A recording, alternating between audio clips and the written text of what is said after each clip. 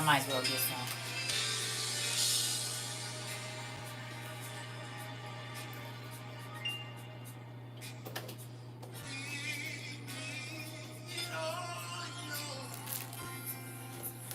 I need to. Let me give me some water and take this back in my room.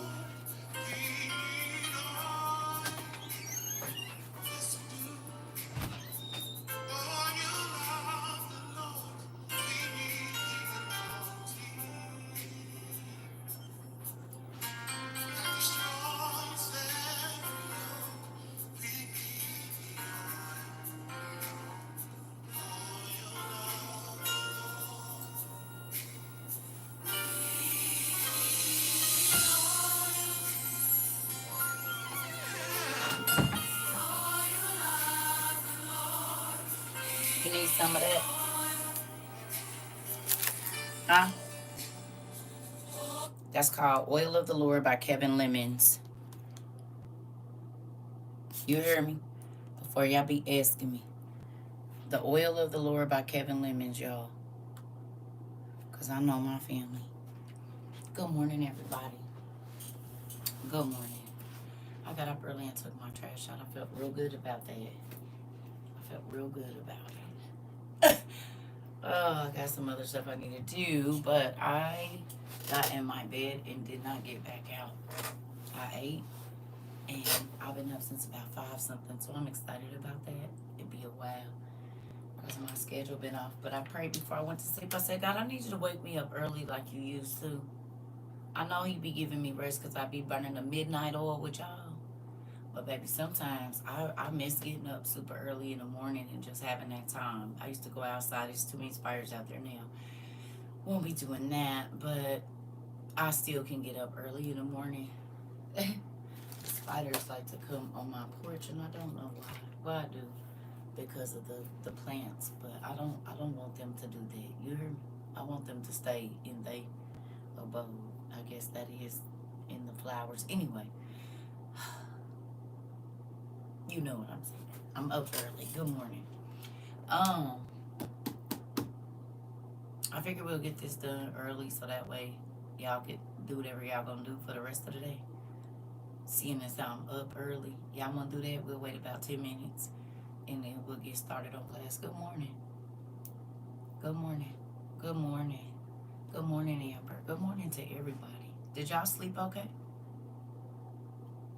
Y'all did? You slept all right? How about you? You slept okay?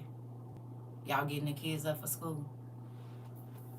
Good morning, Mr. Nathaniel. Good morning. You just got off work. Okay, so y'all gotta cook breakfast and pack backpacks and stand at the bus stop. God, thank you for letting me have them kids when I did. No, I'm just playing. My daughter's about to start that bus stop stuff. I said, ooh, they about to get a taste of their own medicine. Mine start today. I'm at work now. Okay. You slept good? I was dreaming like crazy.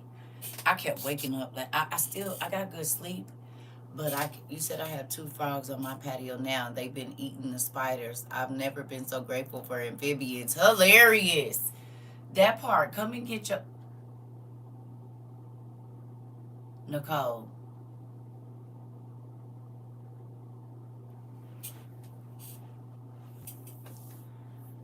Good morning. Good morning. My son just decided he wanted to live with his dad this school year, so I'm still trying to be okay with it. Girl, get your freedom.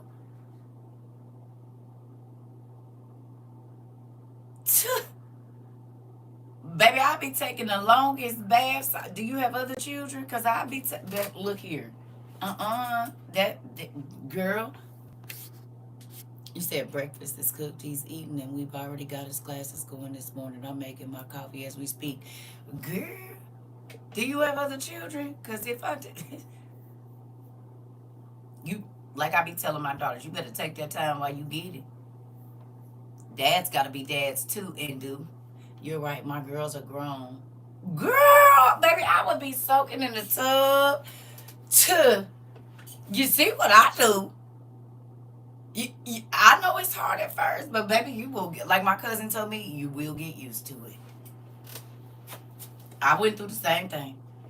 You said I just dropped mine off. Why my son teacher just asked, was his hair fake? He has locks. He's 5. Girl, they get on my nerves with that.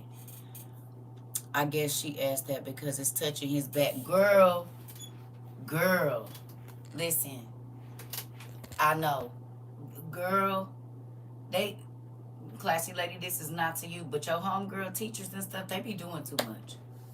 They really do. They be doing too much.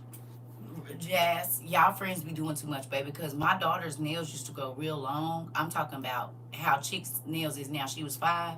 And because her mama went to beauty school, I used to put all of the designs on them. Girl, teacher gonna tell me, I think you need to cut her nails. I said, I think you need to mind her business, seeing as how I take care of her.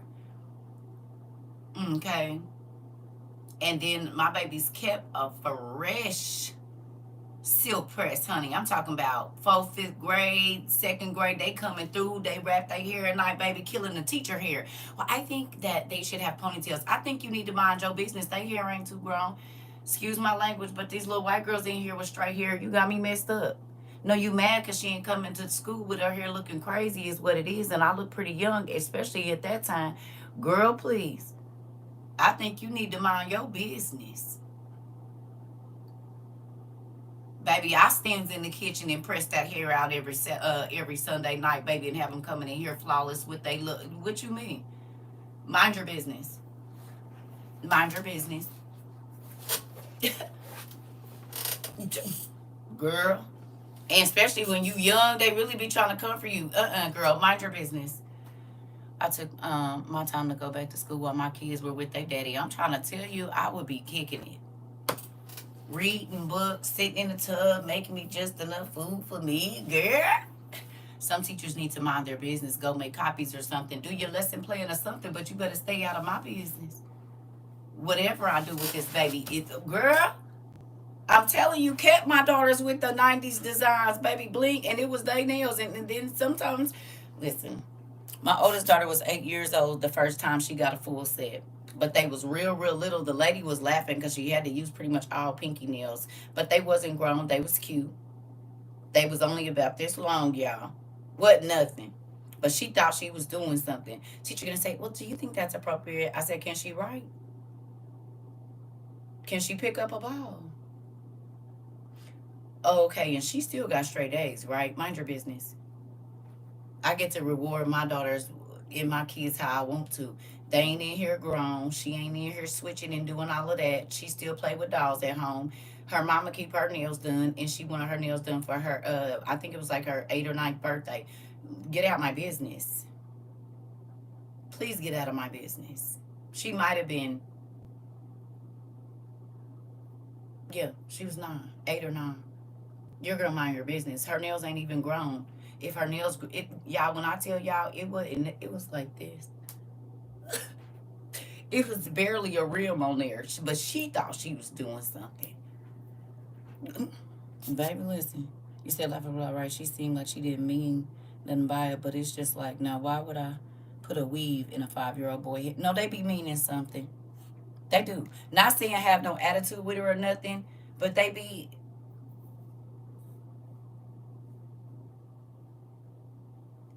My daughter's hair was almost to her rear end when she was 5. Now she wore ponytails, they went past her shoulders. But when I gave her her silk press, baby, it was like this far from the top of her tail. And I didn't have teachers. Is that her hair? What do they have to do with her education? I'm telling you, they be prying.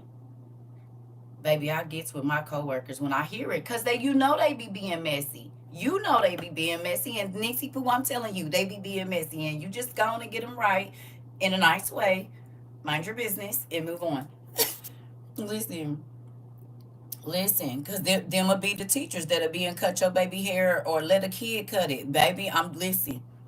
You got to be they warrior, they advocate. I could read and write, and I already spoke English and French in kindergarten. So who's gonna say something? This part. Right, this. You ain't got to tell them to sit down no 100 times. Now talking that one, yes, but the rest of them, you ain't got to. They not gonna get in trouble because they more scared of me than that principal. I guarantee you. They not gonna. You ain't had no problems with my. I didn't get calls home for my kids. I bet not. I bet not get a not a nothing. Now when they got to about 7th, 8th grade, you know they feeling themselves. My one daughter, I got about 2 calls from her because she the chatty Kathy. Okay. Okay, the one that come in here and act like queen. Yeah, that one. That's really the only one I ever got a call about from school. Her. And she wasn't doing too much. She was in there running her mouth. That's it. She ain't putting her hands on nobody. She ain't, whatever. The teacher just told her to be quiet, and I think she might have said something. She didn't have no business. She didn't do it no more.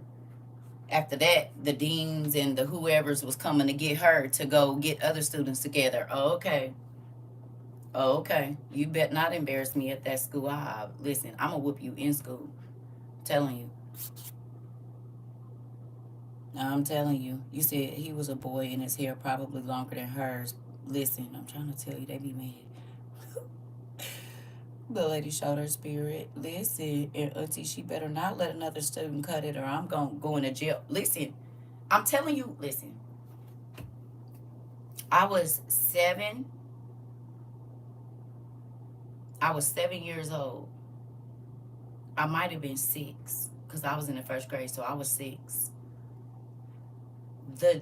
Hate to say it, teacher, because we went to a predominantly school, okay, and it was a gifted school, okay. Her son was in her class. She was letting this boy get out of his chair and stand in the chair on my brother's private parts. Baby, I was 7 years old. 7. 6 or 7. Now, I had to be 6 because it was beginning of the year. So I was 6. I was going to be turning 7. Do y'all know, I went up to that lady. I know she thought I was crazy. I said, I'm telling my mama, I know that you had your son standing on my brother's private parts and you didn't do nothing about it. You better do something, or exactly what he did to my brother, I'll be doing to him. She sent me to the principal's office. And when they called my mom, I told my mom exactly, baby, my mama came up there and ripped her a new one. You better get your son under control. I'm telling you, I had older brothers that you, baby, listen. Lady, you can't fight like my brothers can. But I guarantee you this, if you let that little boy stand in my brother's private parts again, I'm gonna do what he did to my brother. I promise you that. I catch his tail on the what's the name? I was only a year. I'm only like 11 months older than my brother, baby. I read that teacher knew when. I bet you she didn't do it no more. I bet you she kept that little boy under control. I bet you she did. I'm telling you right now. I was in the first grade. I still remember her name, Stephanie. You hear me? Still, because at our school we didn't call our teacher Mr. or Mrs. It was by their first name. Baby, please. You don't want my mama to come up here. I'm telling you, because if she got to take off work, baby, listen, you better deal with me. You better deal with me. I'm telling you. I was wondering, why does that matter? I'm just here to drive my baby off to school, and his hair is definitely longer. I almost said something pertaining to that. Don't trip, but watch her spirit. I'm telling you. Grown folks be jealous of kids. Like, if she got sons or nephews or whatever, they be weird. Oh, me and my brother would have jumped. My mama, yeah, and this, my baby is nonverbal, so I wouldn't know nothing unless he starts acting different. Okay, I'm gonna tell you something. Niecy Pooh, listen to me. Every single morning, I need you to touch your baby's lips, and in your mind, ask God to loose the string under his mouth. And in your mind, and you can say it out loud, speak. Yeah, speak. All the hair on my body is standing up. Speak. I'm about to show you something. You all in our class today, okay? And I'm telling you what I know. I told you the story of my niece. Baby, she was 3, and when you would ask her questions, she would just shake. She wouldn't talk. I started keeping her. Baby. Come on. Come here, pumpkin. I was 21. Speak. Speak, baby. Now she won't. I have another little cousin just recently. He can't be no more. He about to be 6. He wouldn't talk. I told his mama, start putting that oil on his mouth and telling him to speak, baby. Now he TT. His mama can't. Boy, say excuse me.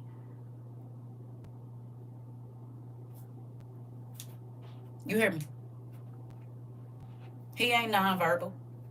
He just don't feel like talking just yet, but he will shortly. Hello. You don't gotta claim that. And for every other person in here that has a nonverbal baby, why you keep claiming more what the doctor say than what God can do? We already had some not. If Isabel in here, her baby, she said he didn't really start talking until he got over here, and now he be telling this TT lover, her, come on, the Holy Ghost still work. It ain't too late. It's more of a miracle if he ain't been talking and then he start. Hello, yo baby. Oh, okay. Well, I'm.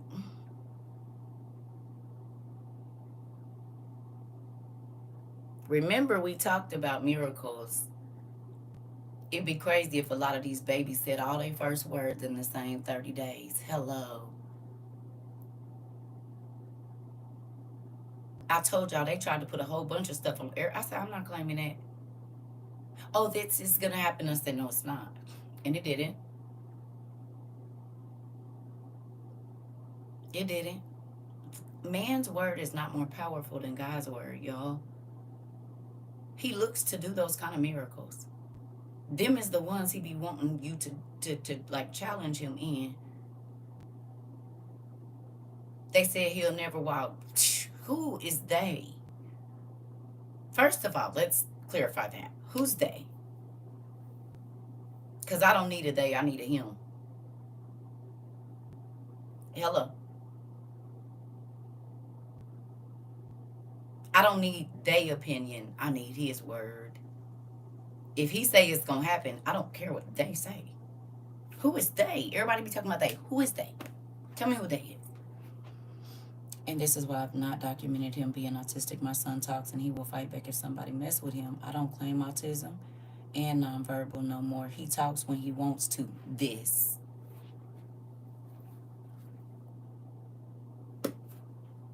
Now he's giving his ABC and learning sign language. This. Why are we claiming what they...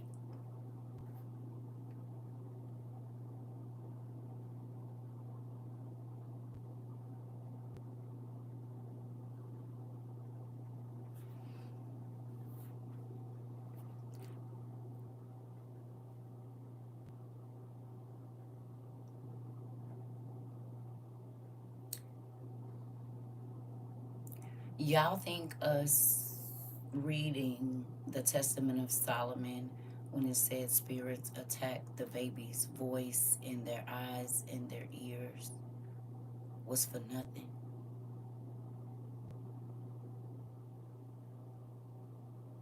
Y'all thought that was just to read? Those are the scriptures. When you have that issue that you're supposed to go back to and get it in your spirit. He's also giving you the token of what to pray for, so that way you know what spirit to pray against that is attacking your baby. Y'all get that, right?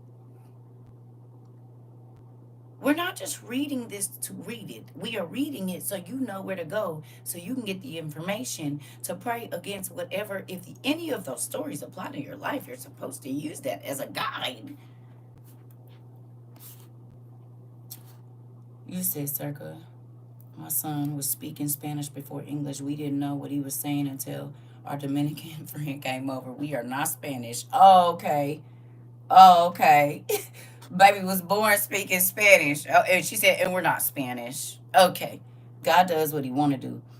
He said, I tell people he's nonverbal so they can understand him, but I'm going to just say something different. I didn't notice I was speaking negative. Right. We needed him to talk. Thank you. Thank you. Kids do what they feel like. We can't let no one tell us otherwise. This part. You said what chapter in Solomon is that? It's in the book of, it's in the Testament of Solomon. In the back, if you have the Old Testament Supergrapha, it's in the back. You need to read the whole chapter. Don't skip on nothing, because it might be something in there for somebody else. It's in this. In the Testament of Solomon, it's the second to the last book in this Bible. I mean, in this right there.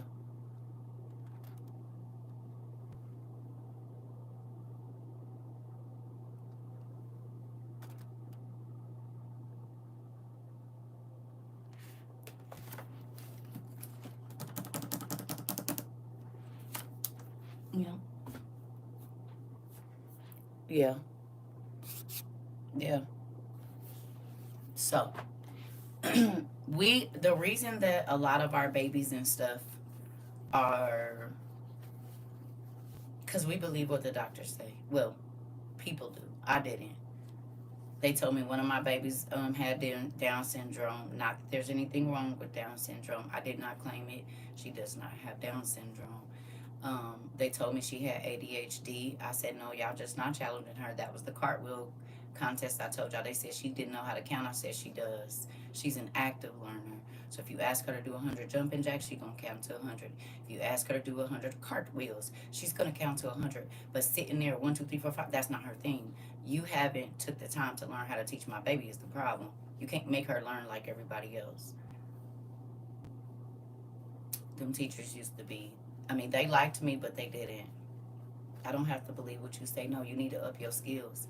And don't just know how to teach one way. All students don't learn the same. Or did they not teach you that when you was in college? Hello. And I was younger than them most times. But I'm still going to read you your rights. Do your job.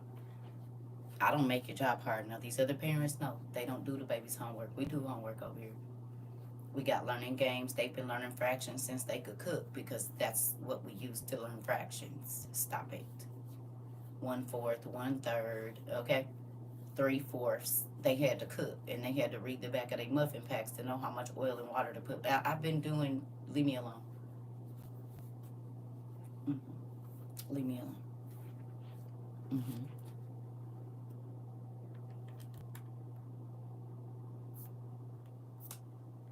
Mm-mm.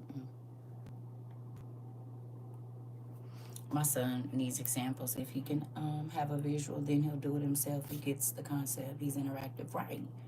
Right. Me. If I see you do it, I can do it. Period. If I see you do it, and I don't even got to see you do it a whole bunch of times, one time is good. I can read it and do it too. You hear me?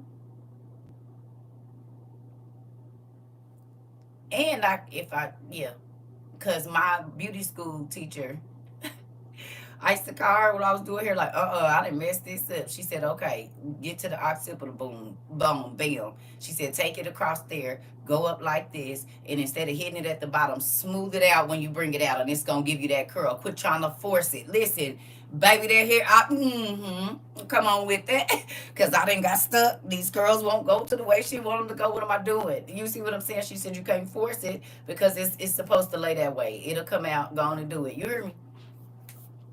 I had to learn that my son did not take well to Spanish, but he loves sign language. So instead of learning a foreign verbal language, he excels in using his hand. This. You said I was knocked out of sleep, and something told me to check my phone that you might be on. Oh, you was knocked out. Okay. Well, good morning. But then they count off if they don't write out this new stuff, the new crazy math, right?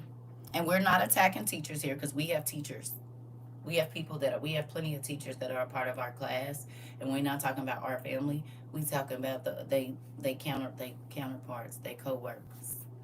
It's crazy because we know our teachers in here ain't like that, but we have an ASL teacher here too, right? Did y'all know that? I think is it David? I think David Pledger or whatever his name is. Not that I'm throwing out your name, baby, but David is he's an ASL teacher. Yes, that's what I'm saying. We have a lot of people here.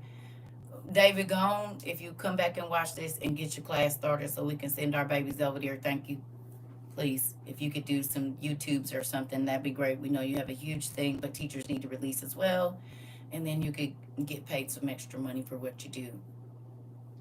My mom was a teacher. She taught me that not every kid learns the same way, and play-based learning is okay. Girl, is. That's why I was outside and I was blown away that my grandbaby know how to season food like that. Yeah, you be watching your mama. Because how are you 3 years old and you know to do like this, honey? And then was taking different elements and mixing it, pouring a little bit. Oh, yeah, you watch your mama cook. Oh, okay.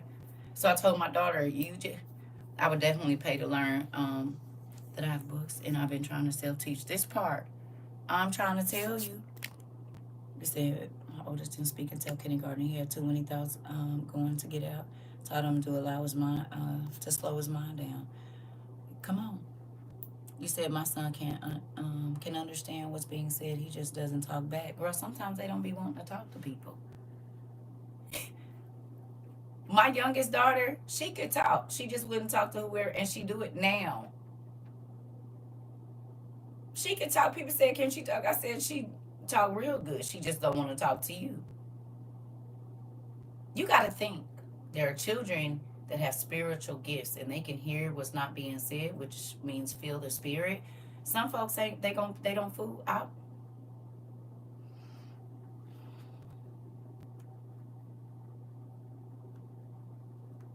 They know who's right and wrong. I'm trying to tell you. You said that's my 2-year-old girl. Yeah. They talk when they want to, and if they ain't messing with you, you can't force them. They'll cry before they talk to that person. You hear me?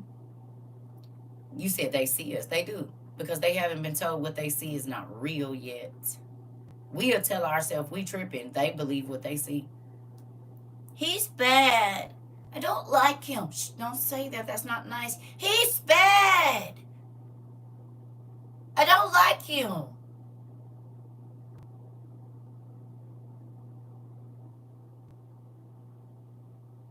I'm scared.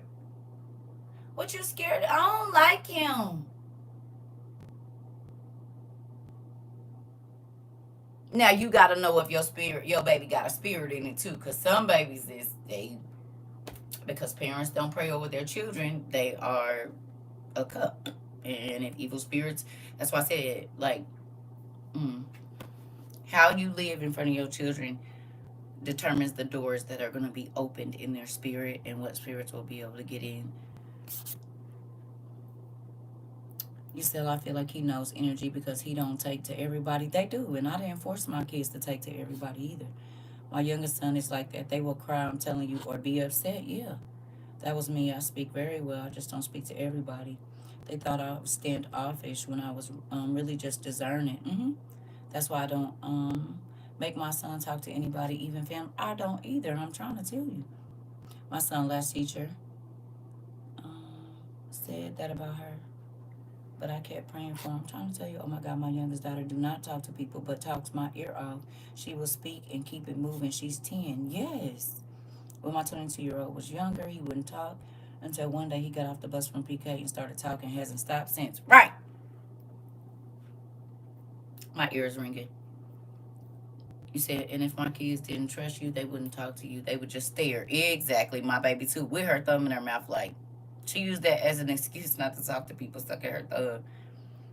You said that's how I felt towards my mom boyfriend back in the day, and he was bad news. I'm trying to tell you. My third grade teacher tried to hold me back because I was too quiet. Yeah. You said, in school they put my son with a what little girl? She let him know she needed him to talk because she didn't understand. He did. He got sick of her. This a bossy little girl. Okay. The day he talks, I'm not gonna know how to act. This part, you gonna praise God, girl. You gonna praise God. That's what you gonna do. You gonna praise God. Scream so loud and just baby say the loudest thank you, Jesus, you ever said in your life. Cause now you got a whole testimony. Interesting. I don't know either, Keish. I've been trying to figure it out. Girl, you better scream. I don't care where you at either. If you gotta go outside, hurry up and shuffle them feet. You probably gonna cry real hard, ugly tears and everything. I'm excited. I'm waiting on it. I'm interested to see. Excited, intrigued. Them the kind of blessings I be wanting to see. You said he did what? Girl. My baby tells people don't touch me or stop looking at me. I ask him why he did that. at the mall once. He said, Mom, that was a witch. The lady's eyes got wide and she got away from him ASAP. You said, I'm crying now. Yeah, it's okay. Listen, you do not have to accept what people say. You do have to accept what God says. You hear me? And I'm going to tell you something. Babies know. Listen, I told y'all about my daughter and that man. She saw that man for the first time. She said, Mommy, he's going to hurt somebody. Not even 2.5 months later, he committed a murder while the kids was in the house. That baby was in tears trying to tell me what she knew, and she was right. That was in September. He did what he did in December, right? Like right before Christmas. And I kept telling her, it's okay, No. And what's crazy is the lady kept calling me the month before it happened, and I kept telling her I was busy writing my business plan. And I was like, I'm going to get back to you. I'm going to get back to you. Because I didn't know her that well. Like, I chopped it up with her a couple of times. But after my baby told me that, I quit going over there. Because I'm like, oh, okay. Well, I mean, and I felt it. It's not like I didn't. He was very dark. His spirit was very dark. And he was massive. He was like 6'6", like 300, 400 pounds. He was huge.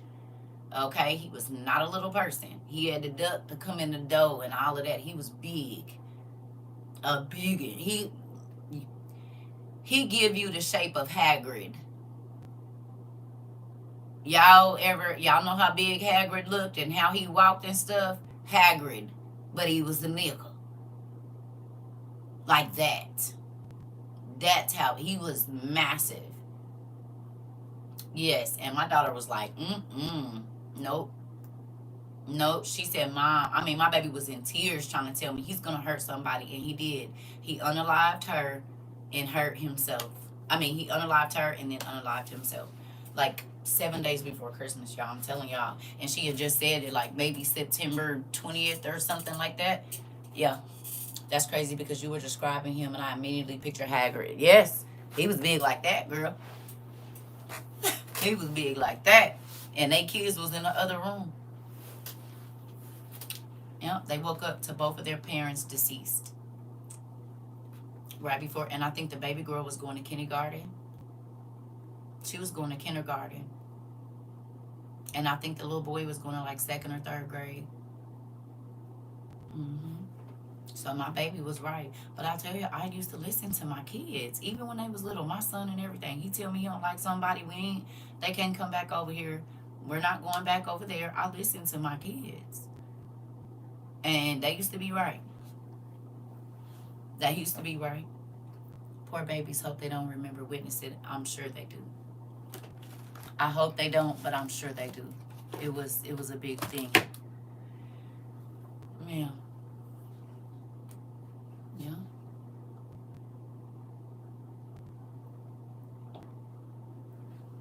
Crazy. This is why the Bible tells you, don't discount what your kids is saying to you. Because God can speak through, if he can speak through a donkey, you don't think he can speak through your kids who have actual vocal cords that are used for speech.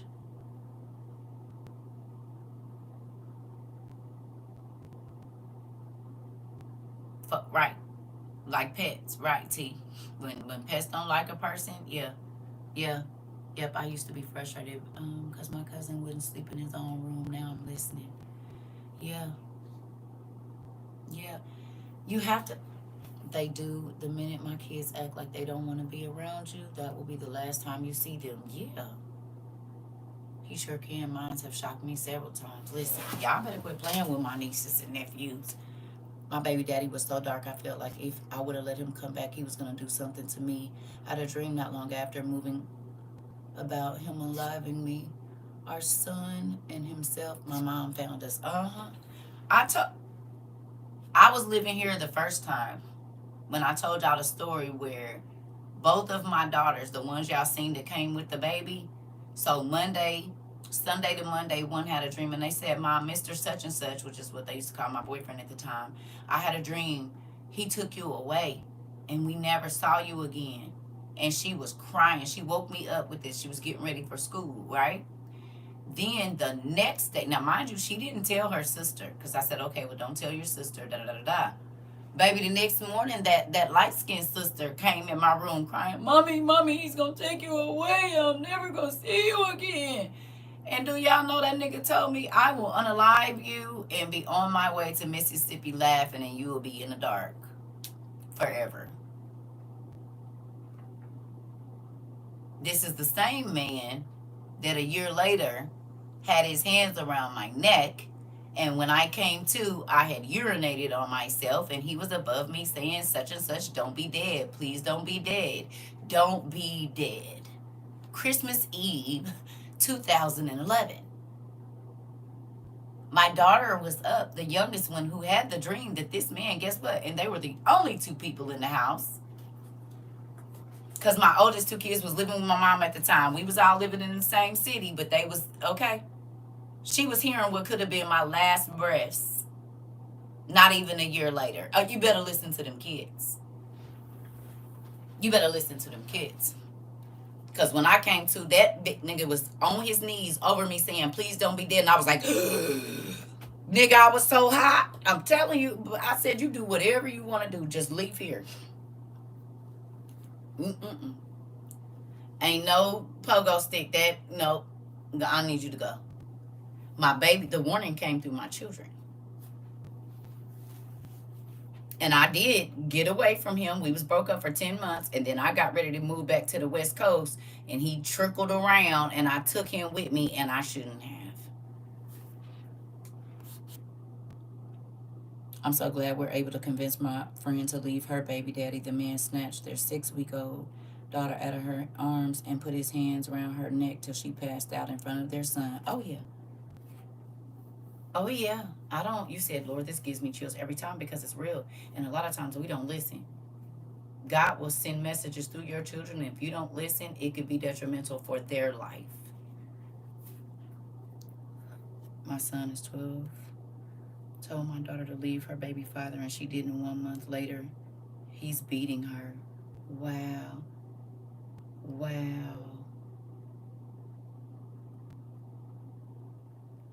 Did y'all hear that? Her little brother told her, leave your boyfriend, and she didn't, and 1 month later, he was beating her. Listen to your children. God sent them as she had to come back home. God, okay. Now you see why the devil wants you to despise and tell your kids, go in there, quit talking to me. What do you want? They be trying to help you. They be trying to help you. They be trying to, listen. I done told y'all the stories of my children, and I've had them tell you. I told y'all, my son predicted this when he was 9 years old. He said, Mom, God told me we're going to be a part of the tribulation force. I said, okay, baby. He said, Mom, I'm serious. God told me that we're going to be a part of the tribulation force. Hello. He's about to be 29 in March. He's 28 right now. And so it's been 19 years since he told me that. And, hello. Hello. He also told me that he had a dream that I was sitting in a room and the walls was white and it really wasn't no windows. And I was just talking all the time to myself. Does my son remember? Yeah, he's told the story on here. He told the story online. He was here visiting and he told the story. And I've called him and he's told the story. Yes. Yes. But see, I didn't tell my kids that their dreams were just dreams. We talked about dreams every day because dreams, when you're in the spirit, that's when you're asleep. You're in the spiritual realm when you're asleep. That's how you can see past, present, and future all at the same time. Well, you don't start dreaming once you think your parents can understand. This is why little babies cry in their sleep. You're dreaming from the time you're born if you are a person that dreams. It doesn't just start when you get old enough to verbalize what it is. No, babies have bad dreams and they can't even crawl or walk or nothing. Because even in their little bitty age, they can see spirits. You said my sister's husband and 2 of his friends. You says, so thankful God let some folks show their true colors. Believe what people show you. This. My sister's husband and two of his friends came to beat up my ex after he was holding me in the air, choking me. True, my because my little baby would be sleeping, giggling in her sleep. Exactly. What they laughing at, and they ain't been here but 2 weeks. What's funny to you, and you ain't even experienced the world?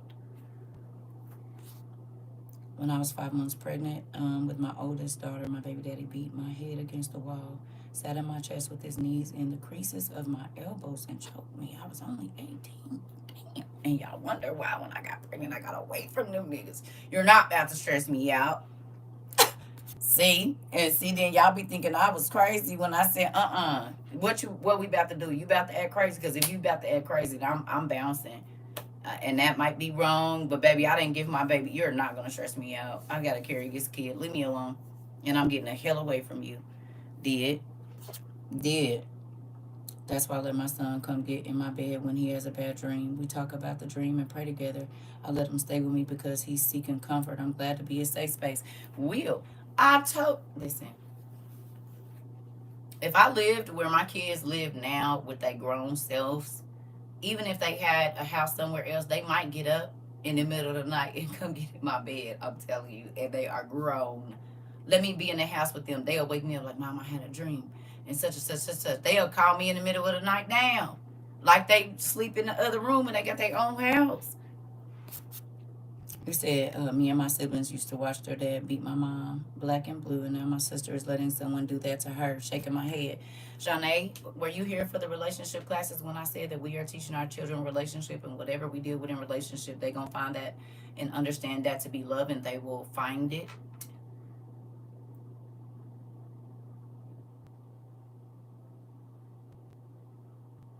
They will recreate what they saw and equate to love, and that is whatever your love life was like. I'm telling you. Good morning. The men in my family are violent toward the women often. So growing up, I learned I'd have to fight back. My baby daddy tried to manhandle me once, but he didn't do it again after I blacked that out. I'm telling you, I'm about to tear your donkey up, nigga. I'm happy I had brothers, cause baby, they used to put it on me, and guess what? Thanks, bro. Cause all the big niggas want to fight. Oh, well, let's go then, nigga. Let's go. I might not be able to whoop you, but I'm about to give you a run for your money. And I'm stronger than I look. Well, I used to be. Now I don't do much. But I was stronger than I look. And these legs, baby, all I did was leg work. Because I know these fists might not do it. But, nigga, I'm about to donkey kick you. Listen, strong. Lift the whole tube. Listen, my legs used to be so strong. You playing. Because you going to try to wrestle me down. And I'm about to get you up off of me. I'm telling you I am. What they call it, grappling. Or basically, baby, my brothers used to fold me up and say, get out. I'm grateful they did. And they was 8 years older than me. And them niggas, my brother he's working on 60 and he's still cut up. Still can run 2 miles with nothing fast. You hear me? And a knock a nigga out 1 punch. He said, all I'm giving out is one hitter quitters. That's it. This is his thing. Yes, no. I'm not playing with you. I'm not playing with you. I'm telling you, my daughter was 12 years old and I got with my baby daddy, and she said, Mom, you need to leave him. I ignored her. Before you know it, I was pinned against the wall. Yeah, yeah, yeah, joking me. This part. Listen. He tried to unalive himself when I left. Yeah. A man that'll hurt himself will definitely hurt you. A woman that will hurt herself. When people get to talking about I'm gonna unalive myself, if I can't be with you, I get right on the way. From the first time they say they gonna hurt themselves or act like they gonna hurt themselves, I'm about to go. Cause if you will hurt you, you damn sure don't care about me. That's why I don't play that. I'm jealous. None of that. Jealousy is cool as the grave, and it will put you there. No, thank you. Manipulation, control. You don't need to control me because I don't want to control you. I'm about to go. I'm telling you. And that's why my baby daddies and the people that I dated, they used to be like, you're different. Yeah, it's okay. And I'm not saying I ain't feel for certain things, but not for no long time. I'm going to get the hell away. You know who taught me that? My mother. And I told her, I said, your controlling ways and not letting me have a decision and all of that. When you control your children, you set them up to be controlled by other people. But I've always been the one that's going to bust out. I'm going to lead the rebellion. And not in a bet, like not rebelling against God, but do you want to get out of here? Because how we being treated is not right. I'm the one that, I'm telling you, I used to pack up me and my brother's bags and be like, we can just go live somewhere else. Are you going? He used to be like, I'm scared. I said, I gotta go. I can't be here no more. Like, I'm gonna die here. I can't. And I left. Once she put me out, I just didn't come back. She might not see me for a year. Hey girl, how you doing? Just came check on you. I heard you was sick. You all right? Okay, bye now. You not about to listen. Once you understand that unhappy people will siphon your life energy because they don't have any, and so they don't love you, they keep you around so that they can stay alive, because if they have to be, they don't have anything to generate, because they're evil, their thoughts are evil continually. And that does take your energy, and it takes your happiness, and it makes it very dark on the inside here. No, you're not going to take my kids' energy. You're not going to take my energy. No, get your own life source. No. Folks will manipulate us saying they will hurt themselves.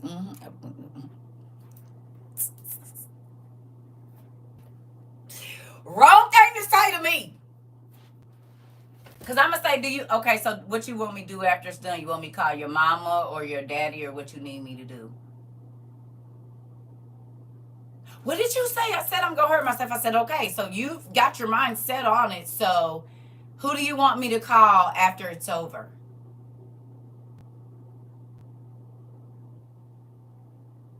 And they'll hang up. Oh, okay, I didn't think so. I didn't think that's what you was about to do. I didn't think so. You'll be alive in the morning. I told someone, go ahead, problem solved. Listen.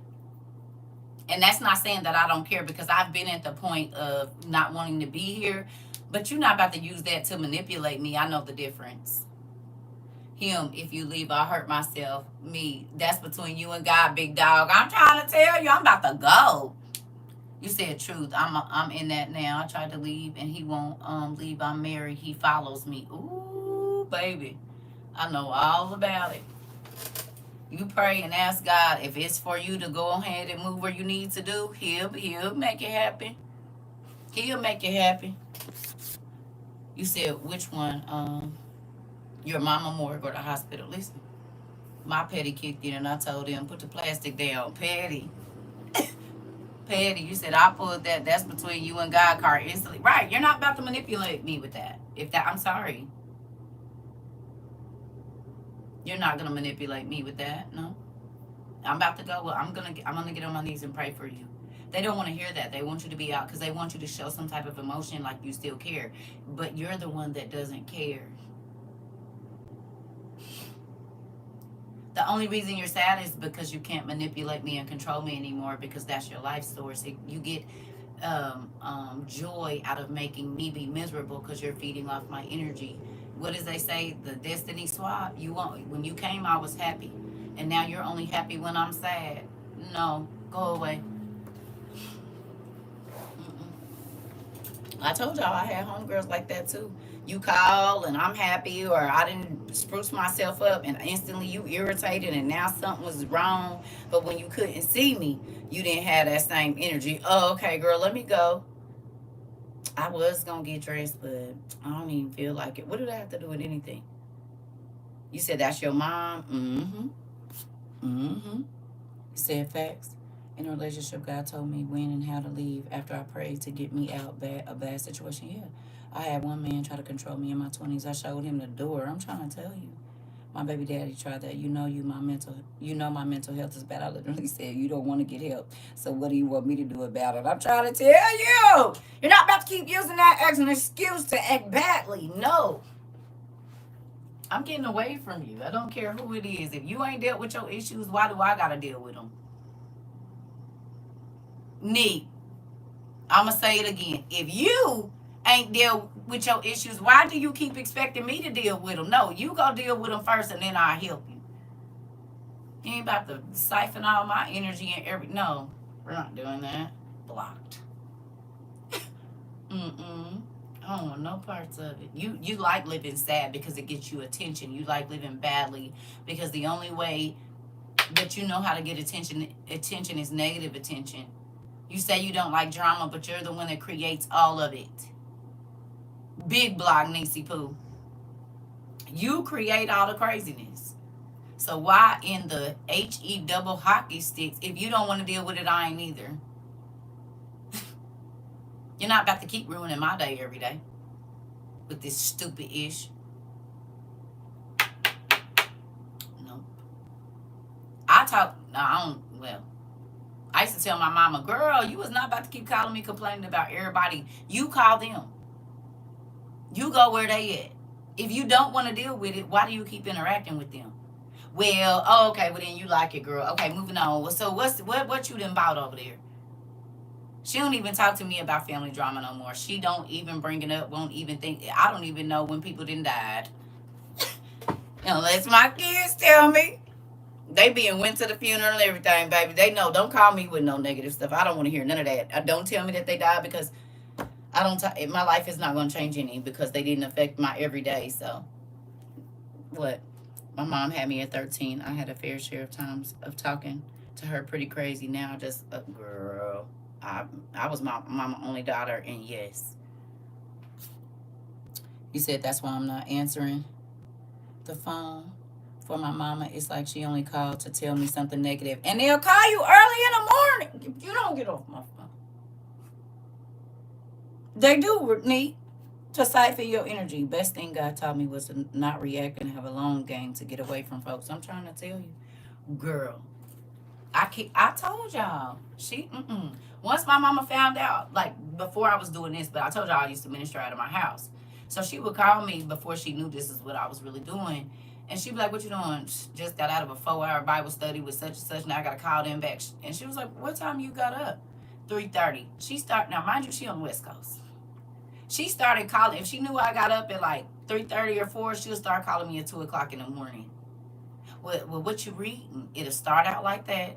And then within 45 minutes, she got an attitude and we yelling and screaming. And I'm like, oh, okay, I quit answering. I would do all my Bible studies and then I would call her back because the devil uses you to get me out of the right spirit. I woke up in a great mood. I didn't feel drained. I didn't feel none of that. And then you call, we talking, and then you ask me what I'm reading, but you really just want to gossip. That's what you want to do. And I don't have time to listen to gossip. You said we must all got the same mama. The mamas that don't deal, they still want to be the it girl from high school. I'm telling you. Riz, I thought I was bad. My mama had me at 14, left me on some white people's doorstep. Listen, it's a real thing. Ooh. Ooh. My great uncle passed a few months ago, and I didn't find out until my cousin shared it on Instagram. I don't go around my nana and them. So I sure wasn't about to go to no funeral with them. This. My best friend came and surprised me at my house yesterday and gave me a dozen roses. She said that I've taught her so much about her life, her kids, and husband. She wanted to give me my flowers. Okay, good job. I had to tell her, don't call me in the morning with bad news, messing up my day. This part.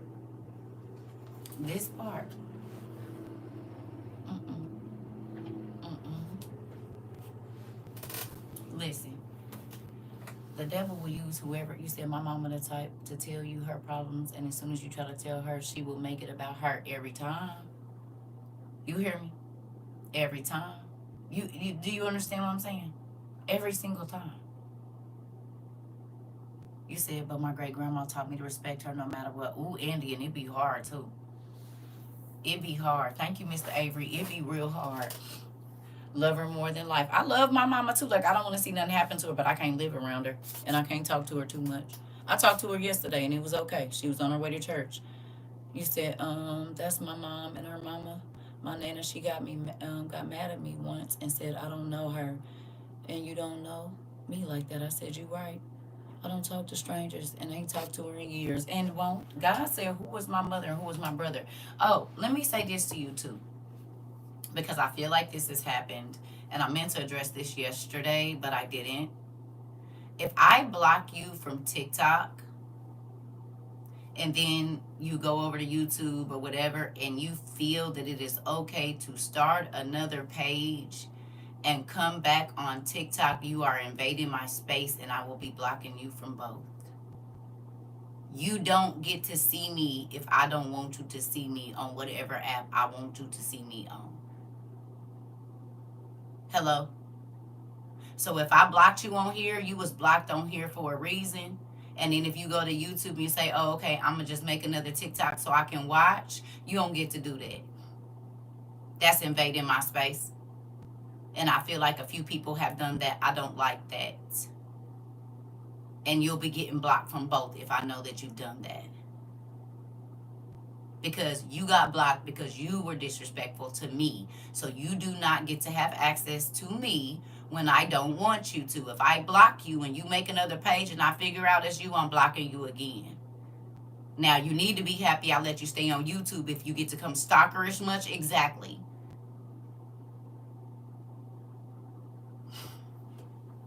Y'all think I don't be seeing, but I do. But that's real disrespectful. That's like me asking you not to come to my house and then you come to my house anyway because you want to see me. No.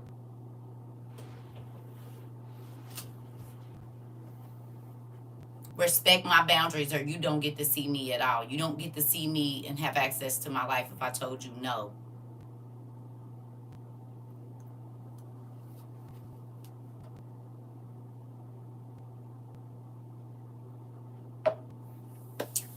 Period. I don't know why. Listen, I forgot to say that yesterday when I was talking about the emails and whatever else. Y'all gonna respect my boundaries. Period. There's no other way. Because I'm not disrespectful. I don't ask for a lot. I don't ask nobody for nothing but to be respectful. But you don't get to choose what you get to do with me. Y'all can do that with other people, but it's never going to be okay over here.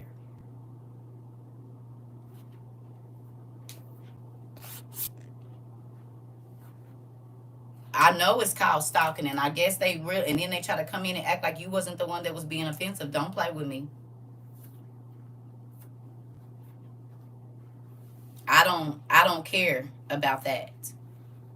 You said that I'm 40 something and still haven't met my daddy. Listen, I understand. But I'm just gonna tell you that. If I figure out it's you, I'm blocking you. You said, let me be on my P's and Q's because I'm not trying to get blocked, about to be on my... No, Nisi Poo. I'm talking about the people that come and do whatever they do, have all they little slick comments or whatever it is, want to tell me how they feel about me. You don't have to be here. I don't care. Because I won't cater to your feelings. You expect me to feel some way. I'm not catering. I didn't even cater to my kids' feelings like that. Leave me alone. And what I mean by that, I care, but I don't have to live the way you want me to live. I don't have to talk. And if you're always offended when you come over here, don't come over here. Don't. Make your life better. But there are people that say all kind of stuff and do all kind of stuff. And I done told y'all, I am long suffering with people. I deal with a whole bunch of stuff that I don't have to every day. Because I can put this on whatever and it just be the people that I want to deal with. Or make you pay to see me if I want to be on some funny stuff, but I don't. So what you don't get to do is invade my privacy. Or if I say you're blocked from here and then you come over here or whatever and then you make another page and have me talking to you on here, I'm going to ask God to point you out. This is my live. This is my page. If I don't want somebody over here, don't inbox me about nobody. If you want to see them, go to their page. Yes, it's our community, but it's my community. And what I mean by that is, this is my page. I don't have to let nobody over here I don't want over here. I don't have to deal or talk to nobody I don't want to. Period. And I should not have to say this no more. Because I didn't have to say it too many times. It's crazy. You said auntie is the sweetest, but she doesn't tolerate BS. No, because folks be trying to, they be weird. They be weird. You said Dean gives folks so many chances before they gone. This, and I try to be respectful, but you don't get to, didn't I told y'all this is what people do. We've seen you go through wackadoodles who come here talking crazy. If they don't like what's being said over here, they can keep scrolling this. And then you'll try to force your way back in. What is wrong with you? Go away from me. You said the sad part is I done had to say it a lot. Exactly. And it's not that I'm holding nothing against you, but I understand people a lot of times don't change very quickly. And so they expect you to deal with their BS because it makes them feel good. Well, when interacting with you does not make me feel good, I do not interact with you. Other people force themselves to be around people they don't like. Y'all didn't see me pretty much over 1,000 days. I be by myself. I'm in a whole state where I don't have nobody and I'm fine. Barely get to see my kids. I don't go out and hang out with nobody. I'm by myself. I like me. And when you start being able to mess up my days because you weird, you have to go away. You said we are the same. I don't care to impress people. I don't care. That's not my life. That's not what I do. I don't care if you like how I dress, how I talk, what I look like, my teeth, my missing teeth. I don't care. Because what you feel about me don't pay my bills. It don't make my stomach move and it don't make the toilet be full. So people be worried about stuff that I'm not trying to force my way into nobody's life. But if I know I'm disrespectful or if I know that I rub people the wrong way, I shouldn't expect people to want to deal with me. And two, I told y'all, I don't do people sending messages through other people. That will get you blocked. Okay? Don't send no more messages through nobody for nobody else. I don't do that.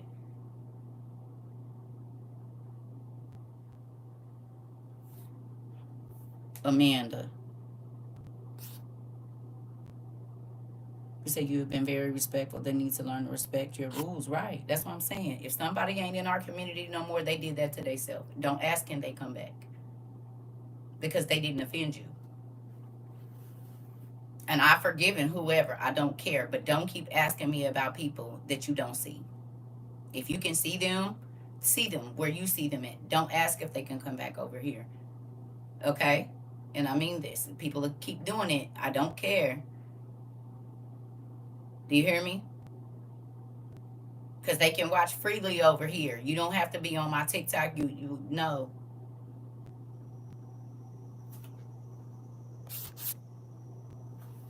Have you heard from such and such? No, and I don't plan to. I guess y'all think I be playing with that. If they wanted to be here when I asked them to stop doing whatever it was that they was doing, and I don't normally ask them in class, I'm going to ask them in their inbox, hey, I don't like when you do this, please stop. If you want to keep doing that, then that means you don't want to be a part of WOIU. Y'all deal with bad kids. I don't. And bad kids can be irritating adults or adults that feel like they can do whatever they want to do and you're supposed to deal with it. I do not have to. I don't even do that with my kids, so why would I do it with strangers? Y'all better quit letting people overstep your boundaries. And you ain't got to be rude and act all crazy. You can keep them right where they need to be.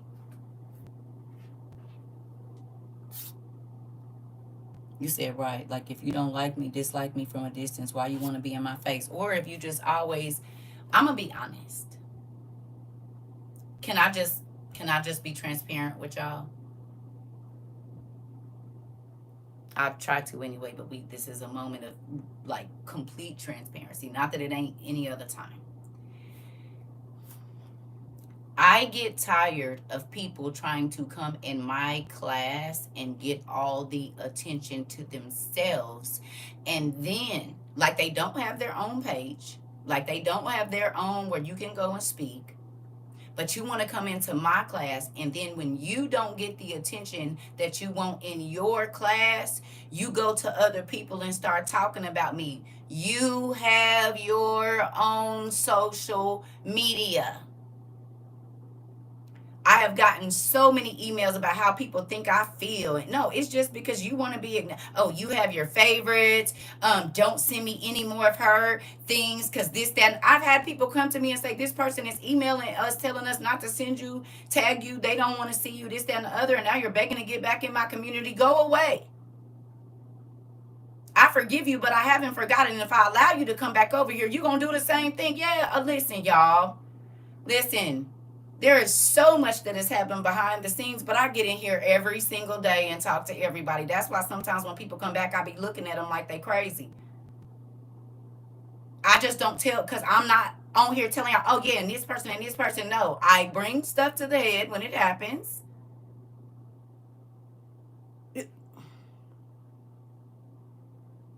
I'm trying to tell you. And it didn't just start happening. It's been happening since the beginning. I told y'all, people get in my inbox and talk real good and crazy. You think you're this, you think you're that, but you want to be back in my class. Clock that. You go make another thing to come back over here and act like family and then say, oh, this is my new page. This is such and such. You mean a person that was just, I ain't forgot you was in my inbox talking crazy. I ain't forgot that you was going around, because what y'all don't know is it's some people that's loyal to CERCA. And they gonna come and tell me what you've been saying. I just don't be saying nothing to y'all. I know people have been talking crazy about me this whole time. Y'all think when people leave and then they just pop up and come back, y'all don't think I know what that is. I do.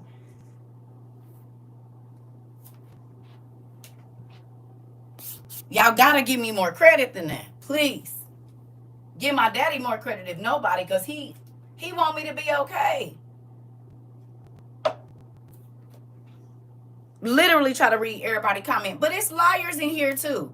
There are going to be some people that say what the other person just said. So I'm not going to read that.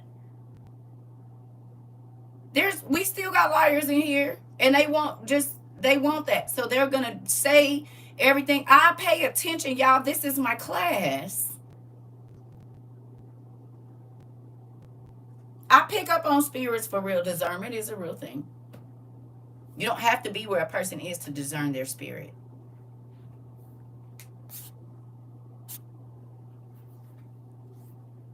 People want to feel important, so they do weird stuff. I get that, but I'm here to help you not feel like that.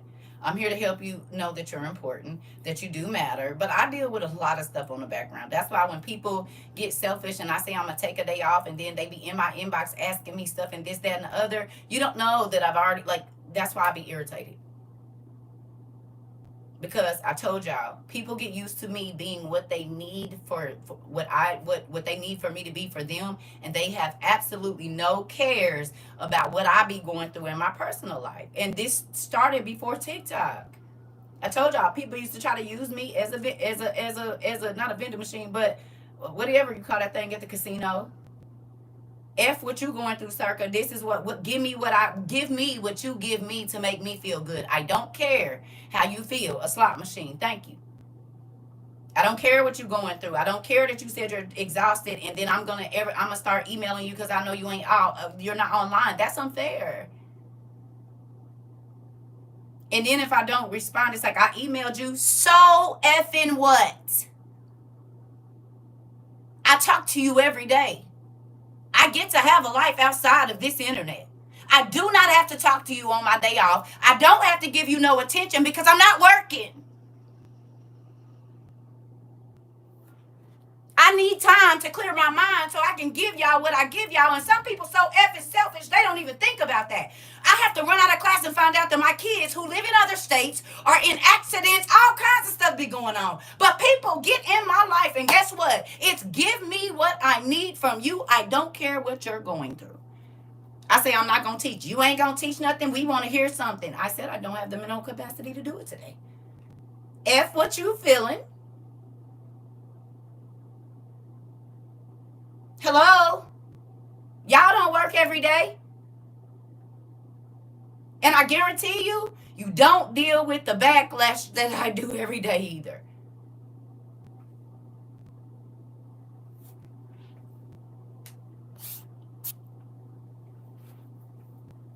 Before I can get up and pee, somebody needs something. And I'm not saying y'all, I'm saying my kids. And I'm not complaining. I'm saying just don't be selfish.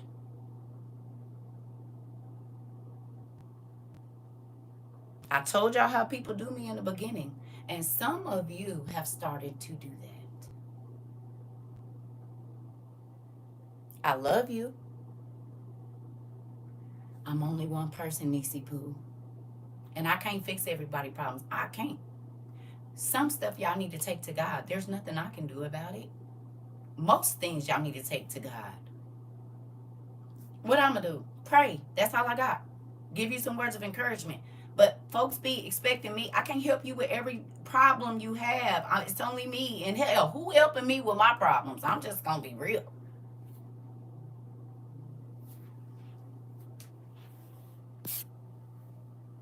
You hear me? I got to help with all these problems. And I'm not complaining. I'm just showing y'all. It's all of y'all. So if 50 people email me in a week about a problem that they really should be taking to God,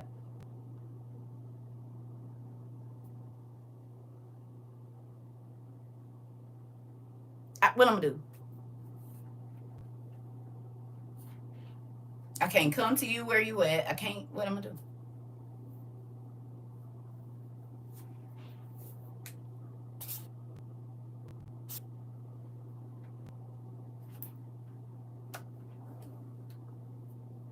Take it to God first and just let me confirm.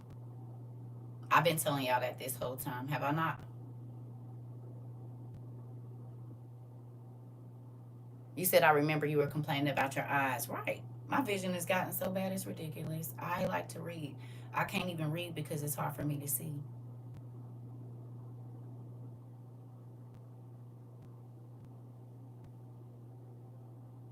Y'all can tell the difference in my reading. I know. Not being able to see the words, and I got glasses. Having to use huge magnifying glasses. I didn't start out like that. I could see.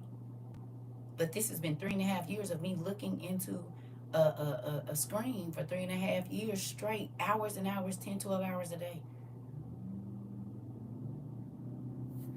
You hear me?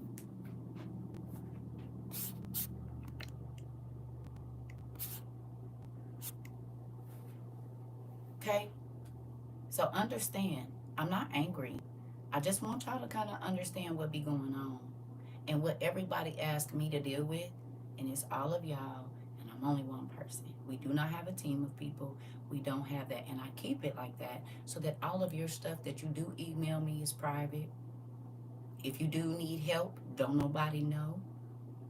If we send you money, nobody got to know. If we help you with anything, nobody has to know. So yes, it is a heavy weight, but I do it because if you not haven't paid attention, people will turn on WRU in a minute, and now all your secrets is out, or they telling folks they had to help you or whatever. I don't want any of the messy stuff to be going on with this internet. Folks be clicked up, then they telling each other. That's why I went on and took the load of, because at first I was like, okay, I'm gonna have people help with certain things, but some of those people are not here. So what if I did have somebody reading people's emails? They would have all your business. Oh, such and such be in class doing this, but we had to send her this, and we had no. So this is why I do the back office and the front office, because I would be devastated if y'all information got out, if your life stories got out, and you didn't want that. And as you can see, we live in an exposure culture. So this is why I don't. So it might take me longer to get back to you. I might not have the mental capacity to go read about nobody else's problems, because I might not even know how I'm gonna work out my own that day. So yeah, sometimes I don't go read y'all emails because I don't have the mental capacity to do so. What if I don't have the words to say? You want me to lie? I'm not gonna do that.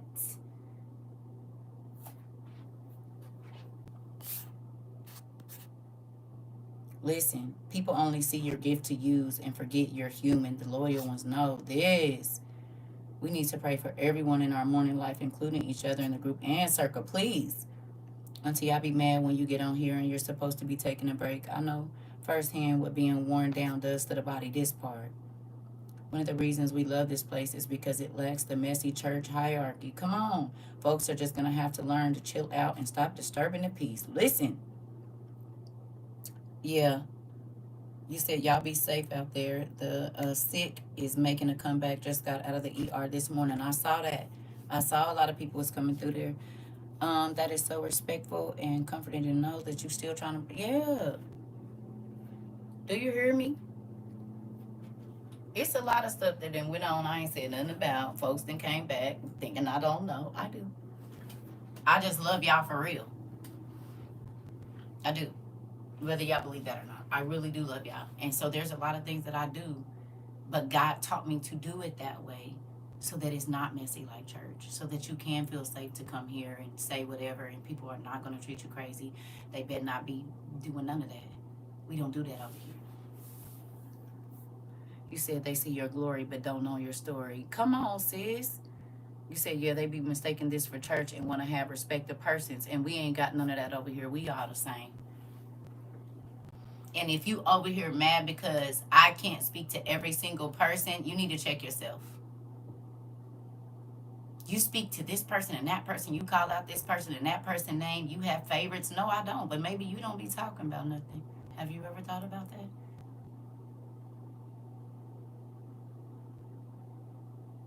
That's you having the spirit of importance.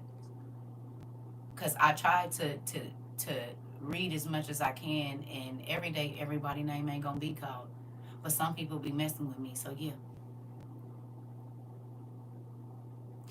Some people I have to put in a corner. I mean, do you want to go in a corner? I mean, because most times if I'm calling somebody name like that, it's because they done said something crazy, or they got to go to the corner. I mean, do you want to act up? I don't know what you want me to do or say.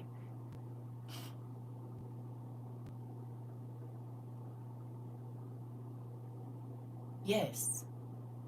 I still have the emails. This is why certain people are not in our class no more. And it's more than y'all know. I'm telling you. People used to talk the first year and a half of this. Oh God.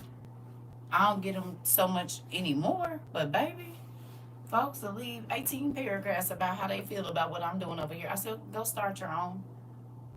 You do not have to be here. This ain't church. This is the internet first, school second, and third. This is my page. I do what I want to do over here. Don't nobody tell me what to do but God. And I've been telling y'all that from the beginning. I ain't changed. Because if I ran it like people was trying to make me run it, y'all wouldn't be here. They got to realize some of them be saying stuff that has nothing to do with what we be talking about. Girl, if I had that dang, whatever that microphone thing is, I'll give it to you. Folks want to come in here and change the conversation on purpose, and they think I don't peep. I do. We be talking about one thing, they bring up something else. Or, I don't want to be whatever, but okay, but you are. Because you don't want us to keep talking about this. I pick up on the spirit, y'all. Listen. If y'all only knew. That's why sometimes I'll be like, I'll be right back.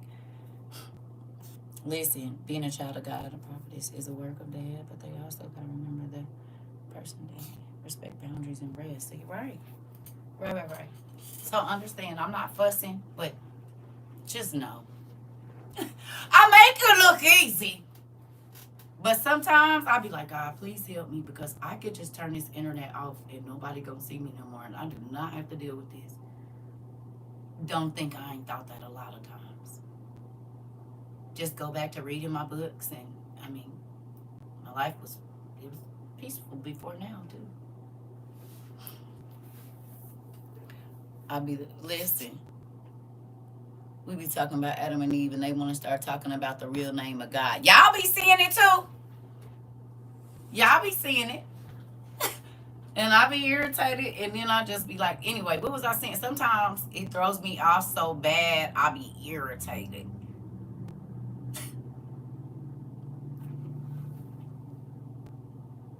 You said whenever they come in with an apology up front, the lies come out after. They love to apologize. Ooh.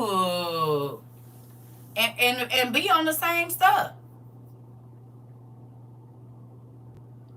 I'm not going to go with nobody else's live and try to make it about me.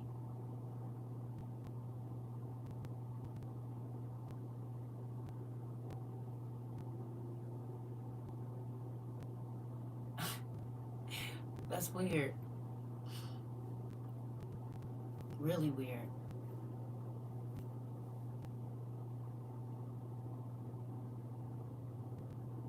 You said their promises and their apologies are always worthless. Are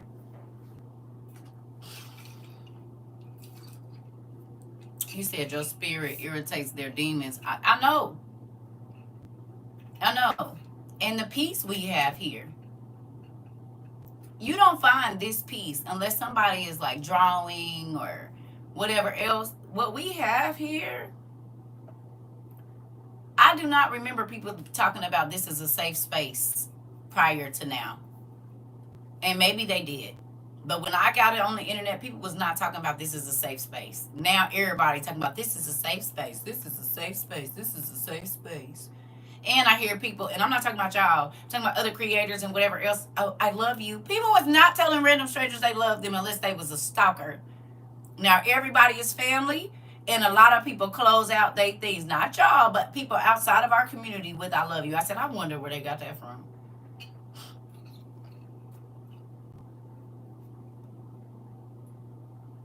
Interesting.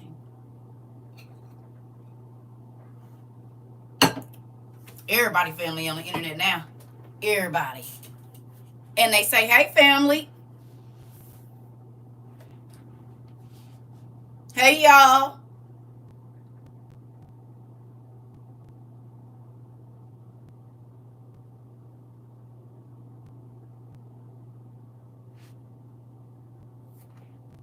I'm going to change every work environment I have. Hello. The Lord came with me. Look how much love being spread around now. You said I didn't hear none of it until I found you. This part. Everybody got a school, a university. They love everybody. You're not followers. You're family. And you see it. You said I see a lot of class everywhere. Be bugging out. I'm trying to tell you. Y'all was on this intranet longer than me. I can't work in chaotic environments, so. Yep. And of course, God did it, but this is what happens at every job I go to. This is my job now, so.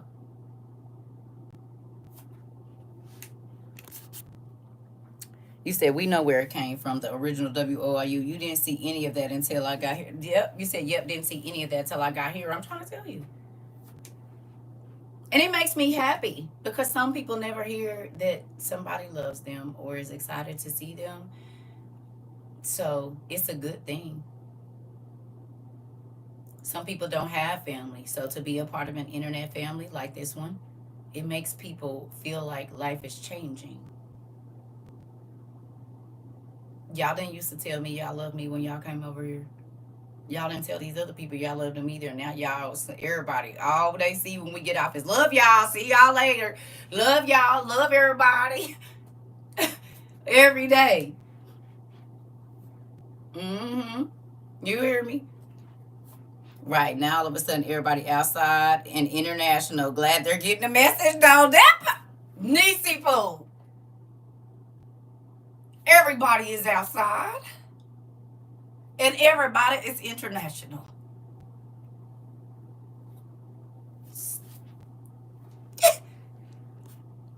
Now people in the comment and they stuff like, you be in class, huh? This part.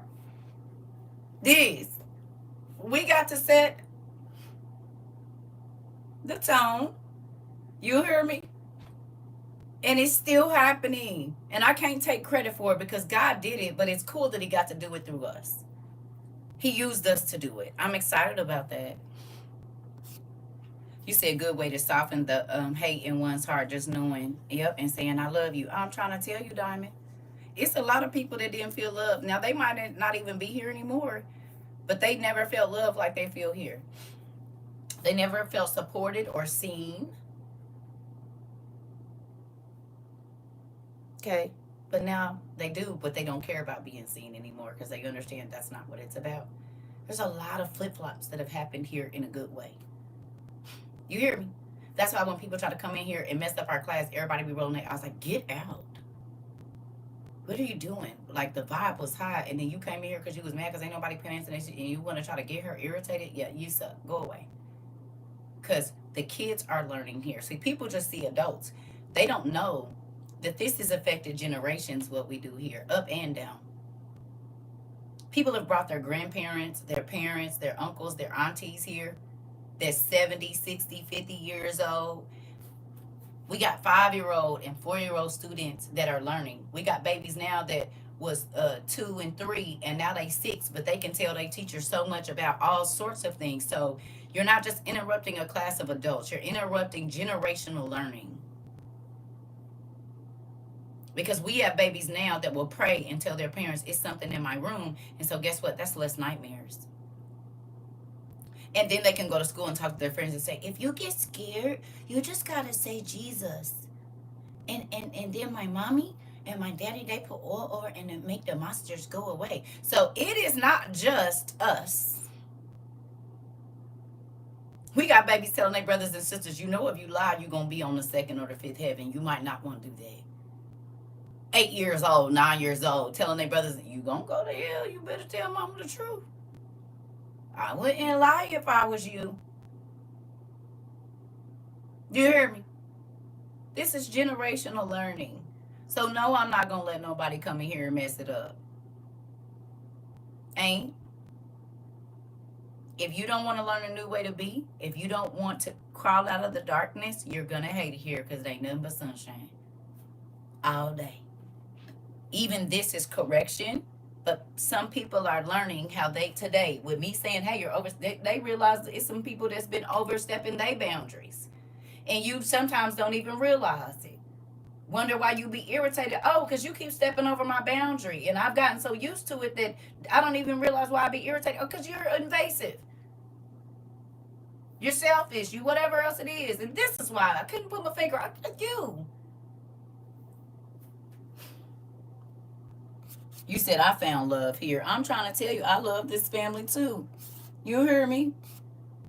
You said, I know y'all changed me. I ain't never had so many cousins, aunties that ain't blood. This part, true, hearing you say, love y'all felt strange as it is not the norm. Now it feels comforting and assuring. And I say it now without hesitation. And do because we really love each other. Right, you said right, it's genuine love for one another. My kids love you and tell people you're their auntie because I am. Because I am. Because I am. I'm their TT and is. You said facts. Be irritated because of a disrespectful person that don't know boundaries. John. Listen. Because I am. That's my TT circle. I remember them babies used to be trying to fight y'all to be in the camera. I can't even crawl good trying to get it. That's my TT. That's my TT. Listen. I asked my son if he was a teacher CERCA student. He said, yeah, like it's obvious. Like put the duh in. He is a student. That's Deacon K. He done already been done. The Deacon K. What you mean? And then he gonna pull some little deacons with him. What you mean? Come on. Is. That baby laying hands, telling his mama, look what? You said y'all are way better than me. You said the mess I was born into, baby, y'all. You said my daughter knows you as TT Circle. That's my TT Circle. I want to talk to TT Circle, baby. I know how it go. You said what? Well, you gotta go to sleep. I hope you feel better. Get a cold pack and put it behind your neck, baby. Laugh out loud. My grandbaby be sleeping, but hear your voice and wake up to see you. This part, cause they're my babies. I stopped saying I love you years ago because people took love and used it as a weapon. But now I love you. Oh, thank you. See, my son just be like, "Ma, your girl alone." I'm like watching today or playing. Listen. Tired of loving after everything. It's revelation. Listen. This my thing. God says, I love you too, baby. God says, the only reason we get a chance to love him is because he loved us first. No? We don't love God because we loved him first. We love God because he loved us first. So if we are the example of Jesus on this earth, you should be loving people that don't love you at all. First, showing them the love of God. And then you know what happens? Your love multiplies. Because now, y'all will be leaving out the grocery. I told y'all this was going to happen too. You'll be leaving out the grocery store, have a great conversation, and being said you love you to a stranger. You're like, I am so sorry. And they're like, it's fine. That is, thank you. Hello? Being told the mailman, thank you, I love you. You have a good day. You be like, oh my God, I love you falls out of your mouth so much now. See?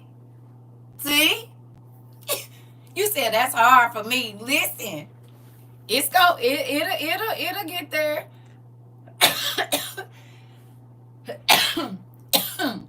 You said my granddaughter, who's my grandson, 10, and my teenage daughters love you when you come on, but they say, oh, that's TT CERCA, Auntie CERCA. Listen.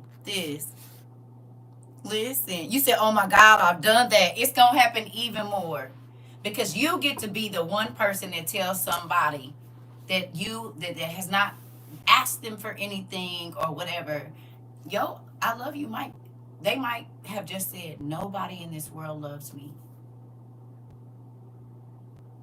I don't feel loved, God. And then he allows you to do what you think is a slip. It's not a slip. God heard their prayer, and he sent a stranger, somebody that don't know them, to say, ooh, no, God loves you, and I do too. And I know I don't know you. I don't even know why I'm telling you this, because they needed to hear it. They needed to hear it. You said facts. I be telling everyone I love you. Now, this part, I started telling my friends I love them. Now they tell me I'm unhinged, yet encouraging. Now they come to me, and yes. And when they need to feel loved on and heard. Come on. This, Nisi Poo. This. I've said it so much until I've moved on to ditto. This part. He said that happened at the store yesterday. The lady started crying, and she said she ain't heard those words in over 10 years. Come on. You said I was never a lover before this. That part, I said it to my friend when we were on the phone, and he didn't know what to do. I was like a brother friend, right? The love of God. I'm trying to tell you. Listen, you said have you show love even when it's none to receive. This part. And it make you feel better. And you would chuckle, laugh at yourself like, oh my God, what did he said? Spread love into the world, did he not? See, folks be trying to spread the other kind of love, the eros kind. That ain't the kind he was telling you to spread around. Okay? If I'm not mistaken, it's the filial love, which is like philo, like friendship, like universal love, like you can love everybody. You hear me? Hey, Kayla. You hear we in here talking about love, baby. Folks be trying to spread the eros love. That's not the love he wanted you to spread. Okay? It's the other one. I say it so much, my kids say it now. Ooh! Look at y'all following the directions of the Lord. To love thy brother it's okay, pumpkin. We miss you, but you already know what it is. You do not have to apologize. Life is lifing. Life is lifing. Do you hear me? It is. For everybody. We happy to see you today. Love the Lord with all your heart, mind, and soul, and you shall love thy neighbor as thyself. Come on. It really does. I stay saying I love you, and got my kids asking, who don't you love? I love everybody, baby. Even the people that get on my nerves. Told a lady to have a nice day. She said thank you because my morning was terrible. All of this. I walked past somebody and turned back and told her that God loves you. She said she needed it. I just can't get with people taking advantage like that. Listen, this community has made me friendly. I used to be quiet to the point that people thought I was stuck up, girl. That part needs to be I understand. My friend, you said I say thank you and have a good day. Yes, my friend had recently had a man troubles. I had to give her that tough, truthful love. She was upset, but if I didn't love her, I'd let her believe the lie. She understands now. That part, I got to look it up, the types of love again. Please do. Good morning, Soroya. I'm kinder and friendly to folks because of this place. Ooh, ooh, ooh. You said, yep, it be spilling out so easy. That's because you're full of it and not full of it. Hello. Hello. I used to be grumpy and not even talk to the neighbors. Blessings being in this class. I learned to love. Come on. On the first one to say good morning. Oh, you're the first one to say good morning and have a blessed day. Come on. And you just get it back. You get more of it. Good morning, Auntie. Good morning. You said I have to look up the different types of love. Let's do it now while I run to the bathroom. And please write it down on your paper if you can. If you're driving, cooking, and you can't, okay, screenshot it. Okay? Thank you, Auntie. Thank you. So look, you hear me? Let's look them up right now for those. It's important. Because people be telling you they love you, and sometimes they're not lying. They just don't love you in this specific way that you're thinking. So it's important for you to know all the different types of love. I smile and speak to everybody now. Please do. Thank you. Coming here was the bomb I needed to help and heal. Right, because the meaner you are, the more infectious you become. But the more loving you are, the more infectious you become. Do you want to be the healing cells or the necrotic ones? You have to pick.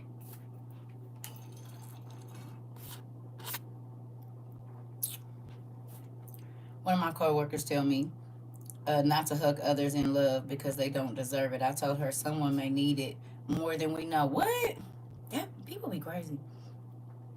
I'm trying to rub off on my boss. She be so angry early in the morning. Niqua, buy her go to the Goodwill. It don't even got to be this one. Go to the Goodwill and get her a devotional and buy her a cue card and say for those mornings when you don't understand or for those nights when you don't understand. Write that in there. You can go to the Dollar Tree. You ain't got to be nothing expensive. Go to the Goodwill and find a book, a devotional, or a bookstore where it's cheap, half price. Maybe get her a journal. And then you can say for the days and nights that you might not understand and then hand it to her. Because people be angry because they don't understand. They do. You said you can feel unloved by someone who swears they love you, but sometimes they're not lying. They just love you for what they know or think love to be. That's why we have to know God so He can help us clarify this part. Aloha. Hello. Come on. You said storage, Phila, Eros, Agape. Okay. Definitions, please. Just type one and type the definition, and then type another one and type. I need coffee and water and the restroom. Y'all don't gotta rush it, cause I want you to write it down. When you post it, post the actual definition.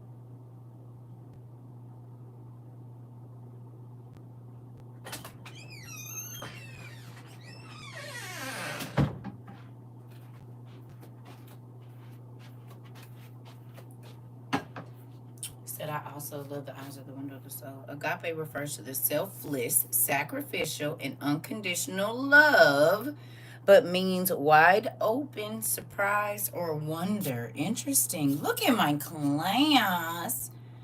Mm-hmm. Okay. Okay. Is it storge? So is familial love is storge, the natural affection between family members like parents and children. Agape love is selfless, unconditional, and sacrificial. What we got over here? Eros is romantic love with passion. Is it Felucia? I believe it's Felucia. If I'm not saying that right, it's okay. It's a healthy appreciation for oneself that can either be positive or negative. Right. Some people love themselves too much to where they become selfish. Okay. Storge, I believe that's how you say it. The natural affection among family members. Okay. So, pragma is enduring love built on commitment and sharing goals, often found in long-term relationships. Oh. You said mania is obsessive love, characterized by intense emotions, possessiveness, according to some sources. So, you said playful love is flirting, teasing, joking, and bantering. All right, you see this? Phila is friendship love, right? Love between friends. So, a person can tell you that they love you, but you need to understand how they do. I love y'all like y'all my family. Okay? My shoe angel, I know that he's been in love with me for over 20 years, but I love him as a best friend, as universal as if I ever get it, you can get whatever you want from me because you've always been there for me. Okay? I love him as a friend. I love him as family, but not like the Eros kind.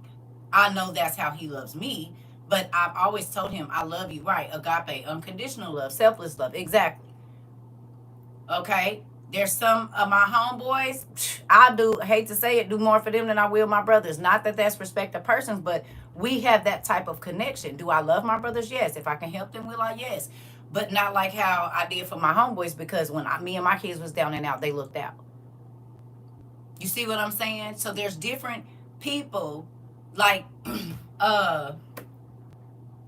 Daniel, my first internet husband. I technically I've only had one. So y'all know, y'all used to see us play in here like we was married. Me and Daniel ain't never met each other. Never. We never met each other. But he was my internet husband and I was his internet wife. You hear me? We ain't never met each other, but we used to play. It was playful. And I do love Daniel, but I'm not in love with Daniel, and Daniel is not in love with me. Do you understand? Y'all remember? He used to begin to attitude. And I said, not that you flirt with somebody, husband. We ain't never met. But you all have saw most of the different types of love here. Y'all remember? I said, I'm divorcing you. You don't feed me enough. And then he was like, all right, I'll get you a crab boil or something. Right? I said, dear, you'll be cooking all this good food, but you want me to be your wife, but I don't ever see none of it. He said, I posted on my page. That's not helping my stomach. You can freeze it and send it, oxtails and stuff. You said, well, wait, there's more than 3. Yes. Yes. Mm-hmm. Until I'm at work and a patient just told me he loves me. See? See? See? See? It come right back. You just told us you love us. And he said, I love you. It make you giggle, don't it? We just talked about it. Just tickle. Make your stomach move in a good way. Why would you want to be... Listen, most of the people that I have met did not like me. I told y'all about the young lady. Me and my daughters had to move in with her and her mom. And when I first moved in with them, she was not having it, honey. She did not fool with me. I would talk to that little girl. She'll roll her eyes. She was probably about 15. I said, girl, you gonna love me by the end of this. I won't. I won't. I said, watch. When we got ready to move, she was like, but I love you, and I don't want y'all to leave. I said, I'm gonna miss you. I said you could call me. But I said, remember I told you when I first met you that you was gonna love me? She started laughing and crying at the same time. I said, nigga, I told you. And that's my baby still. I don't talk to her much, but she's still my baby. I said, girl, please, you gonna love me by the end of this. I know what happens around here. I'm talking about for a good 2 months, wasn't fooling with me. Girl, I just went to your manufacturer. I ain't talking about your mama and your daddy. I'm about to go to God on you. Tell me how to get in this little girl heart. And he did it. And every time, she probably about 25 now. I wouldn't care. Guess what? I tells her every time I talk to her, remember you said you wasn't going to love me? She just roll her eyes. I said, look at you, loving me. Uh-huh. Your mama loved me. A couple of your cousins love me. Mm-hmm. See? You said I'm not in her a lot, but when I am, I see and hear the love and trust this room. Oh, Rob, come on. High five. Y'all heard that? Rob said, I don't come to class a lot. I be skipping out and stuff, but when I do, I trust what's going on in here. See, when people come over here, they say, who all in there? But they be, the fun class, you be like, I want to get in that teacher's class. Like, they always laughing. He always be doing stuff with his students. Like, I want to be in it. So what y'all doing today? What y'all teacher got you? Where y'all going? Y'all about to go on another field trip? Like, that's our class. This is the fun class. It be classes going on, but this is the fun class. You gonna learn, but you gonna have fun over here too. Mm-hmm. But I'm not a pushover. I'm the teacher that the kids respect. You hear me? My son just said, I love you and you love me, but God loves me most. Most much. That's right. Tell your mama. You don't love me more than God loved me. And I don't love you more than I love God, mama. Just, I want you to know your place. Like, I love you, but not more than I love God. You know how many people I've had to tell that? I've had to tell that to people, though. Y'all have heard me say it. I told my ex-husband, I said, I love you. I'm not in love with you. But I definitely don't love you more than I love God. I tell my kids, I love you, but not more than I love God. No, ma'am. Because when my problems come, you can't help me with them. So loving you more than I love God is going to be useless. It's not going to help me. And then I've made you an idol. Hello. Whether it be your husband, your job, your kids, your house, your education, anything that you love more than you love God, you have made it your idol. I love you, but I don't love you more than I love God. Because if I love you more than I love God, I will let you lead me away from God. Because you follow after what you love. Hello. CERCA, we be talking to the Most High about you. Oh, I know. Crazy sometimes, too. It ain't always good.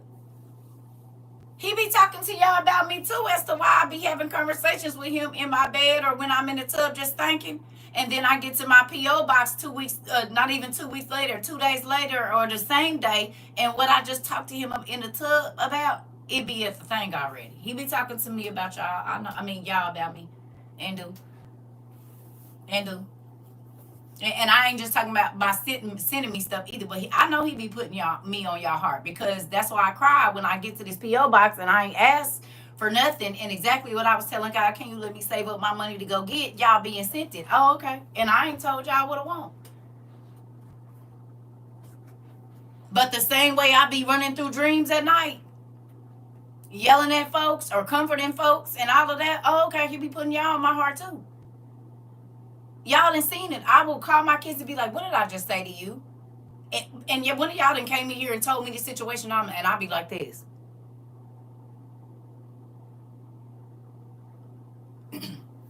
Okay. I just talked to my daughter about this dream I had. I just had this feeling and I told my friend. Whatever. I just wrote this down in my journal. Yeah, God put y'all on my heart too. And just because I can't see all of y'all faces because my eyes don't work like they used to, come closer. My ears don't work like they used to, come closer, because I'm old. Yeah. I dream about, listen, I be pushing babies out the street, and then y'all come in here and say my baby almost got hit by her. Like, in my dreams, though. Okay? There's kids I be praying for. Like I told y'all. I showed y'all my journal entry, and I told y'all, when Sarah came, it freaked me out.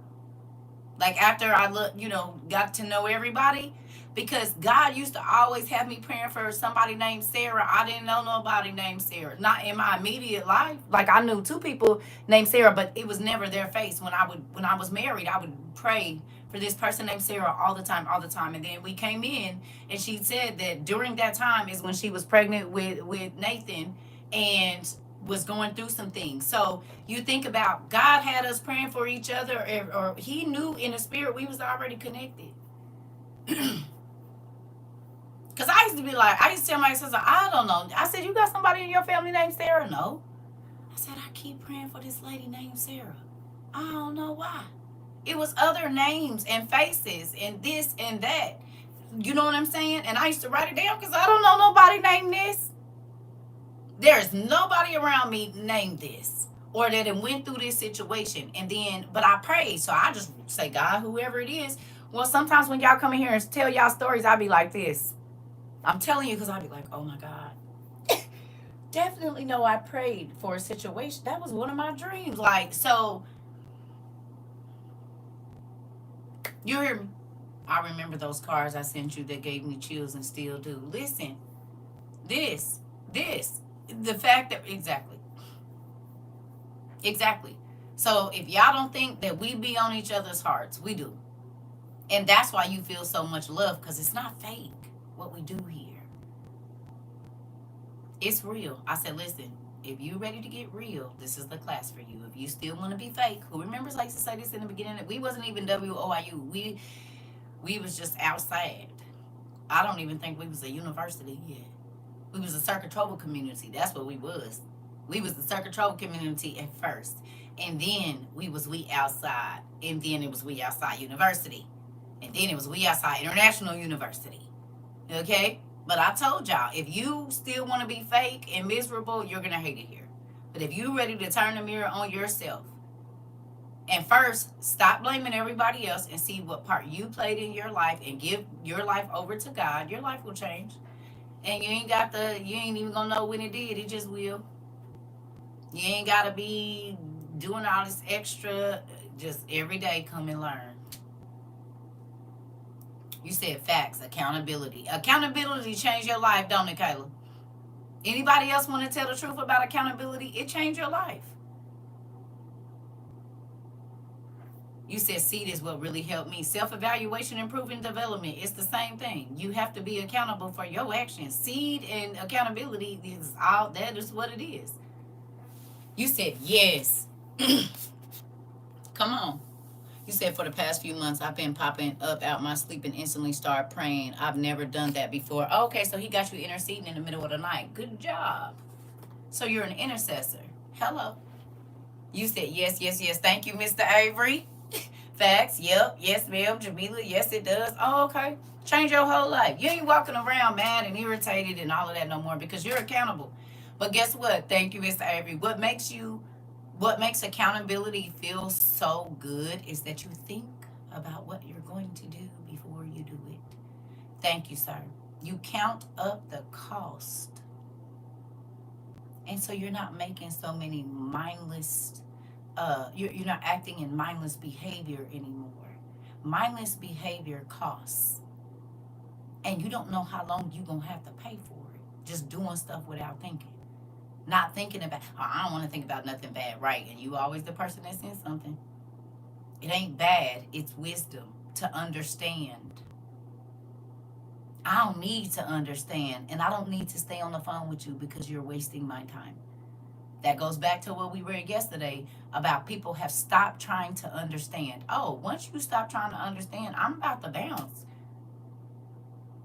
You don't want to understand. You're choosing to be silly. You're choosing to be ignorant. Oh, okay, let me move around. I'm wasting my breath. Let me go. Rika, you hear me? You said, oh, yes, I've been waking up at 2 every day for a while. Thank you for your teaching. Listen, God be wanting, I told y'all when he wake you up early, he want to talk to you. He want to talk to you. He want to tell you something.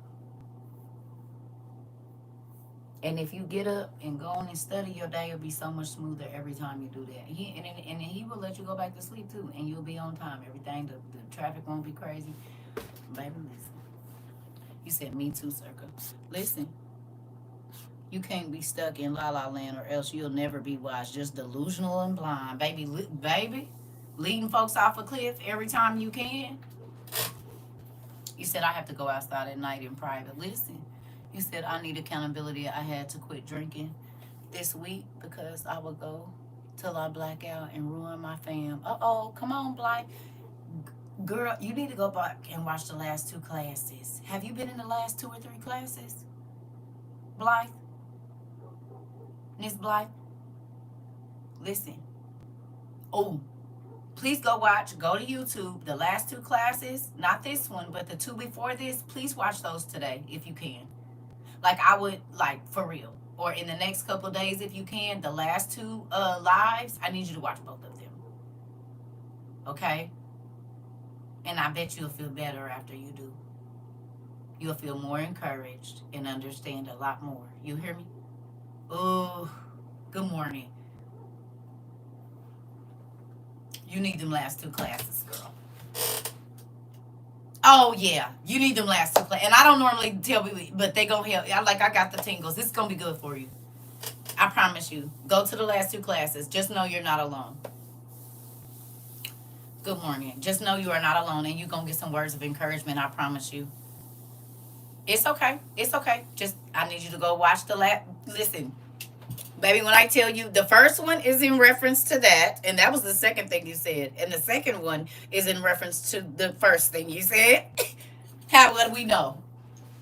Who's going to know? God did. Listen, them last 2. Literally, both of them statements is the last 2 classes.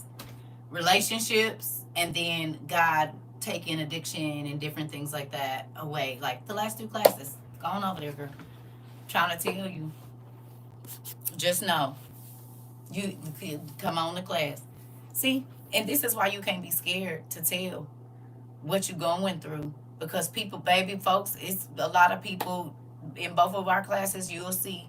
Hopefully they let you see the comments. It's so many people dealing with both of those things right now. Good morning, sister.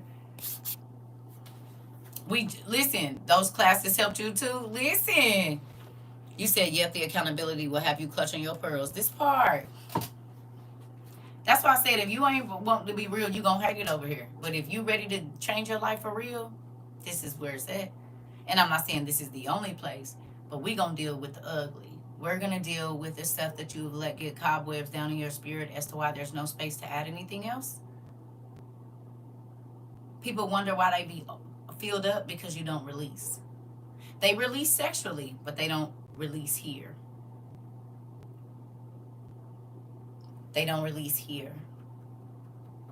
And they try to use a physical release, but it don't work. It just adds weight because now you got another body. Now you got more fornication. No. The release you need to make is from these eyelids right here. You need to let the tears run. We already talked about how crying literally purifies your body. It literally takes 23 or 32 toxins in each tear. You need to purify your mind, what you listening to, what you watching.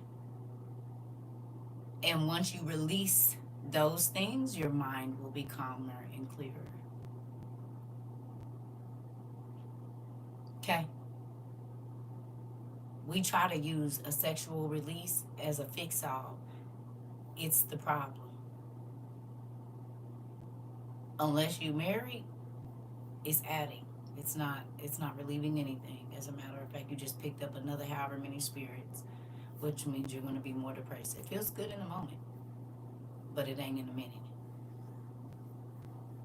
See, then you be like, what? We all off top, but the classes be for someone. Listen, my husband works away, and he drove 6 hours to come get me from last weekend and cried for a week. Listen, I struggle with speaking about my own experiences because nobody has ever paid much attention. John, well, you can release over here whatever you want to. We will not talk about you. If you can't release it, why do you think people come over here and tell their business? Because they don't got no family over here. They don't have to worry about it being circled back to everybody in the town and calling grandma. No, that's why most people try. They invite their family, but they really don't, and I don't make them. Because if this is the only place where you can come and talk about them, and not talk about them like talk about them, but tell about your experiences where nobody rebuttals it, like they don't validate it, then fine. Just type it to me in an email. I don't even have to read it if you don't want me to. But if you need to get it out, get it out. This is why we journal. This is why I beg everybody to get one of these. Because when you can't talk to people, you need to talk to God about it. He says, make a record of the things that you want me to change. That can be your mental state. Yeah, you can. Send it to my email. TrovaCirca22@gmail. You hear me? I don't beg y'all to get these for them to be cute. You better cry ugly tears. Most of my journals, like if I go back and read them, as I'm writing, tears are dropping, it spreads the ink. You can literally see where my tears dropped on the pages. And they still be dropping. I have water spots. It ain't from coffee or water. It is from these eyelids, honey. And I didn't tell y'all to go get invisible ink for nothing. If you're in a space where people invade your privacy, write it in invisible ink. You have to get it out. The devil wants you trapped in your mind. That's why mental illness is the biggest sickness right now, because people don't release. They keep trying to use sex and alcohol and drugs. It's not going to work.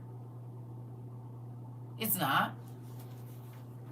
It's not going to work. It's going to make you feel worse every time. This. When you understand that the Bible, it ain't nothing but journals. The Bible is journals. The Bible is journals. The Bible is journals. I still ain't put Book of CERCA on here, but I'm going to. This is literally going to say the Book of CERCA. Now, y'all know I got a ton of other ones. But this one, I'm actually going to put my name on it. It ain't just going to look like an old book. You hear me? But look. This is the Book of CERCA. This is the Book of CERCA. This is the Book of CERCA. And there's books of CERCA that I don't even have because I've been journaling since I was 5 years old. My mama used to take them. Boyfriends used to take them. Took a whole computer with 3.5 years worth of journals on them. I ain't seen them since 2003. These are all books of CERCA too. And I got more. Y'all know I got notebooks and everything else. But this is just what's right here. Book of CERCA, Book of CERCA, Book of CERCA. Book of CERCA, Book of CERCA. Y'all know y'all bought me. Oh, I'm gonna get them. I'm gonna just get them too, so y'all can see. And a lot of these I done filled up since I know y'all.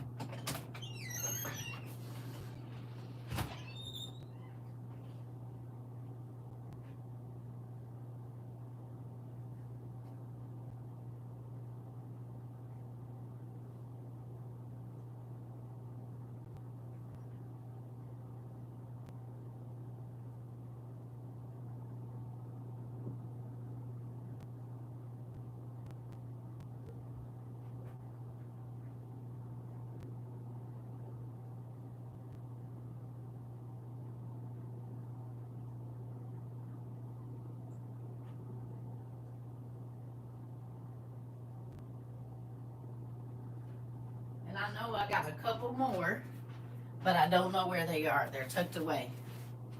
Books of CERCA. These two brown ones I filled up since I know y'all.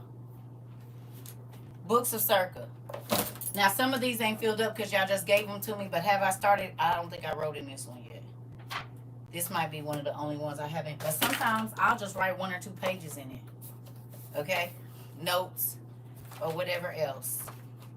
Yep, look. This one got. So this is a Book of CERCA. And they be like, oh, they found this. Oh. Book of CERCA.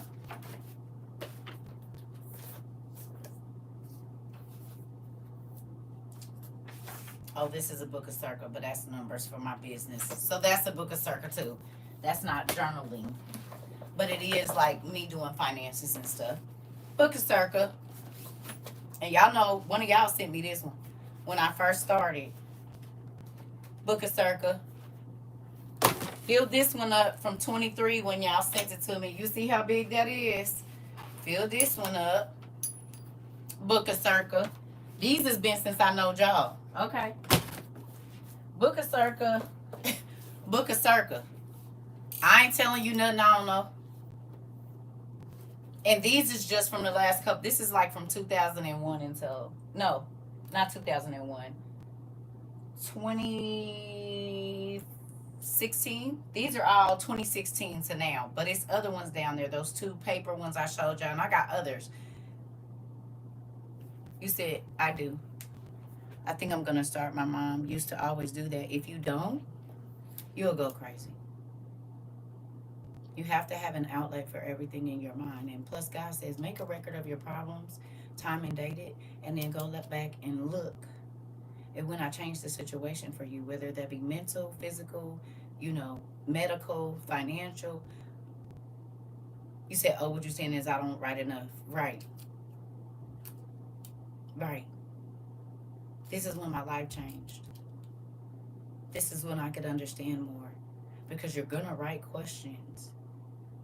You will. God, why does this and why does that? Okay, he like, oh, you want to answer. Oh, okay. Instead of just screaming at me like a kid that doesn't know how to use their words.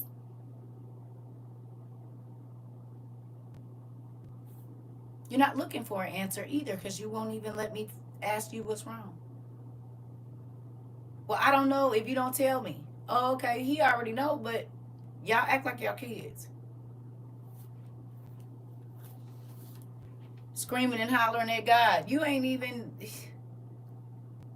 did what he asked you to do, which was sit down so he could give you some juice. You're not going to drop it all over the place. You can get it, but you're not going to get it how you want to. Hello? Sit down, and then I'll give it to you.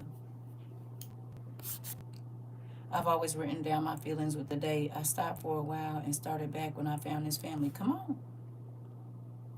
You said your book will be larger than an apocrypha. Listen, if I could have all my journals, oh my goodness. Oh, for sure it'll take up 2 rows of this. All of them? The ones I typed on the computer and printed out in oh yeah. These 2 rows will easily be taken up. Easily, probably more than that. Baby, my mom used to get my journals and rip them up. She'd throw them away. It's my dream. She think I'm doing this stuff. I'm like, man, that was my dream. Did you not read that part? Okay. You threw it away? What's wrong with you? Something wrong with it. She getting better, though. I'm believing God is going to help her. You write down everything. Words that come to your mind, songs that touch your heart, and the date. Okay.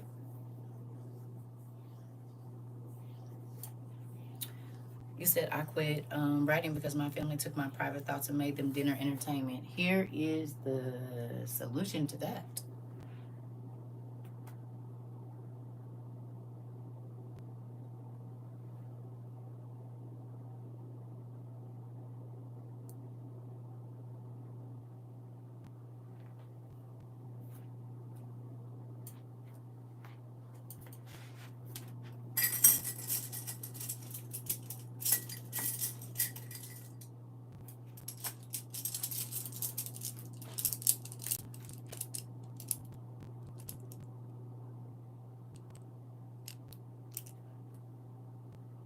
There is no specific time, Diamond.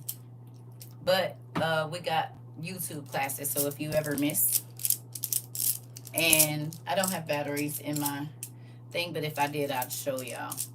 But you can write like outside in the sun or get you a black light, right? Or a lot of the, get a black light. Like a little black, well actually, I'm going to show y'all one you can get on Amazon that comes with a black light.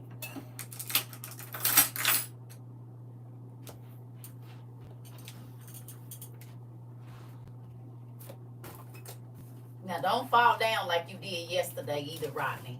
Mine, be right. Stay. You fell down. He's tired of y'all. Tired of everything.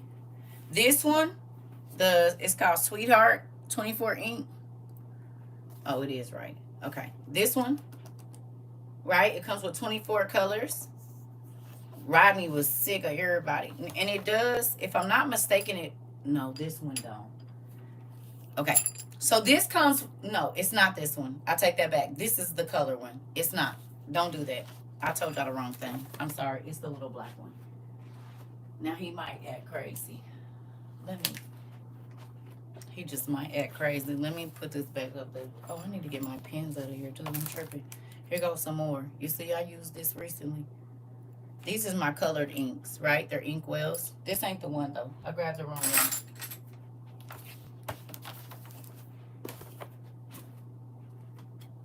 This one. Please don't fall. I'm gonna use this as a substitute. Boom. There we go. Okay.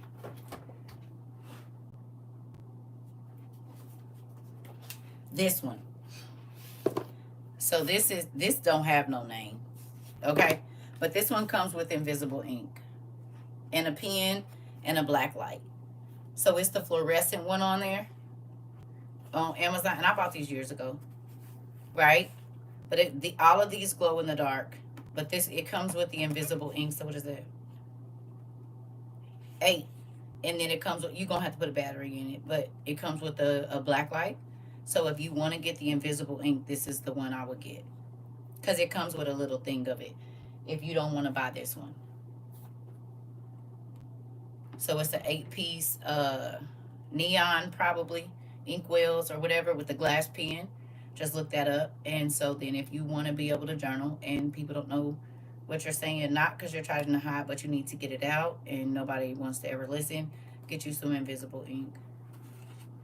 And then you can write over it with a regular pen after that.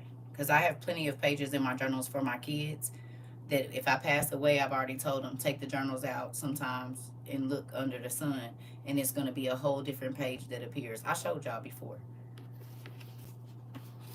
So yeah, to the person with the naked eye, they're not going to pay attention. They're not even going to know. It's 2 pages written there. I like mysteries. Love a good mystery. Can you tell? Yes, honey. Do. And do. Alright, cool. Okay, let's try this. Ah! Now you want to fall? Really? Come on. I mean, be cool. Don't be trying to jump out for nothing. Be cool. So much stuff in here. I got to talk to it, so they don't be trying to attack me and stuff.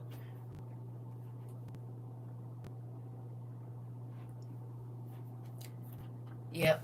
You can get those for your, and they have pens that are already full of it. If you don't want to do all of that, they got invisible pens. Y'all know they had them when we was kids. Give them to your kids.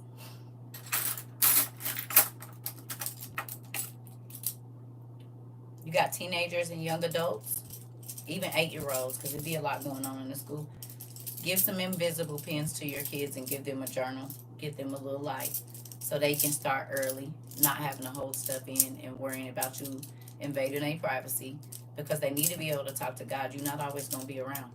And we be more concerned with kids building a relationship with us instead of building a relationship with God. And I'm not talking about forcing them to go to church.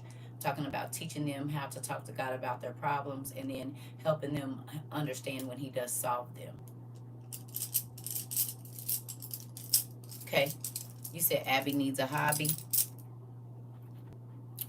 People be invading folks' journals and stuff since the beginning. That's why invisible ink is a thing. It's a shame people invade privacy, and I don't play that. You're not about to invade my privacy. My conversations with God don't have nothing to do with you. I get to have a personal relationship with God, and I used to have to tell my ex-husband and my ex-boyfriend that don't read my journals. Just because you don't want to get better don't mean I don't. I know the secret of how to make myself better, which is talking to God and asking him what I'm supposed to do. You still think you know it all while you're ruining people's lives. Go away. I don't want to be a sour taste in people's mouth. You don't care.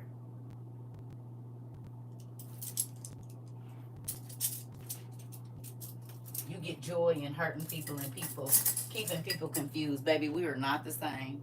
You get joy in trying to get over on folks, and yet you always the one in a crazy situation. That's funny. Looks like it's not working for you. Listen, you said, yeah, boundaries are very important. Yeah. Pens make me feel like those pens make you feel like you a scribe when you write in my journal. That part.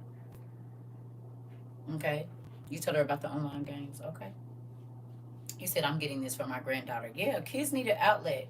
And because if the mom comes tell you, you being nosy, you go talk to the kids. Let them babies talk to God first. Because y'all be messy. You do. Telling the whole family. We come in here and talk about that all the time, that kids need a safe space. Yeah. She don't listen to you. Well, you are mama. Why haven't you restricted the access? You better get a family, what's the name? And make every device needs to be under her name, so that way you can turn her phone off, do whatever you need to do. Y'all be giving them to girl.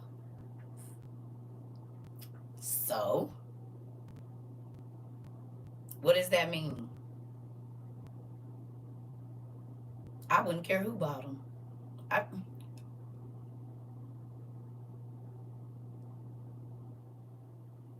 If it's gonna put her in danger, I wouldn't care who bought them.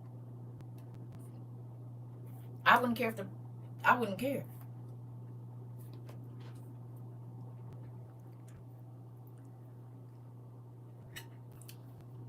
You got more power than you think you do, and you don't gotta be crazy.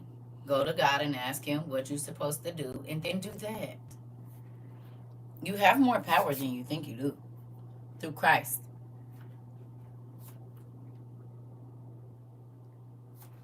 My son goes in his room sometimes when he's mad. Oh, Lord. And goes, God, I'm so angry. I'm just so angry. And I just let him go ahead and talk to God before you get in trouble. That part, girl, he need his own channel, honey. People would not believe it. That baby need his own channel because I believe it. But yes, talk to God about you being angry, honey. Go. I told y'all. You better go in there and talk to God about it. When my kids used to come up and say, can you pray for my friend? No, but you can. But mommy, you need to pray for him first.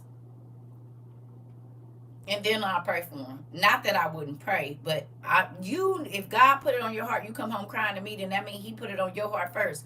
You pray. God, can you please help my friend? I hear him in the tub. I say, go get in the tub, take you a bath, calm down, talk to God while you're in the water. And they still do it now. When they having a hard time, the first thing that my kids do is turn their music on. Like if they irritated, I'm about to go take a shower. I'm about to go take a bath, right? They're going to turn their music on, get in the tub, and before I know it, they get out the tub. I know you've been in there crying, but you wouldn't. I ain't said that you was crying because I know you was talking to God. They're going to turn their music on. They're going to get in there and talk to God about it. Baby, listen. No, she don't need to go with you. She need to go with you, but you have to learn the tools. You have to go to God and ask God what to do. That's the only reason you're frustrated, because God made her. So He knows how to deal with her. And it's not just scripture and God and God and God.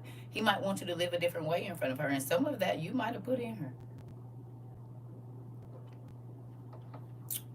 Most times we only frustrated with the part of our child that reminds us of the part of ourselves we haven't dealt with. That's why we have a short fuse for it. I wish I knew about invisible ink 25 years ago when I needed it growing up. Yep, parents violated my writing. Just asked my 18-year-old son if he wanted to journal in invisible ink. He said yes. Come on, nephew. See? You see it? I used to family link on Google and shut the phones off and restrict the apps. Right. My two oldest Apple devices, I just suspended their lines. Come on, nobody got time for that. You said, I love this. I've been placed in front of a mirror since being here. Uh-oh. But it feel good, don't it? It feel good to look at yourself. It really do. Because you get lighter, baby. You don't have to hide. And listen, I don't got time to be fake. It's hard being fake. Because that's what you do. When you don't address yourself, that's why folks that's fake always be mad. Want to know if a person is fake? Check and see how mad they be all the time, irritated and stuff. It's hard being fake because you got to remember, you got to, baby, if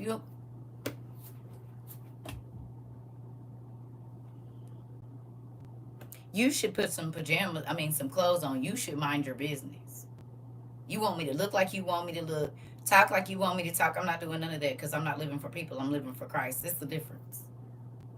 I don't care what nobody say. I don't care what nobody think I should be doing, because if I do everything that humans want me to do and I do nothing that God wants me to do, my life was useless. And I'm going to have to pay for that for a long time afterwards. I don't care. Go away. You shouldn't make her. Don't force Jesus on her. I'd be mad at you too. Now, are you acting like my mother?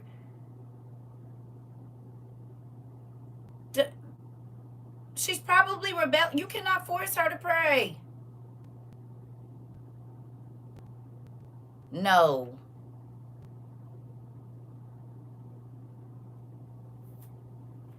You need to go back and watch the class from the last couple of days too. Y'all be thinking because y'all want to live for God, God is going to call them. That's not your job. And I just had to tell my mama this yesterday. You chose to be saved. They haven't chose that yet. And you don't get to force God on them because he didn't force himself on you. No. Yes, don't. You want somebody forcing something down your throat? No. God gave her her own mind for a reason. He know how to get in contact with her. Yeah. You said, yes, all right. I turned 68 yesterday and look back on how much I changed since coming here. Oh, happy birthday, Auntie. Did we miss it? I'm sorry. I'm sorry. How about you just live it so they can come ask you some questions? If you live it, they'll come to you. But if you're not living it and you trying to force it, everybody say happy birthday, Auntie. If you live it, they'll ask you questions. But if you ain't living it, why should they believe it and you ain't even living it?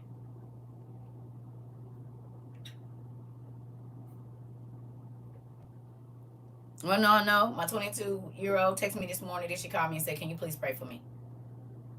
Can you please? I said, well, let's look at some things. She felt better when she got off the phone. Everybody said happy birthday, Auntie. You have to live it in order for them to come and question about it, or ask questions about it, to inquire. But if you're not living it and you're just talking it, they know. They in the house with you.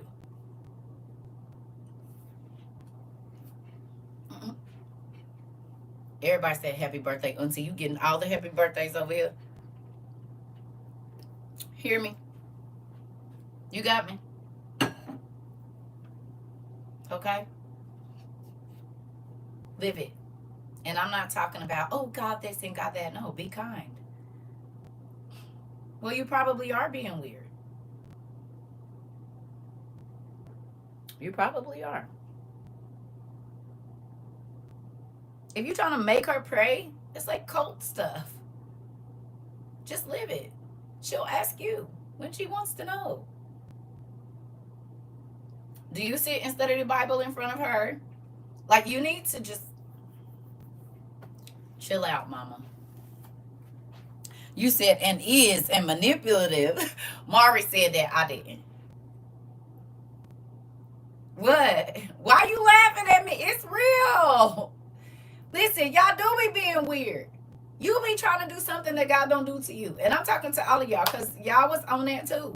Y'all done chilled out now, but y'all was weird.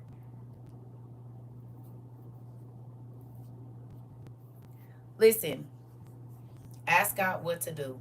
But you can't force her to get down on her knees. She can pray in her mind. Listen, chill out, okay? Ask God to restrict the game. You don't have to do it. He will. Listen, you don't be using your powers, right? God has all power. So whatever you need him to do, write it in your journal and ask God to make it to where she don't even want it. That's easier than you stressing her and you out. Intercede. You don't have to be in her face to intercede. You could pray about it and just say, God, I thank you for taking care of it. She'll get on what day and be like, you don't even play the game. I don't like it. He know what to do. Yeah, quit trying to be God. I was, and I had to ask my kids to forgive me. I was on one. Yes, you're weird. I did not force. Listen, with my first two, yes, we went to church, right? But I didn't force God on them. I didn't make them read their Bible and all of this. No, they saw me be. I interactive learning. It's not about the Bible with them. It's the lessons. It's about the Bible for you. But what you learn, you should just show them instead of trying to force them. You live it. Live what you read. Live it. Let them see you giving to the hungry. Let them see you being kind to people that's being rude to you. Live it first before you be trying to shove it down. It don't make no sense to them. Just like a lot of y'all, it didn't make sense when y'all came here. So you forcing them to do something that you ain't even doing. You didn't even do for a long time. You read the Bible and didn't even understand how to apply to your life. And now you're going to force it on them. It's weird. Y'all just now getting it too. And I'm not saying everybody, but a lot of y'all said y'all didn't start understanding the Bible. So how was you forcing it down somebody's throat when you was fake reading it for 30 years? Stop it. Live it in front of them. God spoke in parables. You can do the same. Stories, interactions, experiences. You said, my son see me reading and come sit in my lap. I'll ask, do he want me to read to him? I'll read a paragraph and he will walk away. Laugh out loud. I said, you welcome. Come back when you need. Right. When you want. Right. Right. And then in a minute, you're going to see him just going and getting his book and he'll be sitting there. You'll walk past his room. He fake reading. Because they do what they see you do. So if you act weird, they going to be weird. Hello. Excuse me. I play Christopher Glenn reading the lost books. I find them listening on their own. You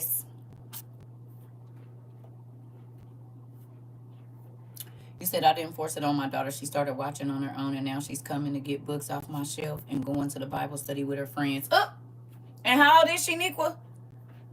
Did y'all hear that?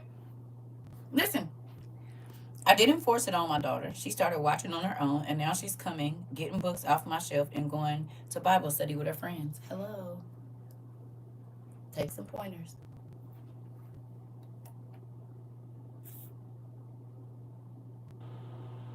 Right. Mm-hmm.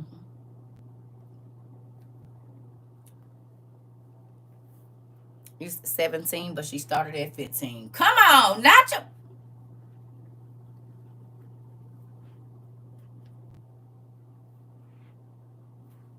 Hold on.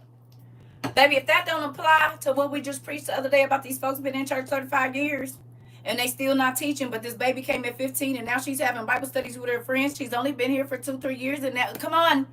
And she's already teaching. Hello. How you been in church 97 years and you still don't know that you're supposed to be kind to people? And these babies is coming at 15, 10, 12, 8, 9 and teaching already. Hello.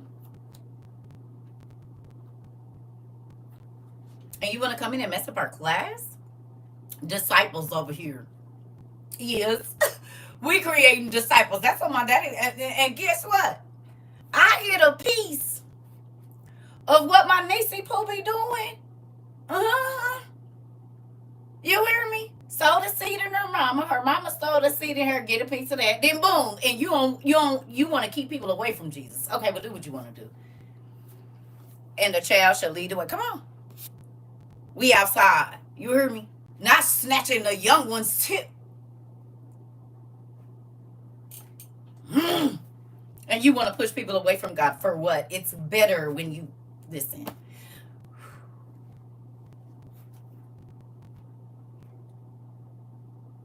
The seeds is blowing in the wind, honey.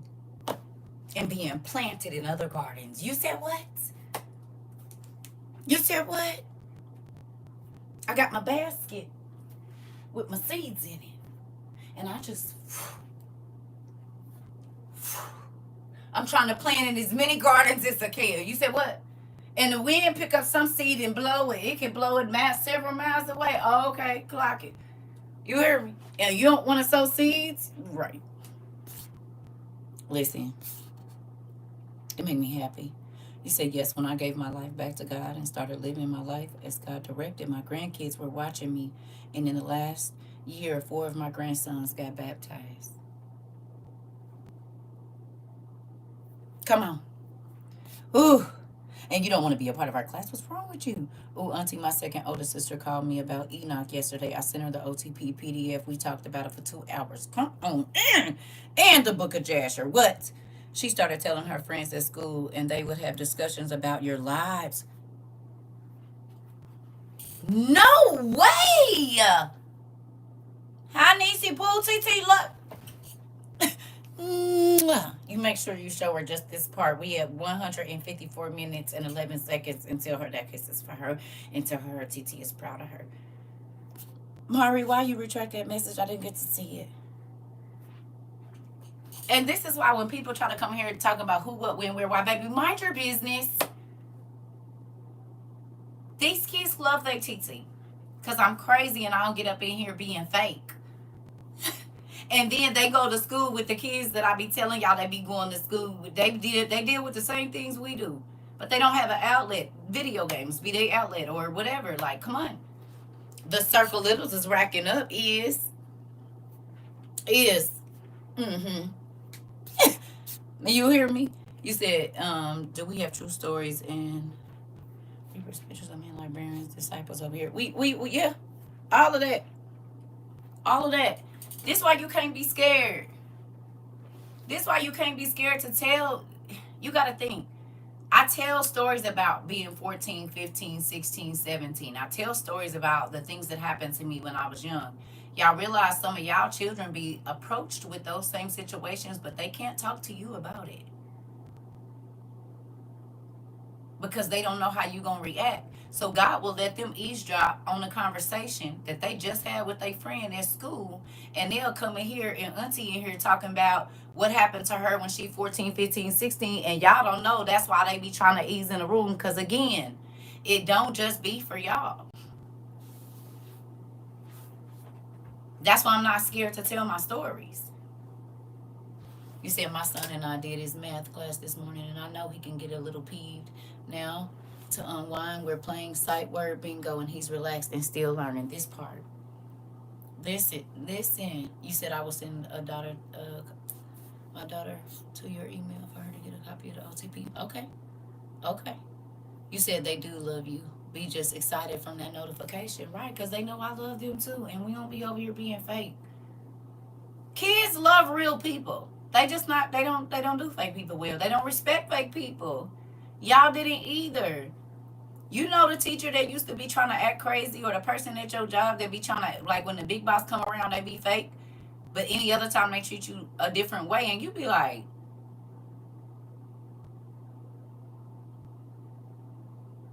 for real? Oh, you brand new today, huh?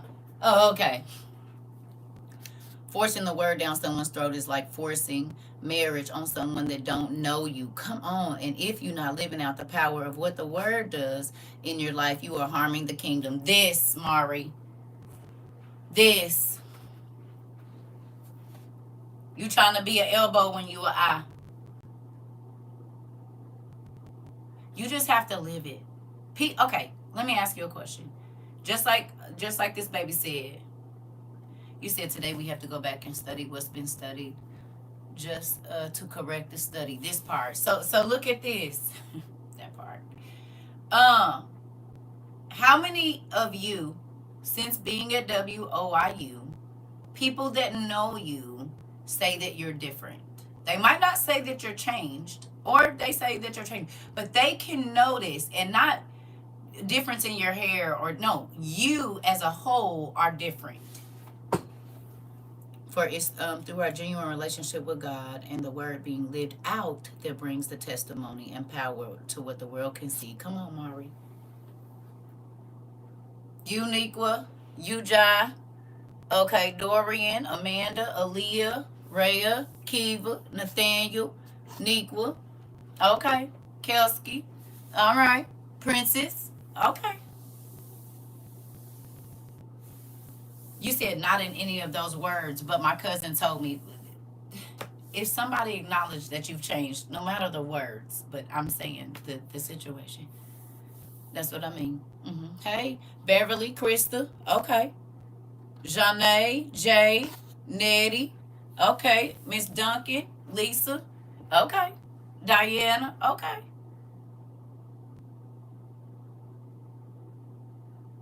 It's a gradual change. They can see a light in me now. Come on. Come on. Come on. This is the thing, right? You said, yep, my cousin said I grew up so much and she's so proud of me. Oh, it's gonna make you rain in your house.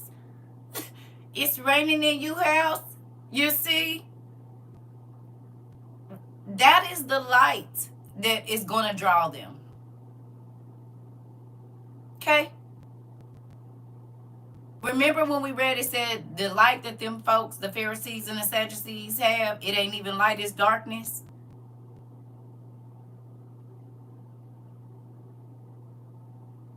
The reason that people was drawn to Christ and his disciples is because they could see the light in them.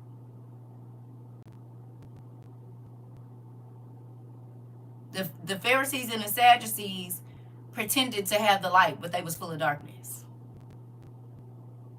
On the outside, they looked like they were the light folks, but on the inside, it was real dark in there. You hear me? It's a real thing. You said they said y'all be glowing. Look, and they were in darkness, right? But now, people they can't put their finger on it. You hear me? You understand? They can't. But they know something is different. And they don't know that that's the love of God in you and on you. They can see the lines softening. They understand that they get a different response from you than they used to get. They can see it. And if their life is crazy, they'll start to mimic it, not understanding that you got to do the work to get it. They'll start to mimic the words that you say and stuff, right? Like I said, I start telling y'all I love y'all first. Then y'all start telling me. And then you start telling everybody. You didn't love me the first day you told me. Maybe not even the second month. But over time, because of our experiences together, you started to love on me a little bit. Now, I loved y'all in the friendly love because that's what I'm called to do. But now I love y'all in family love. It was friend love at first. Now it's family. Not that I still don't love y'all as my friends, but there's an added love there. Hear me? You said a patient told me last week that I have good energy and my aura was peaceful. Clocking, Niqua.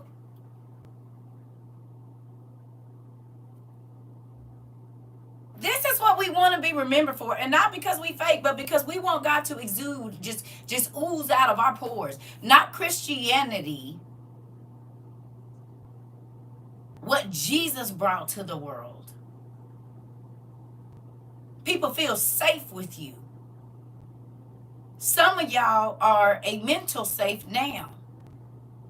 People can trust you with their secrets.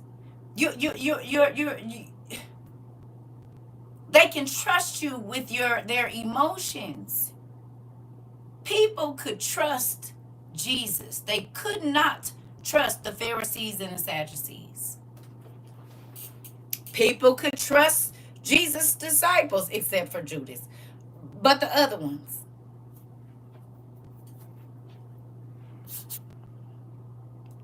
Listen, the lesson you did a few days ago on faith and today's lesson is exactly what I needed to hear. This is God answering my exact questions through you. Oh, man, thank you, CERCA and the Most High. You're welcome. Listen, this is why we can't be scared. You hear me? You said discovering new meanings for the words we use. Yes, i.e. love. Exactly. Except for Judas. He was an untrustworthy person. But he was money hungry, as a matter of fact. Remember I told you there's some people that only stay around you because they see that you blessed and they want to be blessed? The whole time they're trying to plot on how to take your blessings from you because they want them for themselves. So they will mimic everything that you do. Again, they will try to mimic your happiness, but you'll see the darkness on their face. You'll see it. They'll smile, but it won't be real. And it's because they don't want to do the work. They see how people respond to you. They see how people listen to you. They want to whatever, but they don't want to do the work of working on themselves so it don't be genuine.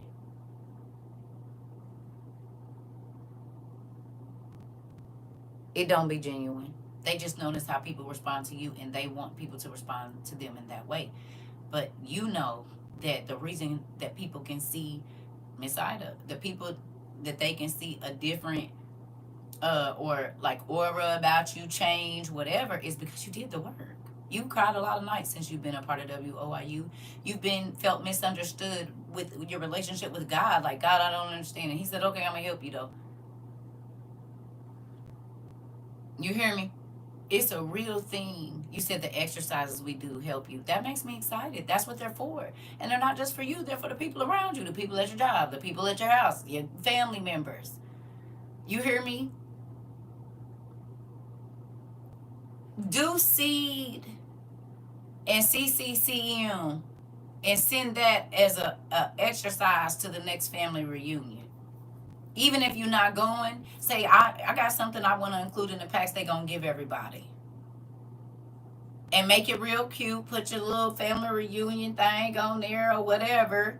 Have that be one of the games. Turn seed into a game at your family get-togethers. SEED on the side. Put it up at the top. Make it cute.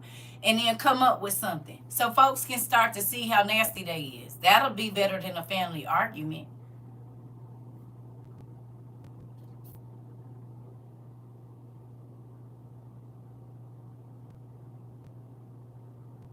Have them do a thank you list. Put them three together, CCCM and all of that, and then make up a word puzzle or something. Take that to the family or send that in the family pack and see if you see a difference.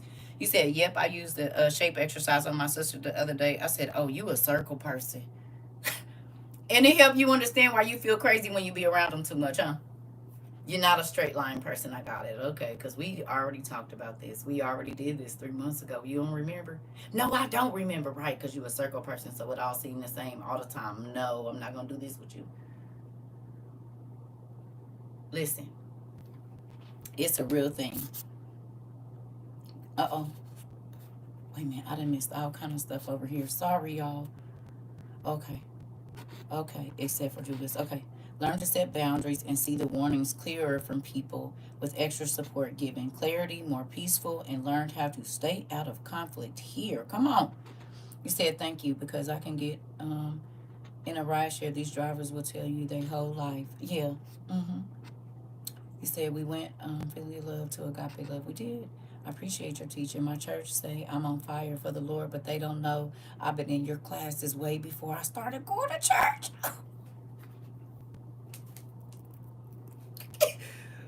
Oh, I should tell them.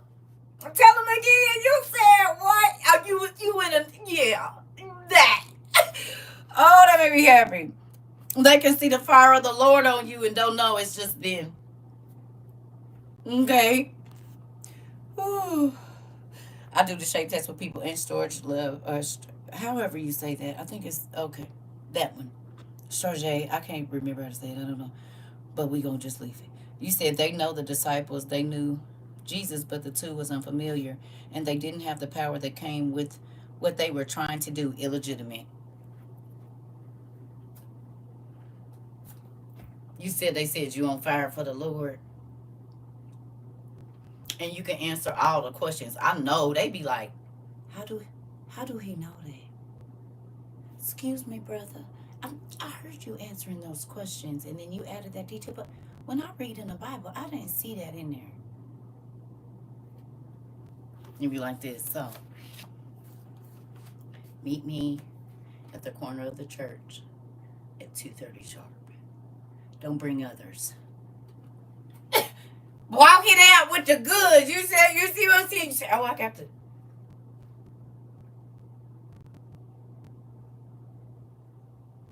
got to handle it like this. Make sure you look around. Check and see if anyone's following you. And once I give you this, you have to hold it dear. Don't let it out of your sight. Y'all can tell I watch too many mystery movies and do, but that's how I be feeling about this good old word we got. You hear me? Because we ain't throwing it before no swine now. You said learn to be more appreciative and really dedicate prayer life by going deeper with God and moving from religion to relation. Come on.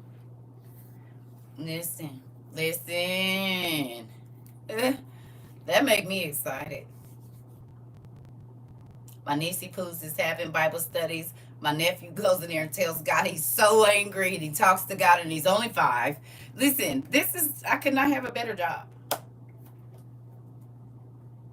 The fact that you all recognize that God made you into better people when you started to read the word, which was medicine. You fed your soul more than you fed your flesh. Okay? That's why your life is better. Because your soul was starving. We fed our flesh everything it wanted to eat. Even the stuff that made us sick.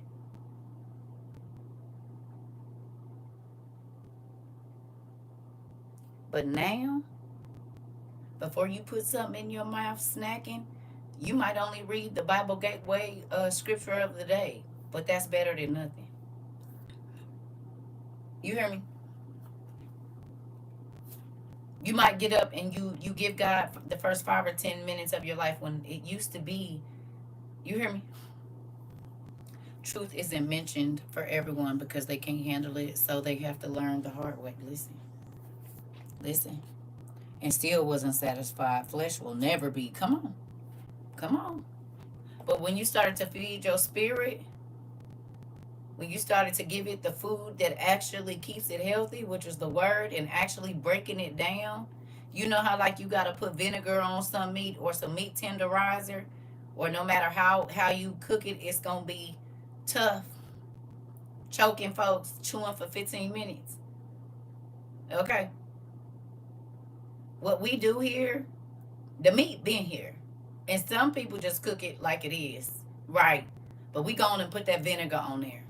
So it can break down the tissues and break it down so that when people get ready to eat it, melt in your mouth. You ain't even got to chew that much, baby. Dang, just slide down your throat. You hear me? Yeah. Yeah, that's what we do. We go on and tenderize the meat for the people. Because what good is if I'm eating it and it's choking me every single time? I'm not going to enjoy it, so I'm not going to eat it.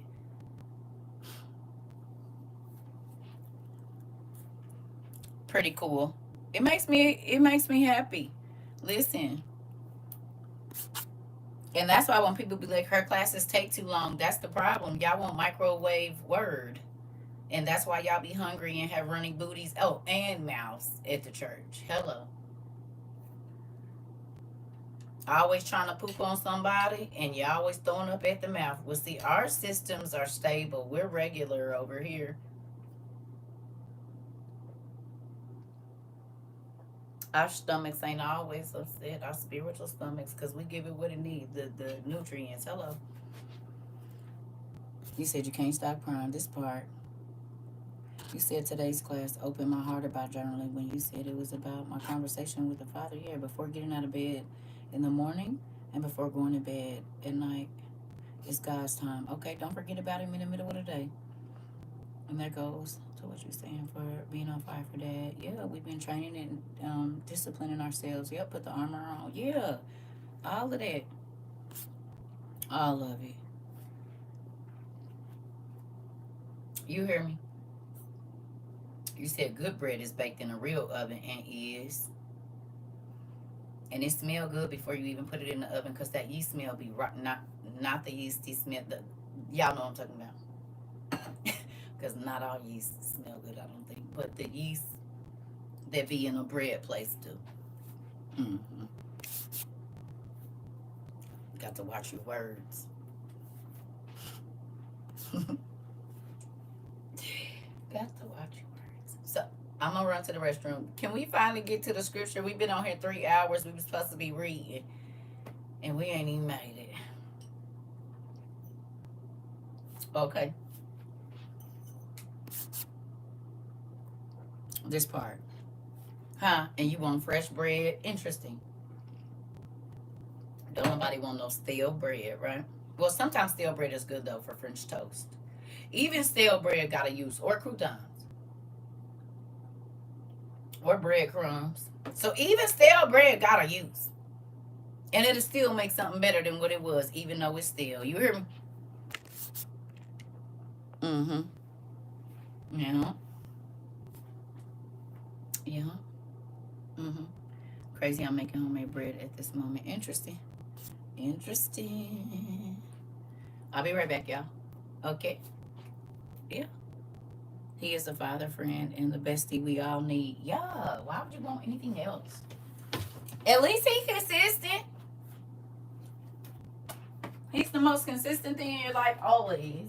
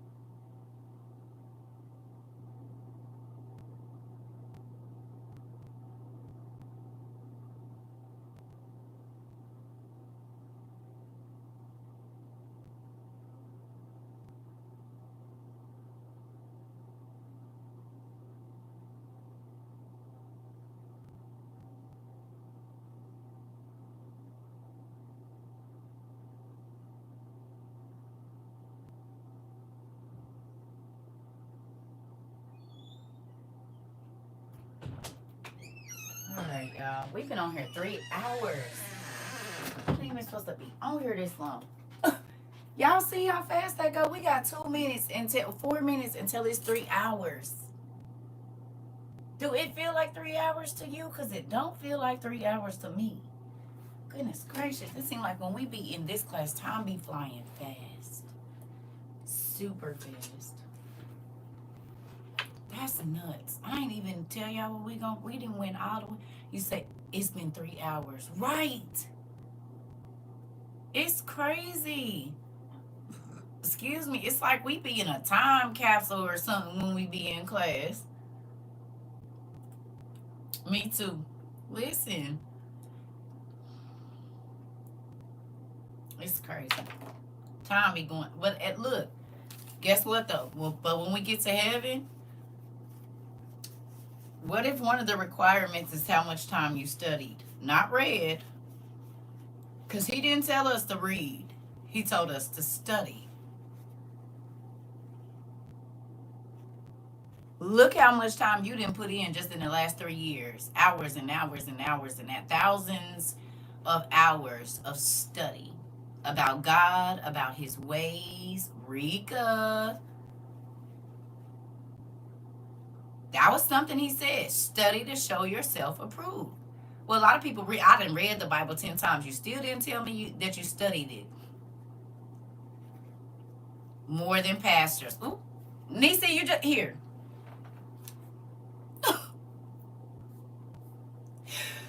Ooh, that's one thing I love about this class, baby. They gonna box somebody in the head. She said more than pastors. Hello. Here. You ain't even been here. You been working and you come right in bopping folks in here. Here, bust it to the white meat then. You, Marvin, all y'all been busting heads to the white meat today. Do. You said you've never studied properly and you find it hard to retain. Well, that's why I beg y'all to go watch our classes, because you can stop and go as you need to. But this is why we look up the words. This is why we look up the places.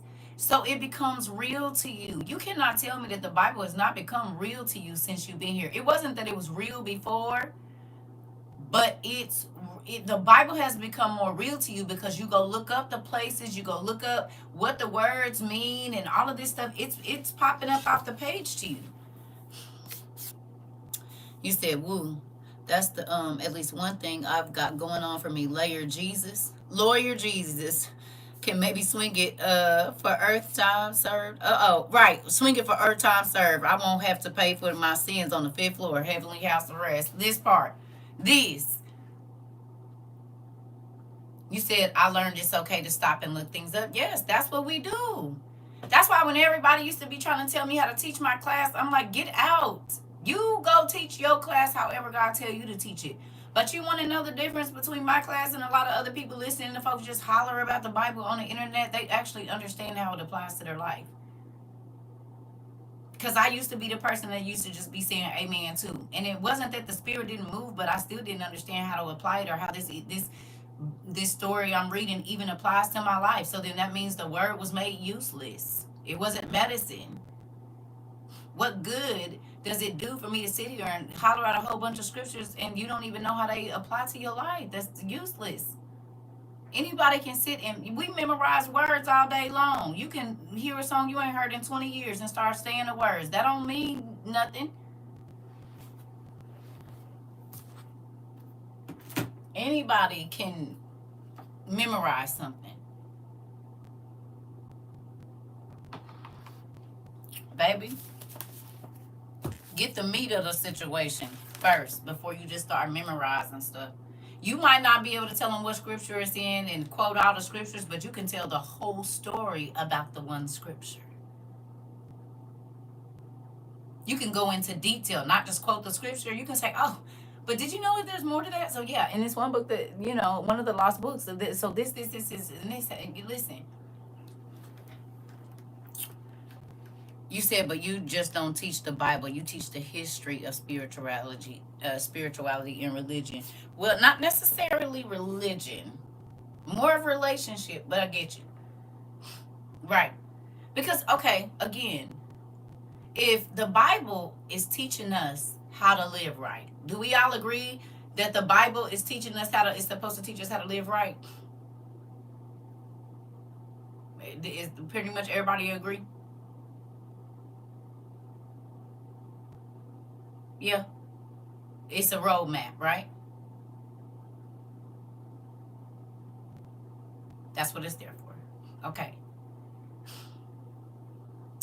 Have you ever got a recipe that don't have everything in it? Like it could be an old recipe that you found, but maybe the bottom is off, or the top got some kind of something spilled on it. So you got to try to figure out what the rest of the recipe is.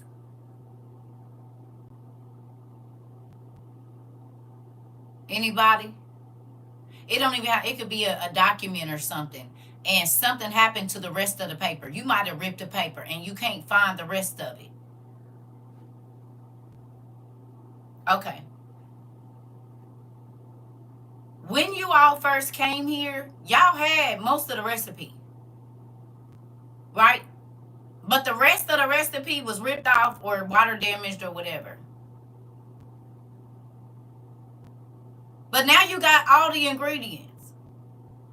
And now you are starting to see things grow. Now you can make the bread and it rise. Before, you didn't know it was 4 steps that was missing. As to why you was doing this part, but it wouldn't work. That's what we do here. We give you the rest of the recipe. Because yes, I can read I'm not supposed to fornicate. But when I go and read about Joseph brother, And him sneaking in his daddy bed and banging his stepmama while she was drunk, and the angel immediately had receipts for the daddy and went and told him while he was out of town in media, don't touch your wife no more because your son didn't have her.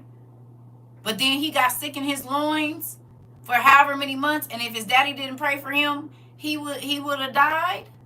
That changed your whole life about just creeping in somebody else's bed. Hello. Whether, definitely not my parent, but anybody bed.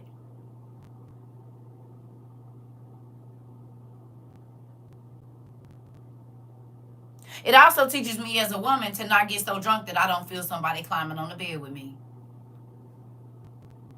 Because folks was like, well, why did she have to get divorced? He assaulted her. It's a sin to be drunk. It's not a sin to drink. She was in sin when she got drunk. I'm not saying that's why that happened to her, but if she had not been drunk, she would have woke up. She could have screamed for help or whatever. Because she was passed out, she didn't even know that he had did it to her. It's a sin to be drunk. It's not a sin to drink. Now, what was on his mind was wrong. But both of them was in sin. Not because of what was, she was taken advantage of, but if she wouldn't have been drunk, it wouldn't have happened. Because she would have felt him and could have screamed, fought him off, whatever. So, your husband is gone, and you just gonna get plastered drunk knowing there's other men in your house? You gotta be on your guard, too. Don't be silly.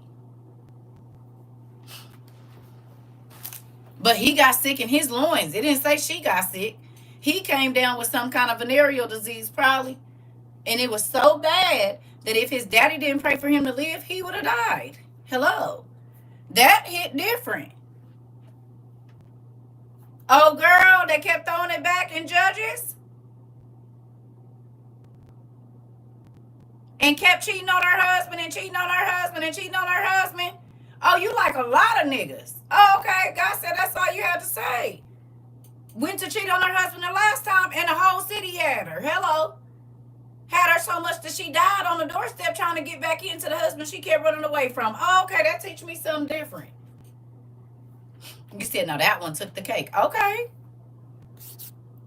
He had to have some capital letter type stuff. I'm trying to tell you. 8 months, and he was about to be out of here. Yeah. I can't really remember the verses of scripture, but when I tell the stories, they be looking at me like, wow, exactly. Don't forget old girl and her daughter, Herod, and that whole, whatever her name was, Herodia, whatever her name was, told her daughter, strip for old boy, because he like you like that. You know he like you, so seducing, baby girl. Oh, okay. You tell your daughter to strip tease her uncle? Because that's what he was to her uncle. You sleeping with the brother, and now he's sleeping with your daughter too. And you told your daughter when he asked you what you want, tell him you want the head of John the Baptist. Well, y'all got it. But see, what's the name? KJV don't let you know that both of them lost their head too.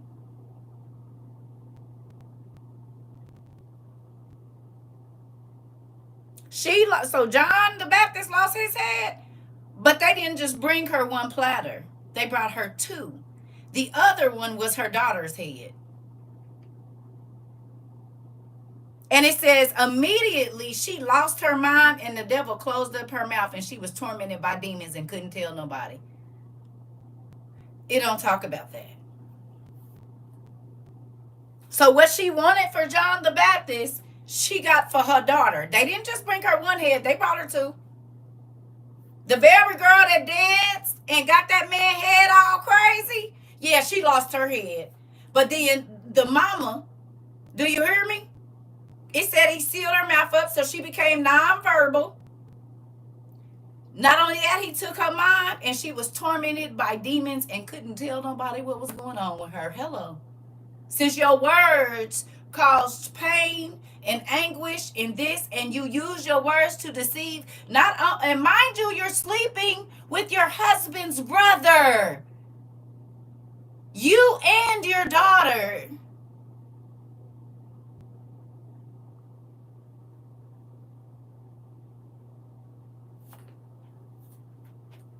Hello? You cheating on your husband with his brother. You got him sleeping with your daughter.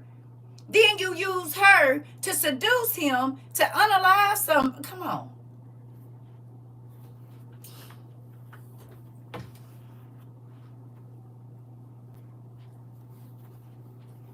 Please. Baby, it's more drama in the Bible than any reality show. And lots of daughters did it to their own dad, right? And giants came out of them. That's interesting.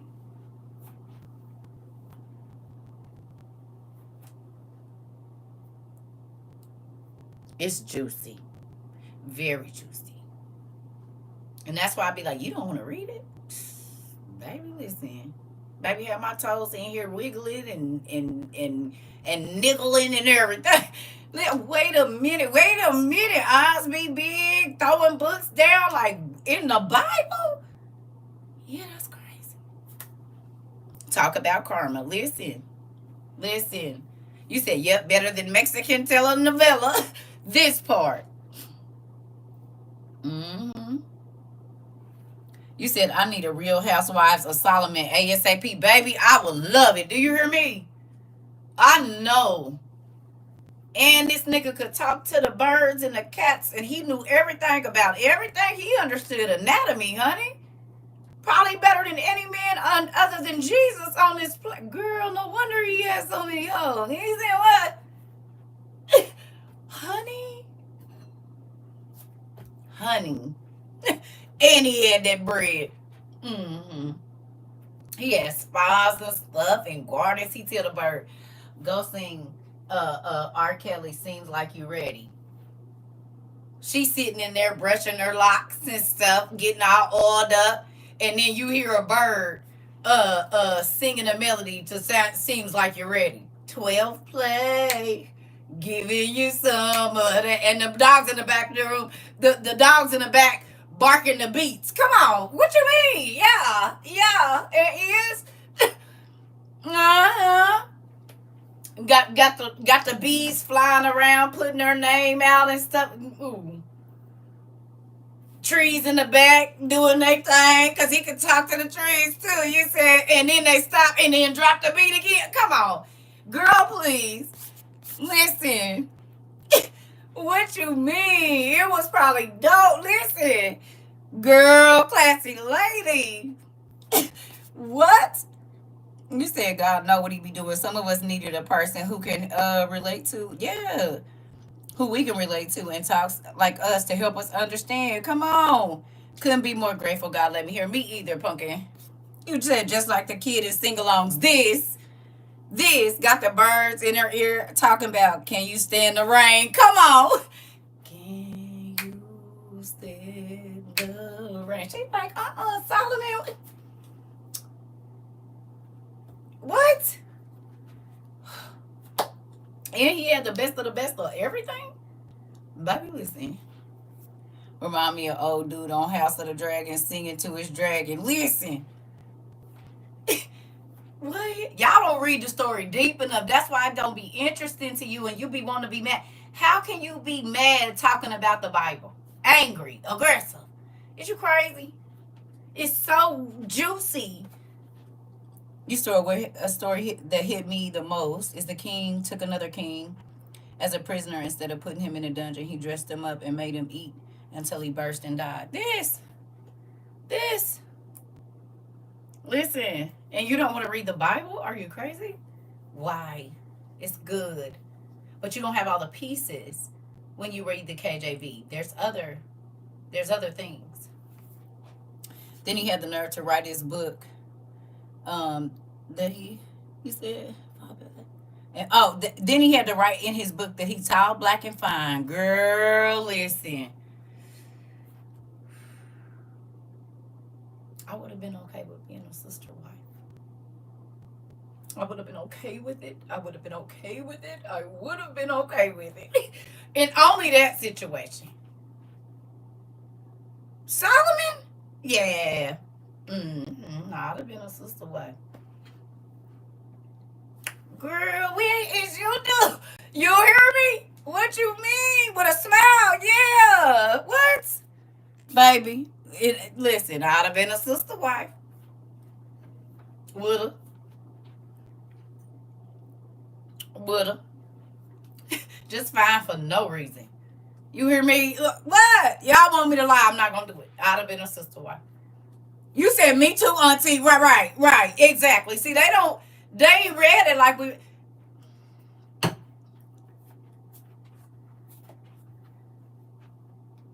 Y'all don't be hearing how he be talking and like. He be talking about valley lows and peaks and stuff. Yep. He was out of his senses. Y'all don't read the Bible right. Hello, them songs of Solomon. Yeah. R. Kelly, Brian McKnight, sometimes the Yin Yang twins.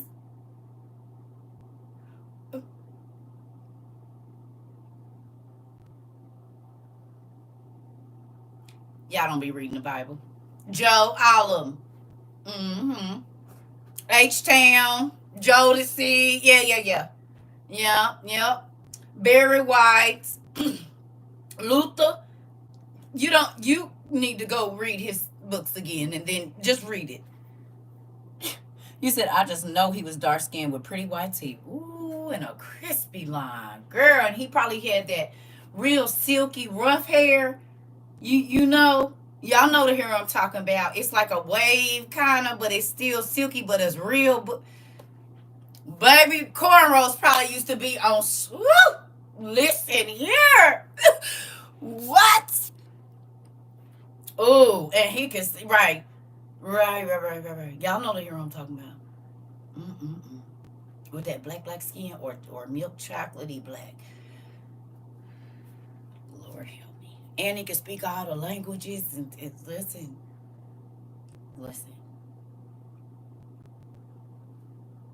Got my eye jumping. That got my eye jumping. That got my eye. I must have been seeing it in real life because this eye right here is jumping. It's jumping. Calm down, girl. Calm down. That special chocolate. Listen, that's a dangerous man. Listen, Michael B. Jordan dimples with Idris Elba skin, baby, and and a smile like Morris Chestnut. Yeah, because my ex definitely looked like Morris Chestnut all the way through, 100%. He sure did. He sure did. That's what people used to call him when we used to go places. Move around. Then this is why I was fighting people. Listen here, honey. You know exactly what you're talking about. Dude, that's the one that'd be crazy. I will fight everybody. Set out somewhere. Listen. Moving on. But see, this is why, look, when Bible be like, oh my God, people be like, oh my God, you don't read the Bible right. You don't read it right. That's why you keep trying to act like it's super holy and all of this stuff. You don't read it right. The first chapter got unalivings in it.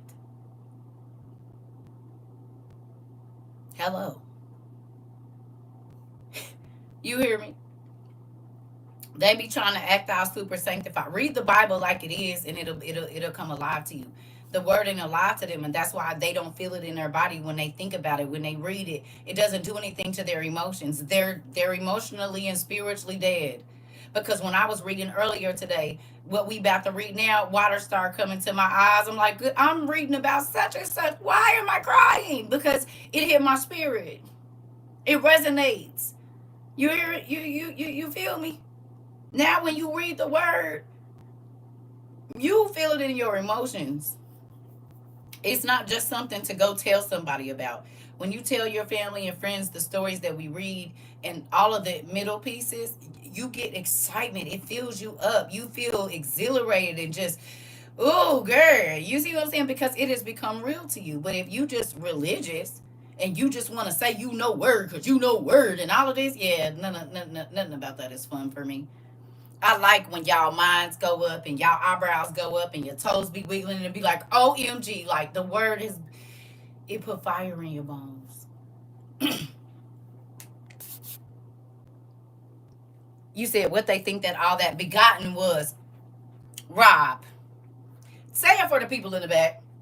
Such and such begat. That means he blew her back out. And then he blew her back out. And then he blew her back out. And then he was blowing her back out. Matter of fact, he had four. He was blowing they back out. They cleaned it up. But if we were to write, nigga, he was blowing her back out. I mean, you think, oh girl, Sarah and Ishmael mama was fighting over nothing? Abraham, right. And it's other stories. Hello, Judah, mama and daddies. Jacob was putting that pipe down too. Hello. David had 7 wives when he got Bathsheba, baby. He was laying pipe everywhere. What do you mean? Why do y'all be acting like that? You said I need my inhaler. Fighting over that good stuff. You hear me?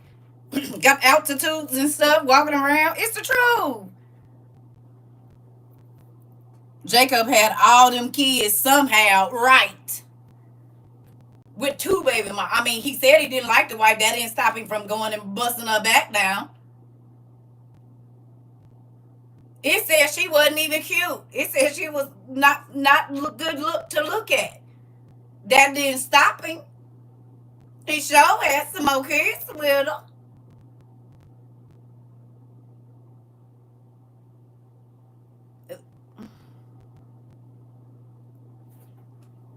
You hear me?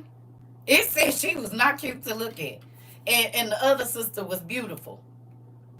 But he still kept having kids with it. So what that tell you? There might have been the drunk nights. I don't know. You said that body was kicking though. Come on. Listen.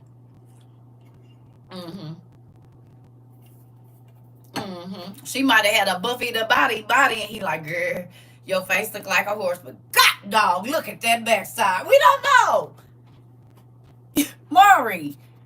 Listen, it's giving Marlon Wayans in Scary Movie with the paper bag on her head. Pretty much. Put your veil on, girl. Ah!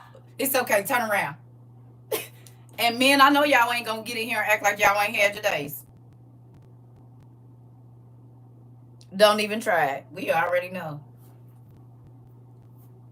You said them temps was, yeah. Don't let God start putting you out here on Front Street talking about all you messing with his dimes. Not true. Especially not on a lonely night. And then you found yourself liking her, but you was ashamed, so you just went on and pushed your feelings to the side and said, no, I'm not going to do it. I don't care how much I like you. I can't do it. Just turn around, baby. Okay. Not Jacob. He was on his netting tip drill. It must be because it ain't your face. I'm trying to tell you. So we're not going to do that. You said that had plenty of dark room nights. Okay, Rob, thank you for telling the truth. Because some people be trying to be in her lying. They're not going to tell the truth. You said, yes, ever said, yes, Lord. There have been days. Okay. You said, I just hollered. See, why would you not want to read the Bible? You said, I am screaming. Listen. You said that's why the most high use positions in the world. Wait a minute. POSs in the world. It ain't. Isn't that? Okay. I don't know.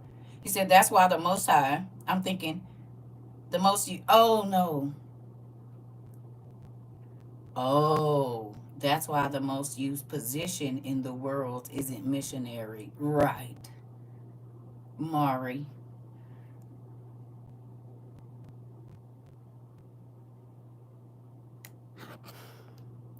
Come here.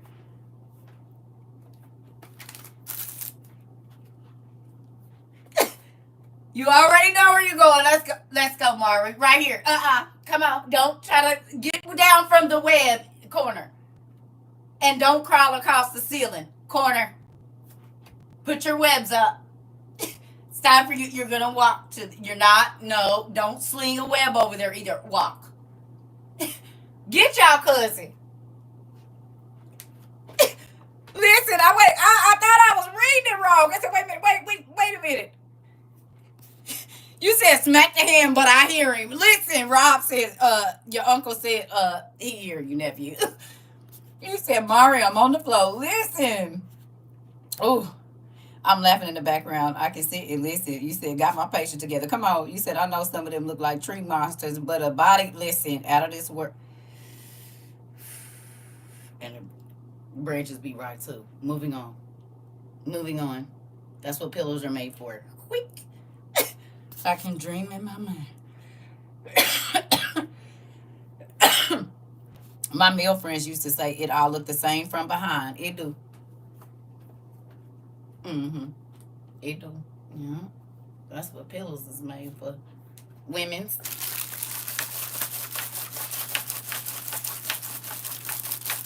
This is why your fruit is plenty. You keep it real. Rob, listen. People want to act like God gave us the parts. He gave us the parts. Y'all don't think he knew what was going to happen with him when you do certain things to him? He literally crafted it specifically for certain things. He made it enjoyable so that you would want to procreate. Men started using it for their own pleasure more than they use it to procreate, and that is when it became sin. But as you can see, if we wouldn't have used it just for pleasure and used it, we could have as much of it as we want to. Hello. You think that he made sex pleasurable for nothing? No, he wanted you to procreate. But what we started doing is whatever came up in our womb from our pleasure, we destroyed it. And so then, now you don't need it. You need to keep it to yourself because you're not going to use it for what I told you to use it for. Hello. You said yells come from the corner. You said yells come on from the corner. Mark said, come on. Keep your webs down and don't be snatching nobody else's stuff off their desk either. I'm watching you. You said, no, not the pillow. Yes, the pillow.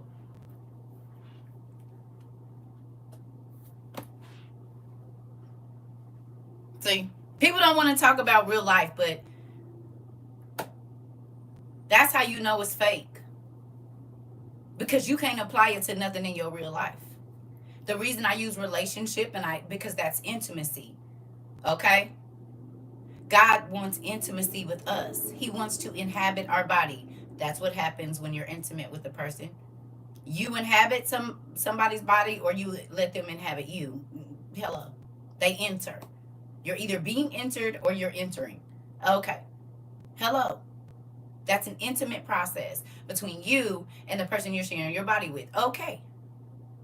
That's why your relationship with God is personal. It's between you and God.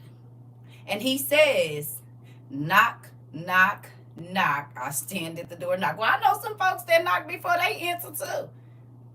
And to look you in your face and say, can I come in? Hello?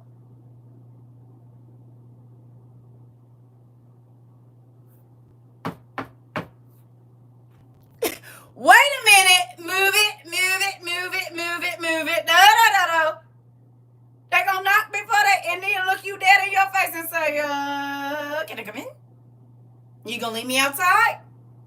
Okay. You said, and they say yes. Rob said, and they say yes. As a matter of fact, they do. Yeah. He said, I knock before I enter. I'm a gentleman. I'm a gentleman. Okay. Knock, knock, knock. So tell me, Jesus said, I stand at the door knocking. Are you going to let me in? And men say the same thing. Hello. You said he knew not to give me wide hips and a well-rounded backside with this face because wouldn't nobody be able to tell me nothing. Niecy Pooh. Listen. You said vampires ass too. They sure do. Is it real or is it not? So people think I be being vulgar. But however it is in heaven or in this carnal body, it's going to be the same way in the spirit. This world, right? is a mirror image of the other one.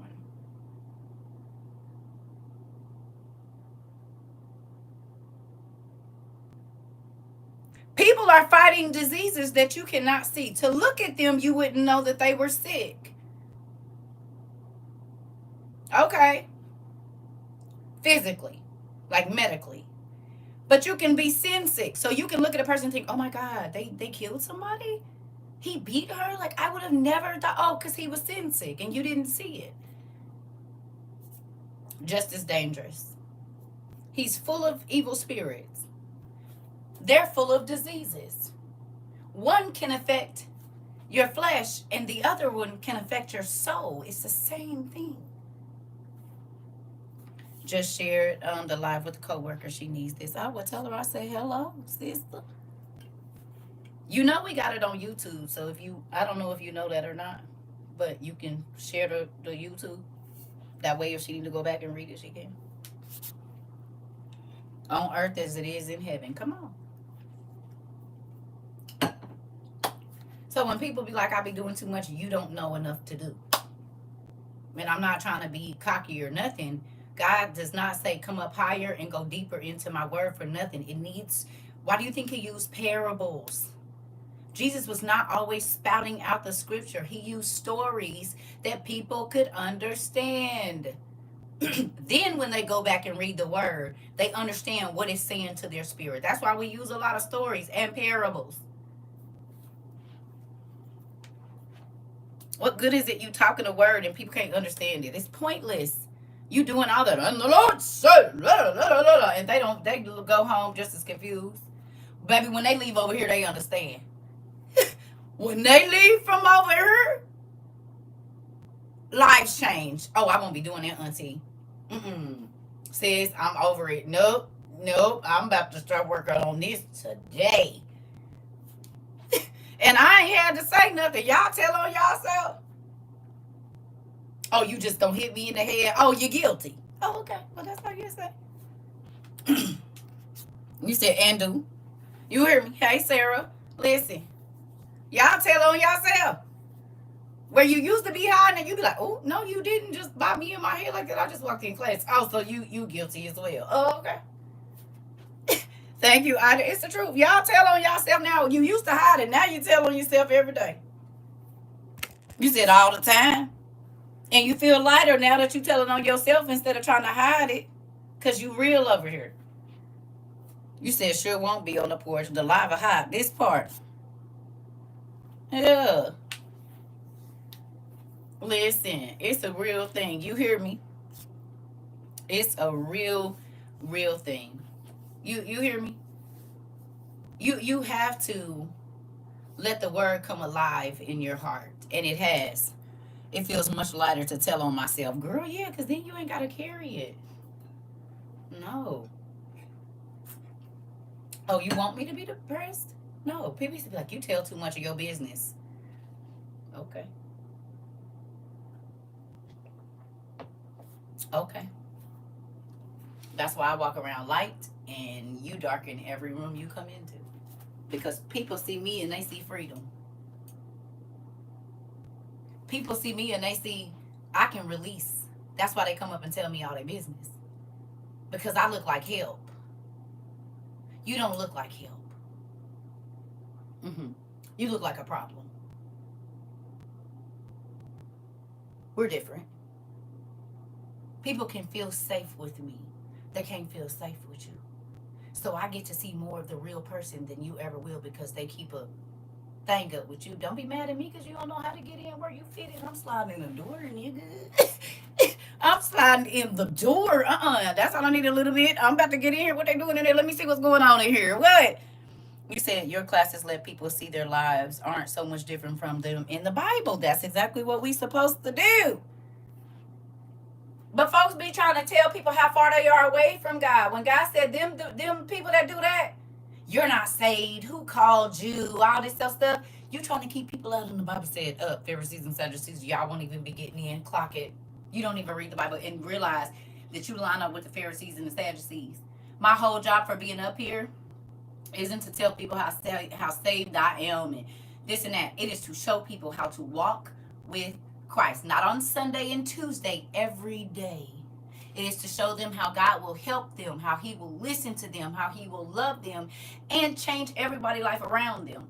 Not forcing it down their throat, but through actual experience. Hello, but y'all ain't picked that up yet. Y'all still on the milk, going on somewhere. Because we got 15, 17-year-olds that came at 15 and they having Bible studies with their homegirls talking about classes, which means they're talking to their other friends and parents about it. Come on, safety and soul around here.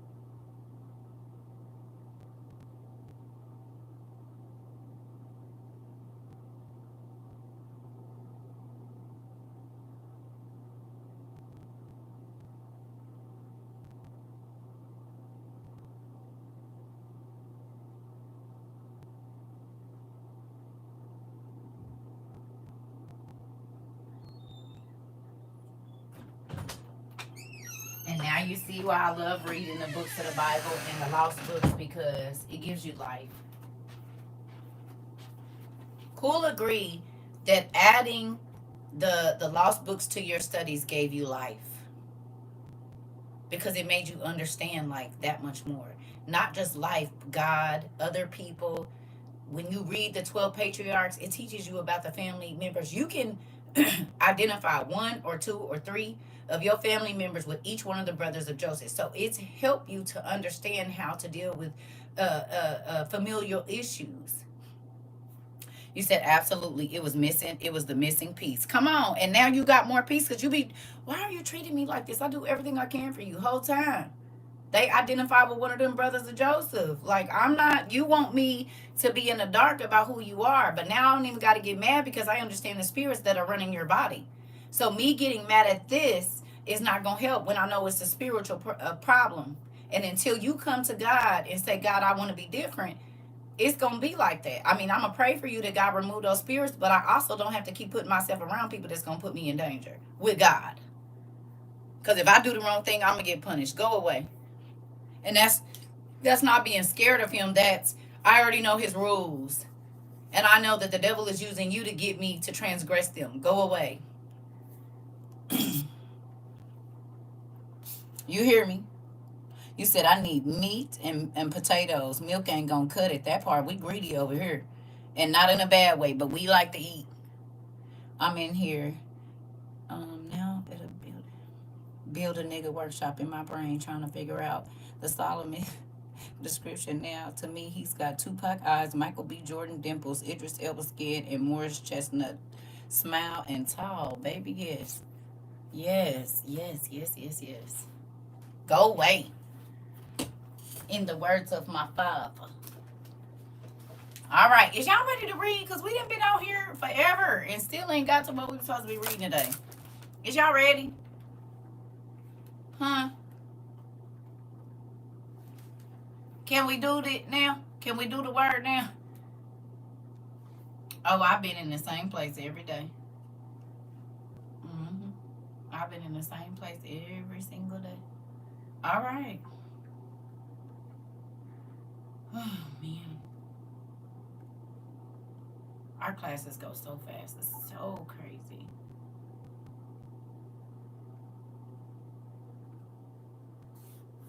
I love it, though. I ain't, listen, I would not, I'm so happy that our social media is used for this and not anything else. You know?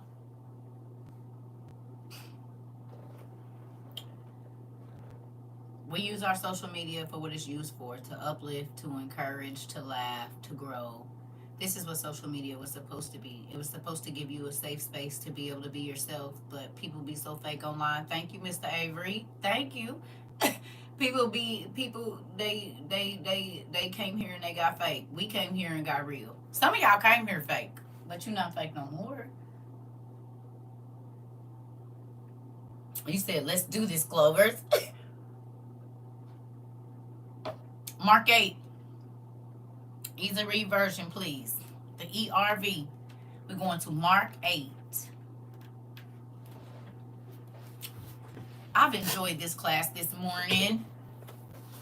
I have. It's been really good. I didn't know how to fight. Now I'm the head of security. This part, and we know you're not talking about in the physical.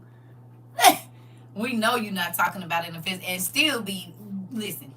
I dozed off and heard everything. I literally saw you being filled with light as you were talking.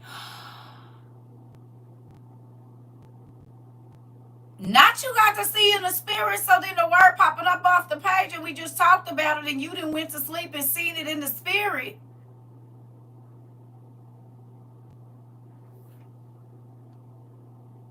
We just talked about kids being able to see and all of that. Come on with it. And we just talked about the light that ain't really light, and the people that swear they got light, they be full of darkness. But you can't never see no light over there. You hear me? That made me happy.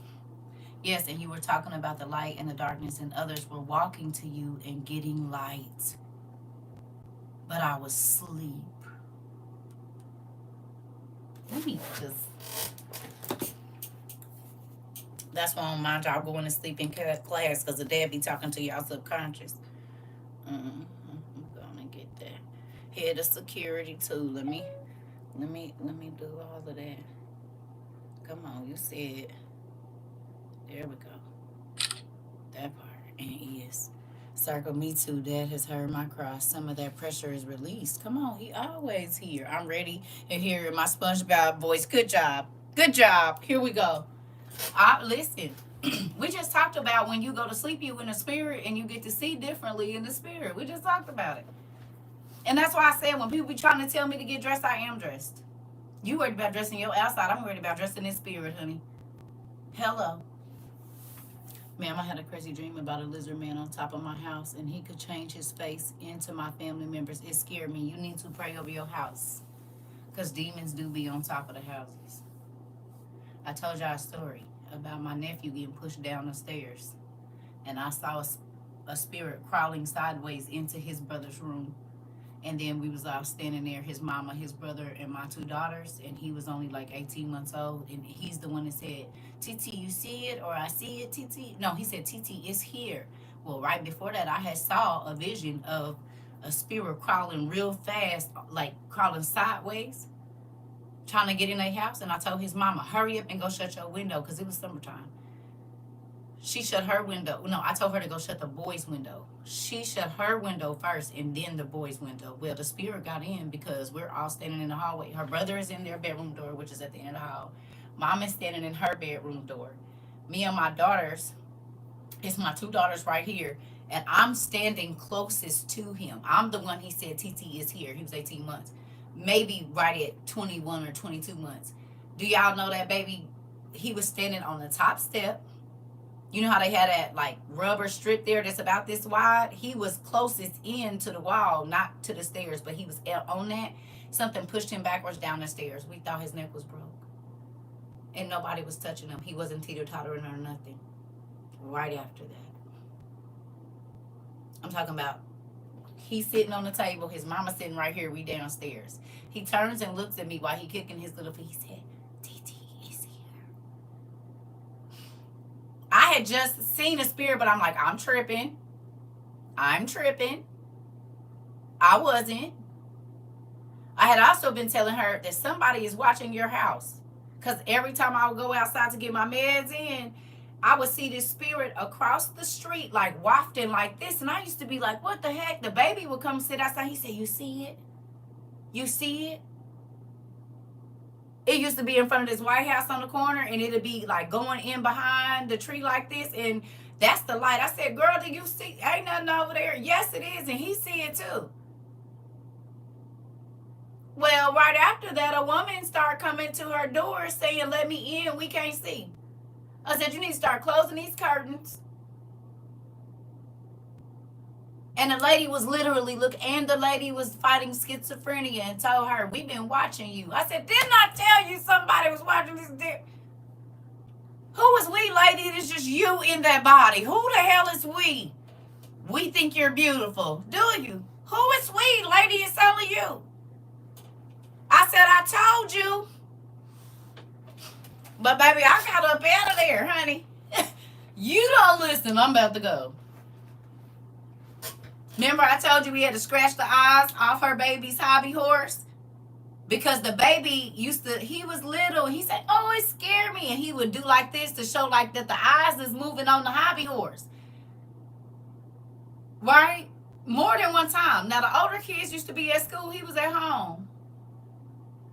When I tell you my daughter, my youngest, the one that looked like me, little CERCA, came in the house after being at school and said, Mom, that horse's eyes just frowned up his face at me. I said, what? Me and her looked at each other because the baby had just told us earlier that day that that's what it is. She said, Mom, that horse's eyes are moving and his eyebrows are moving. She wasn't even there when the baby was saying it. They would be at school. Baby, listen, I don't care. I believe the children. Because she was like 10 or 11. She was 10. He was not even all the way 2. Who? Baby, listen. I said, it's time for me to go. You don't listen to me. I'm out of here. I love you, but I told you somebody was watching this house. I seen a big old spirit. Well, big spirits normally have little spirits that run riddle. And then this lady come talking about she been watching you. And living in her apartment, she got to walk past this lady's house every day. But she didn't say, I've been watching you. She said, we want you. We've been watching you. We think you're beautiful. Oh, okay. So when I told you somebody watching this house and you called me crazy, and then now the lady looking in your doors and stuff and in your windows, now that you just scraped the eyes off this hobby horse, she can't see in here. Right after we scraped these eyes off of the, what's that car? Mater. He had one of them little Mater like scoop things. He used to say the eyes on that. She scraped the eyes off of that, and she scraped the eyes or got rid of the hobby horse or whatever. And then the lady was in the door talking about she can't see. I said, didn't I tell you? And them kids kept telling us the eyes was moving and you didn't believe them. I believe you. And that's why I said, little people, kids, always, can be some monster in my room. Tell your mama. This is my first time over here at your house, but y'all think I'm the spirit whisperer or something? Why do y'all kids always want to tell me about the scary people that's in their room and under their bed and in the bathroom? And did you tell your mama? But her won't listen. Come on, it's a monster in my room. I am not. Am I living in Monsters Inc? Because what in the heck? All right, boo, where are we going? Jesus. Listen, you said spirits are definitely real because you listen. I do, but you gotta think this is the first time I'm at your house. Kids can't be inviting me in. They look. I said, well, let's tell your mommy. No, her not gonna listen. Come on, you see it? He's a monster. He got eyes. Like I see, like tell me. You said the real life ghost whisperer, baby. I'm trying to tell you, them kids. And guess what? It would be so crazy because they would always, if the parent didn't listen, it would always be something kind of tragic that would happen in that family. And the youngest person in the family could pick up on the spirits, but they always, you always crying, you always, listen, their souls ain't been away from God that long.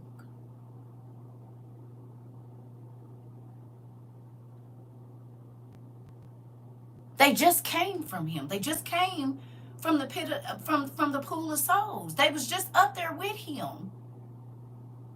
Hello? You don't get y'all already know conception. We looked it up. They just got here. They just left heaven and came here. They closer to God than you are.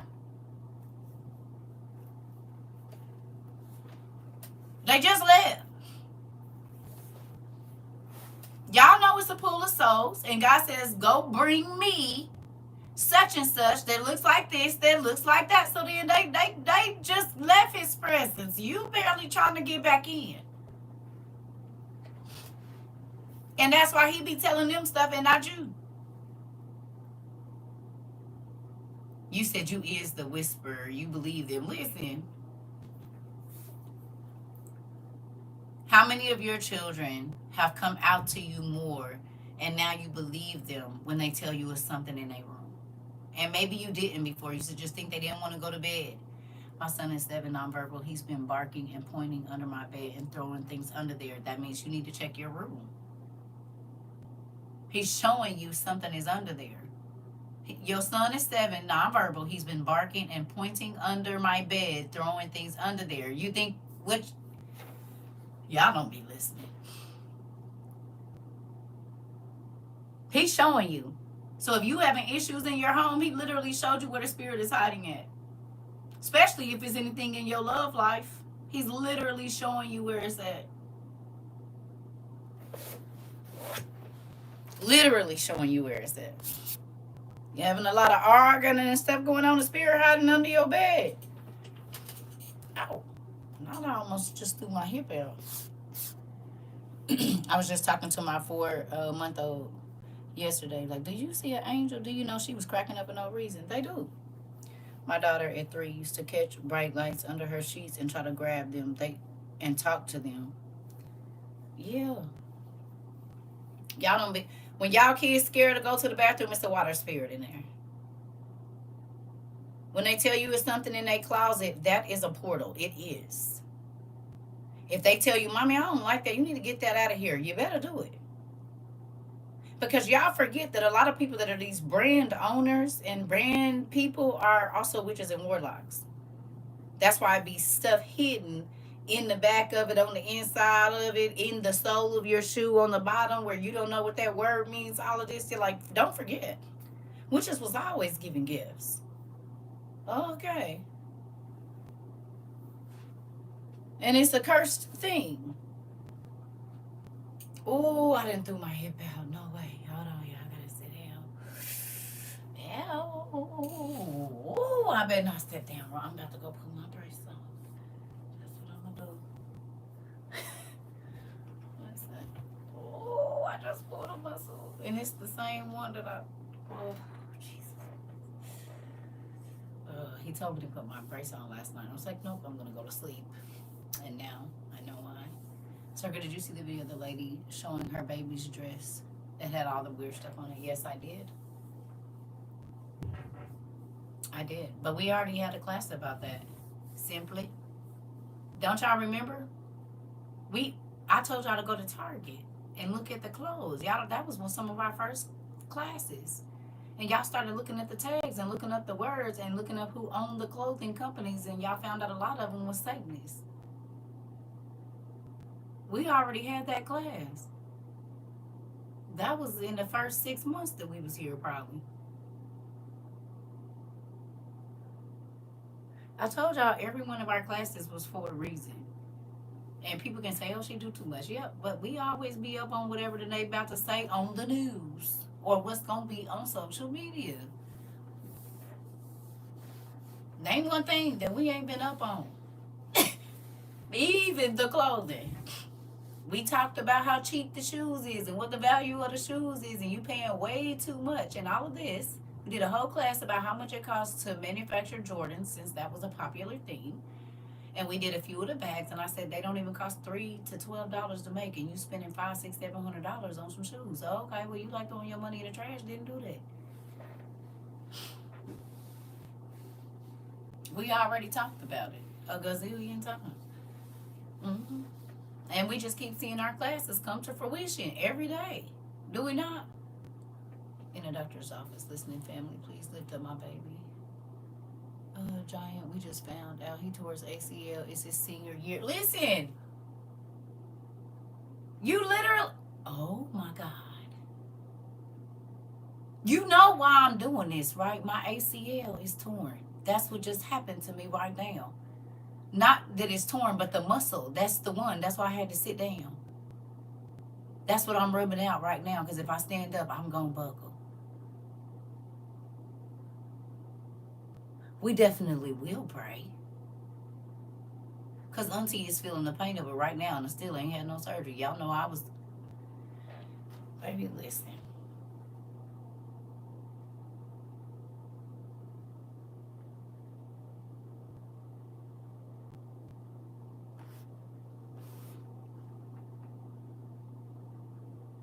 I literally just sat down. That's the muscle. That's why I was like, oh, wait, no. And now y'all in the hospital. It was instant. Listen, definitely will pray. You hear me? Definitely will. That's nuts. Oh, that's crazy.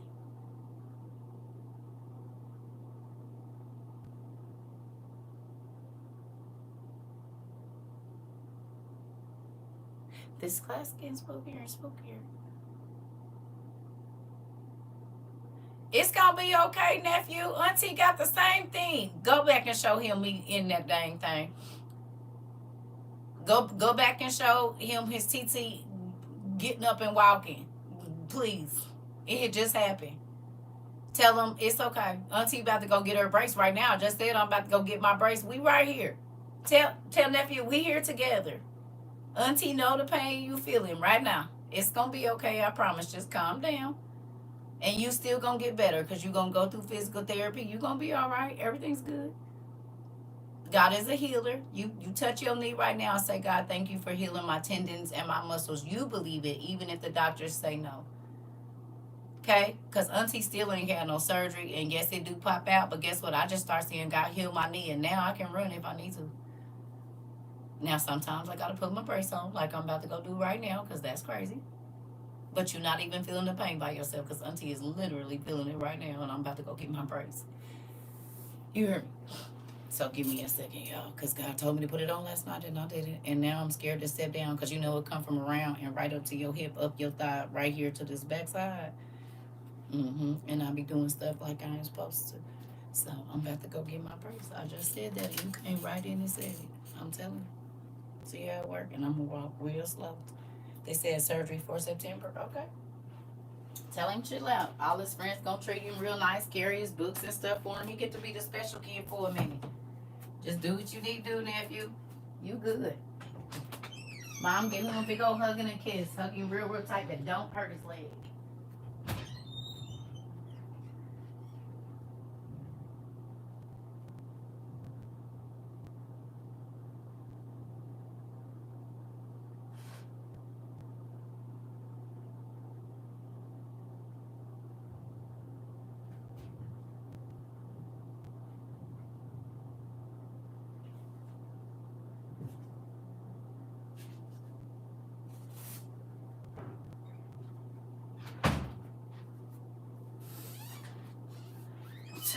We all running around. That's all right. It's okay. Look, you gonna get you one of these. Mom, go on and get him some markers. Some the permanent paint markers so all his friends can sign his thing. You hear me? Go on and get him some permanent paint markers and let him shake them up and take them to school so all the friends can write their messages on them. Okay? Go on and get him together. I have 2 children that tore their ACL. 2 of them. My one daughter was 14. And my son, he tore his at 16. And they do whatever they want to do just right now. And neither one of them has had, what's the name? So it's going to be okay. You good. I'm telling you. You got 2 cousins that already did it, and they made it through, and they run. Your other cousin, he run the mountains and everything. What is happening?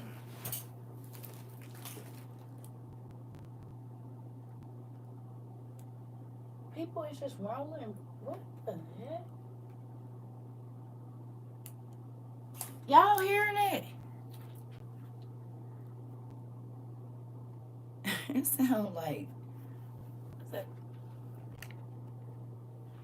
Listen.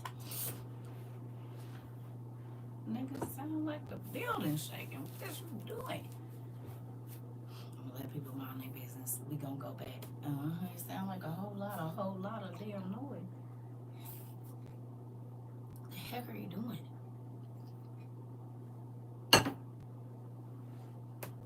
Anyway.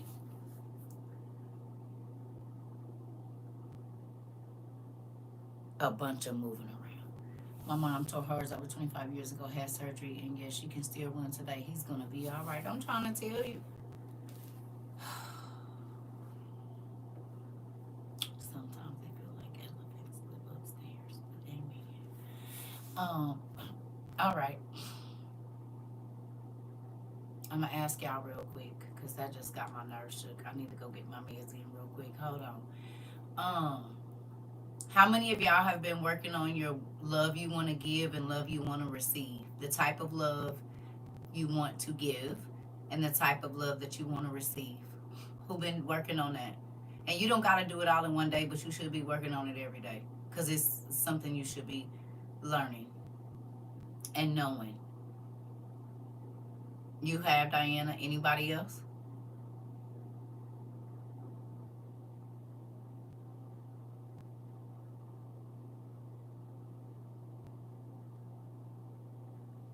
You, Nikwa? Okay. I'm trying to. That's important. Okay. All right, Chevy. Okay. You should be doing that. And if you weren't here for it, okay, good job, sweet sauce. Because I wrote it down, still working on it. Okay. I just want to know that you guys are, though, because it's important. I'm telling you. Because a lot of times you get mad at people for not loving you the way that you want to be loved, but you don't even know how you want to be loved. And you've never thought about the love you going to give outside of intimacy.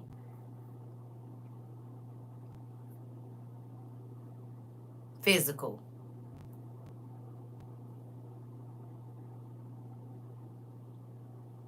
Because we say if I can deal with the body, I could deal with everything else, and trick ourselves every time. Because the best things sometimes are attached to the worst people.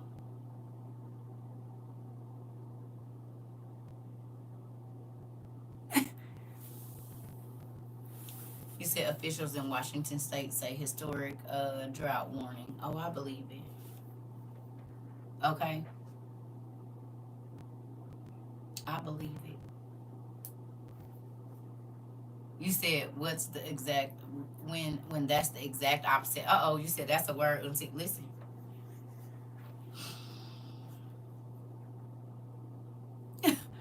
So you said trick myself into 2 kids. Listen. Amen. See how that work around here? You see? Folks get revelation here about not just biblical revelation for life. And when things have been revealed to you, you move different. Hello. My son shared a love language with me. Very interesting. Very good. Jeremiah said, thank you for praying for him. Yes, we love you, nephew. You got to get my mind going before you ever touch my body. This part. Got to get this tingly first. The rest of that mess don't matter. You don't want this, you can't have the rest of it. You said, girl, me 3. Listen. Everybody should be like that. If you single, if they talk more about what's below your belt than here, then what's in here, they asking you what your do, but they never ask you what your mind do, though. They never ask you what your emotions do.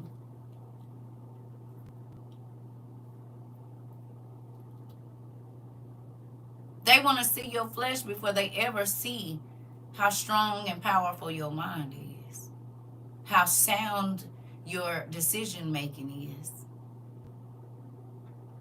And when they know you are and they're not, they'll always try to tell you you're doing too much.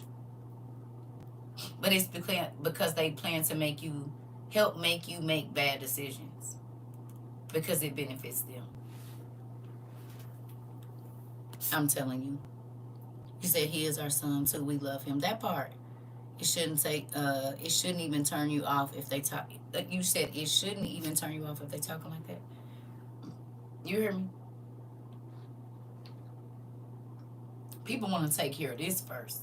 This right here, this stuff that can get flabby. This is more important than them caring about your thoughts and your mind and your goals, not just money goals. Where do you see what does happiness equal to you? Like, can you still be happy without money? Can you still be happy, like, if your life changes drastically? Like, how do you deal with change? All of that kind of stuff.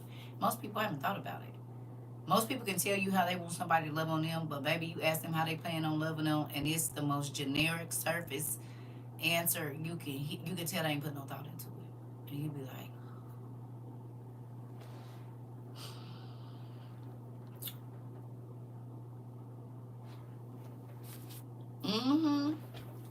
yep, I feel you.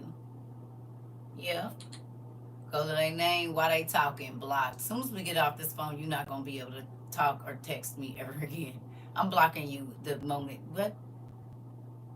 And yet you expected me to give you my most prized possession, my body? Ain't nothing in this house more expensive than me. Because I can lose two things at once, my soul and my life.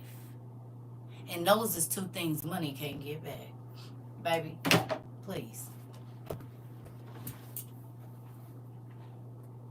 Two most expensive things that I have is this and that. My breath, which is the breath of God. Hello. And what you want to do can cause me to lose both. Go away.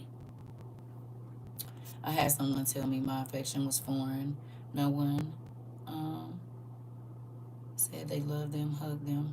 Listen, their family didn't do that right. You said I'm broke, but I'm at peace. Well, you're not broke. You don't got to have money when your daddy got money. Do your kids have to have money when they want something? Your 2-year-old ain't got no job. That don't mean they don't got what they need and want. Your 5-year-old don't have to have a job. They still gonna get what they need and get what they want. It's the same thing with you. You not broke. Your daddy got money. You don't have to have no money if your daddy got money. Right. Do you think any of the, what do y'all call them, Nepo babies care about if they have money? They don't even think about it. They just think about how they're going to spend it. Right? It's a Nepo baby, right? Which means their parents is like filthy rich. Nepo babies is trying to figure out how much of their daddy money they about to spend. They don't care if they got none because daddy and mama got it. Oh, well, my mom, she's going to take me shopping and then we're going to go have lunch and probably get some matcha. Oh, okay. Y'all be worried about the wrong things. I do not have to worry about money. I don't have to have none. He got it. And he said all the money belonged to him. So I don't have to worry. I don't. Listen. Yeah. Yeah. Yeah. This. I don't have to have nothing. He got it all. Every bit of it that I need. Whatever I need. He has patience. He has everything in surplus. No, I don't gotta worry. Right, my son isn't about to swipe a card, but he knows his mommy will this part, and my daddy will too. Come on with it. Good. I don't have to have no money. My daddy, he got it. He gonna cover it. I'm just waiting on him to come in the door. Don't worry about it. He'll be here shortly. He might make me wait a little bit. He might be dealing with one of my other siblings or something. He's gonna come in here and pay for this because I don't have it. He provided when we need it every time. The best provider you'll ever see. I'm grateful too. You said a kept woman or women, and we're kept by God. And men, it's some men in here that's kept too. It's some brothers in here that stop giving their body to women, and God has showered down blessings on them, or they went ahead and married the person they was with. It ain't just us. He keeping them too. They done got raises and everything because they stopped giving their body to women. God has given them amazing things, and they get to see and experience more because physical pleasure is not more important to them than pleasing God. And when you please him, he please you. When you please him, he pleases you. All the things that you could possibly ever even think of will be added. Hello? I'm trying to tell you. He ain't selfish with his love, honey. The more you please him, the more he please you. I said I like it. I said, come on with that. Yeah, I'll take it. He thinking about making me smile. You hear me? Want to see me cheesing every day. What? Come on. And you want me to deal with yourself that want to make me sad and cry and be confused? No. I said in my mind, I'm going to get me a filter for my shower. Okay? I'm going to get one. I got to put my tools and fuse together. I'm going to get one. He said, don't worry about it, baby. I already figured you know what I'm saying? I already know you know your skin is sensitive. I'm going to get somebody to get it for you. Don't even worry about it. And it showed up the other day. Before I could even go in there and really figure out which one I want, he just sent me the one he wanted me to have. And I'm not just saying this because of TikTok. I'm saying this is what he's always done. I told y'all one day I was praying when I was young and in a situation. And I was like, God, I need some laundry soap. I had just moved, spent all my money to move, all this old stuff. I need some laundry soap. The apartments I lived in was gated. Well, at the time, they hadn't came and turned my phone on yet. That's when you had your house phone. They hadn't came and turned my phone on yet. So it was hard for people. I would have to go down there to the gate and put my code in once. Like, it was just crazy. Anyway, so with that, one day, this day, I needed some laundry soap. And my brother, my oldest brother, he be in his own world like me. Like, he's not going to come visit you. He might call you every once in a while, but he live his own life. He ain't bothered about nobody else. So it was probably like 8 o'clock in the morning. My brother knocked on my door. First of all, don't nobody knock on my door. Still, even now, I don't do all that. And he handed me some laundry soap through the door and was like, his wife, I think, had bought like a whole bunch of extra or whatever. And he just showed up to my house with like surf. And I just started crying. And he said, what are you crying for? Because I just prayed for this like an hour ago or so. I told God I needed some laundry soap. And here you go, bringing me this big old box or bottle or whatever it was of laundry soap. And I didn't tell nobody. I just told him. And you don't come over here and the gate was open. You didn't have to. Faith the size of a mustard seed is all you need, right? And then people be mad when you exercise your faith because they want to try to throw their money. Baby, you can keep their money. Faith do things that money could never do. So do favor. It opens doors money could never open. I know the person that knows everybody. You know the people that only want to know. They want to make themselves seem exclusive, but God is exclusive. Nobody can even get to him. Nobody even know where he at. I like that. And he know everybody. Really know everybody. And really controls, pretty much everything that goes on. Oh, okay. You said I journaled about a situation during a Friday class Saturday night. The truth was revealed and preparing to file for a divorce. Husband had to confess with the darkness came to. Wasn't that in our class? Was it Friday night that we stayed up all night? Girl. Can I take a picture of this? Not to tell your business, but just as a confirmation. Y'all know I don't be telling nobody out or showing nobody. It just be, ain't that? Because our Friday nights is Saturday. Oh my God. Tell me that's why, listen, I never know what them classes, oh my goodness. I will be praying for both of y'all, you and him.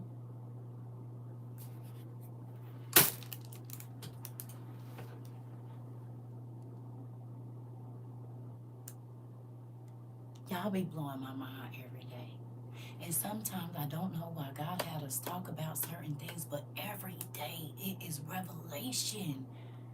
You said, Dean, you said, I don't know why we talking about this that day in class too. Yeah, because I couldn't understand. I'm like, what? Oh,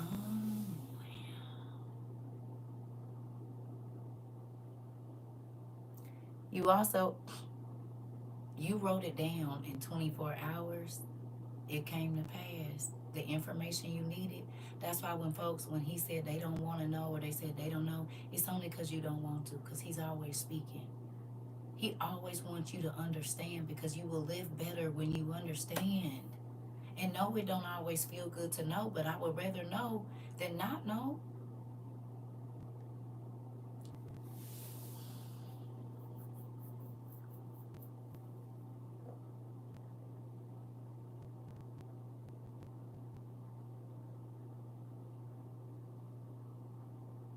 I don't want to be nowhere else but where we at right now. It's mind blowing to me how God does things in this class. The lady filed a claim on my darn insurance. I asked him what happened. How did he get the truck in the ditch?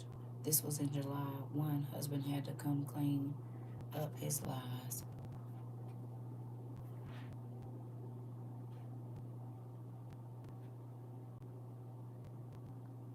Ain't nothing hidden, baby, in the spirit. Folks better quit playing. He is amazing. He told me he was dodging a deer and whole time. Oh, he was dodging his deer. Listen. But you can't tell me you didn't feel the weight lifted. Whether y'all can soul or whatever is going to go happen, what you've been feeling, he revealed it. No? Because it's been a weight on you. Because you connect with him. That's your husband. You feel it. That weight, your shoulders is standing a little taller. It might have hurt when you found out, but baby, you could breathe better. You can.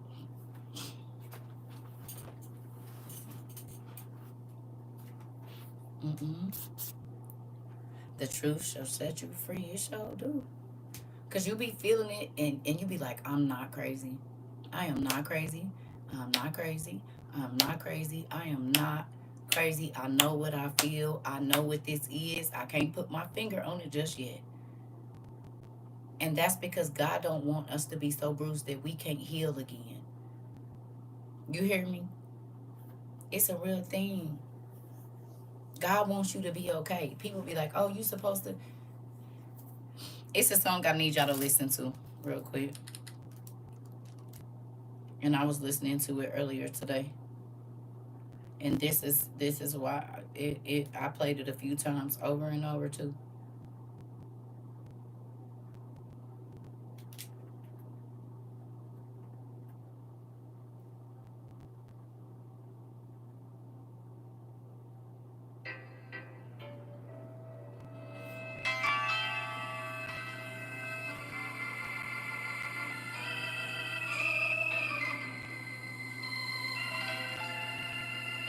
Thank you, Ash.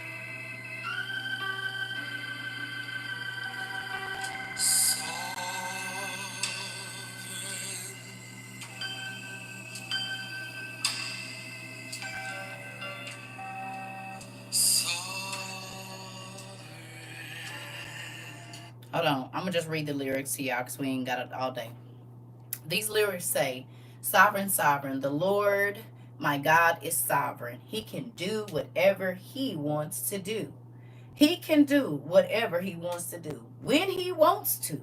God can do whatever he wants to do where he wants to and how he wants to.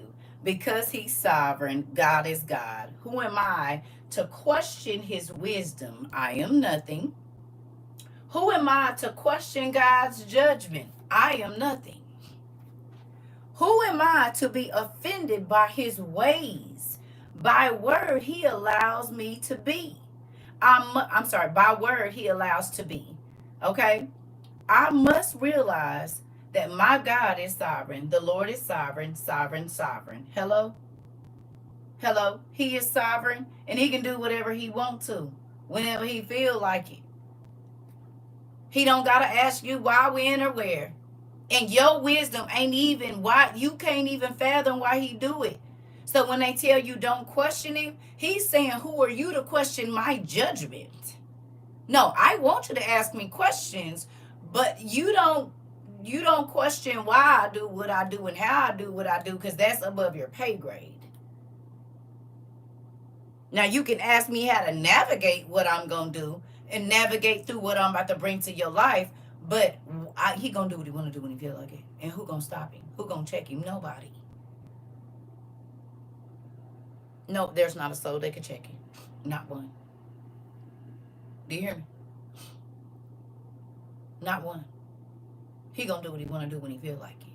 And that's what sovereign means. That's not meaning you can't ask him and talk to him, but he gonna help you go through whatever it is. You hear me?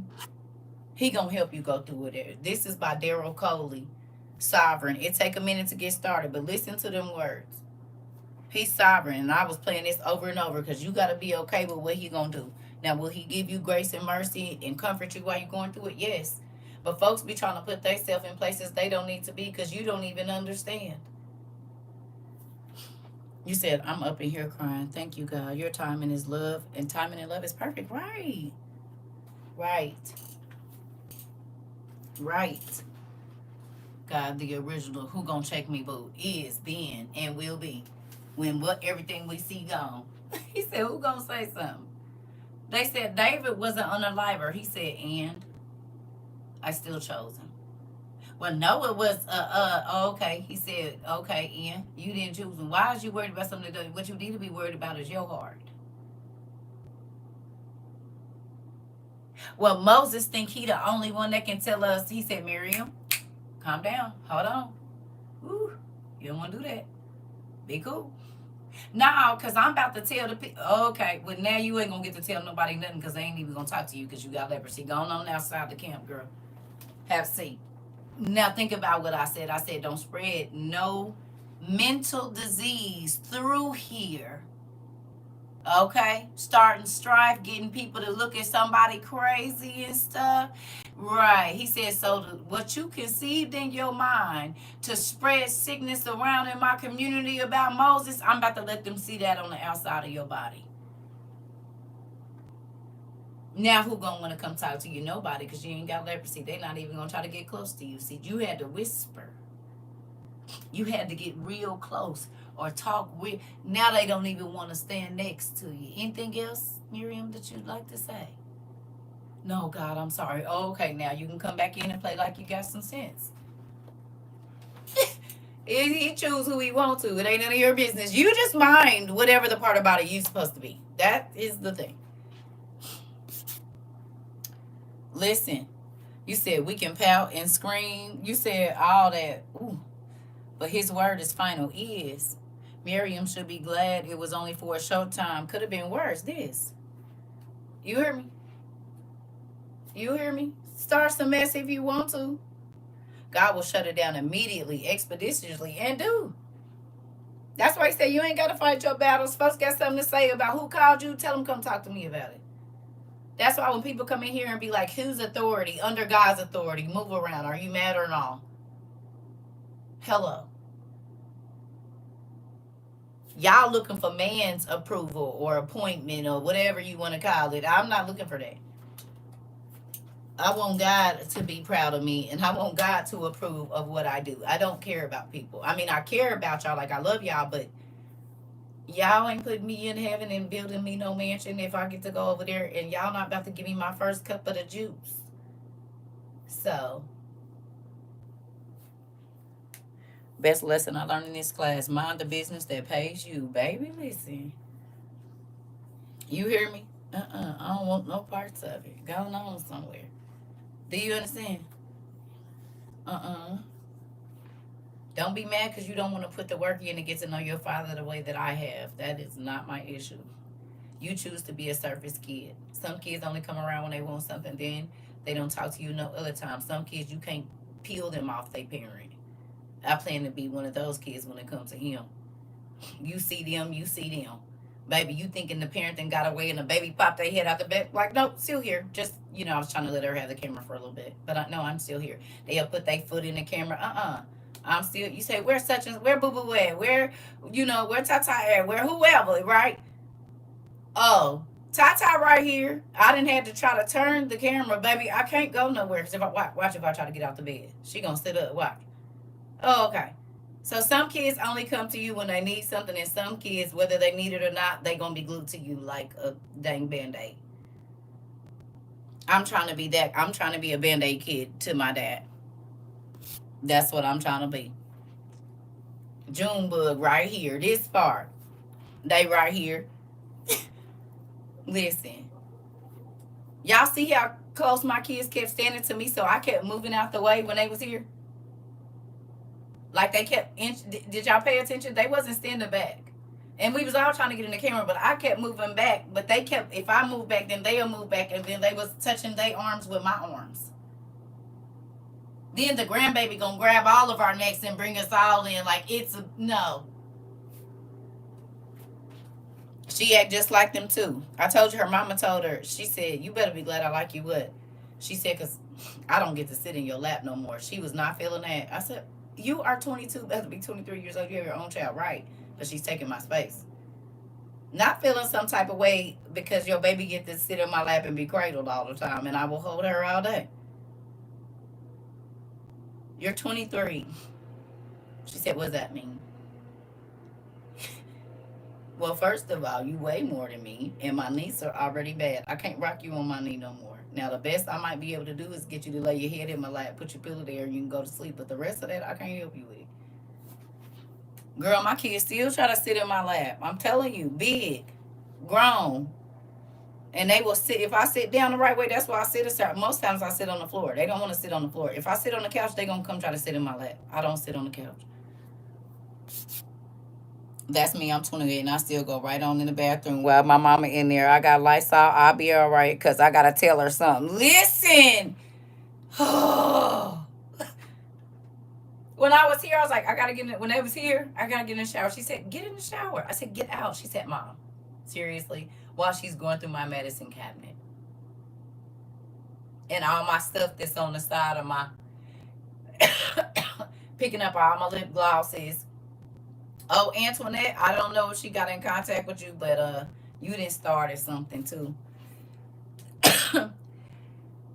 You have started something. Me, because why? Is some of my kids? Oh, you said it's some kid my mama works with calling her mom. Sir, that's my mama. This part. Listen, if you still in here, Miss Antoinette, honey, your sister, you didn't started something. She called me and she was like, Mom. She got all her lip glosses and she was, this was yesterday. So I gave her your TikTok and I gave her your email. Yeah. Did. Girl, she like them. I said, oh my goodness. Just smacking and popping and smacking. And she said, you see it's sticky like that? She said, I like that they mean to stay on a long time. Child. She said, what's her I said, that's your big sister. Call her. Email her, whatever you gotta do. I said, you like talking to her. You hear me?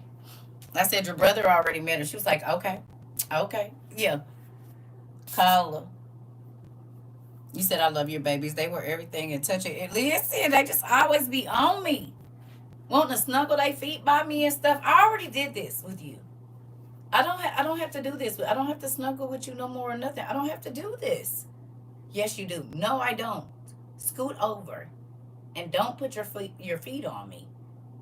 Want to snuggle your feet under my thighs while I'm sitting on the couch. Get your feet off me. Listen. The king of F around and find out heavenly version. This part. Listen, you said brown rose no, because why do I have to share my mama with my sister? I know she birthed you, but dang girl, you sound like my daughter. That's my oldest daughter. She had a kid before her. Her brother is older than her. She was like, why did you have to have any of my siblings? I said, do you realize I could have stopped at your brother and you wouldn't even be able to say that? She was like, right, but I'm just saying, why didn't you make me the only child? You were never the only child. On my side or your daddy's side. You got siblings the same age as your mama almost. Girl, what is you talking about? She got only child syndrome. I love her. But she just feels like girl, you got 19,000 brothers and sisters. Literally. What do you mean? Why did I have other siblings? You're another sibling, child. Your brother's older than you. She was like, yeah, but did you have to have him? Are you crazy? And she be serious. She said this since she was little. She wished she was the only child. What if your brother would have said that? He's older than you. You wouldn't have even been here to say that. Y'all be crazy. Mm-hmm. Y'all be crazy. Y'all be crazy. Why do I have to share? You have to. Your oldest daughter, I picked up that vibe. Yes, it's my oldest daughter, but she's not my oldest child.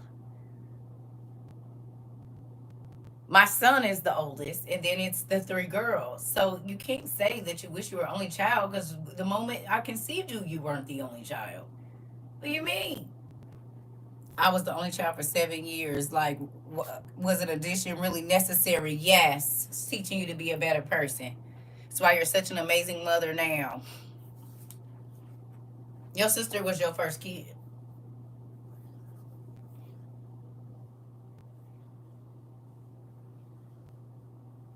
Taught you to care for somebody else, protect other people. Your sister was your first kid. Hello. Older brothers and sisters, is that not what it is? You learned how to take care of your kids by taking care of your brothers and sisters when your parents wasn't around. You had to protect them. You had to make sure they followed the rules. You had to feed them sometimes, get them something to drink, make sure if they were scared. All of these things. That's what you do with your kids. She definitely was. She still slips up and calls me mom sometimes. I'm trying to tell you. She was like, I love them, Buttery. I need you to myself. I don't like to share this part.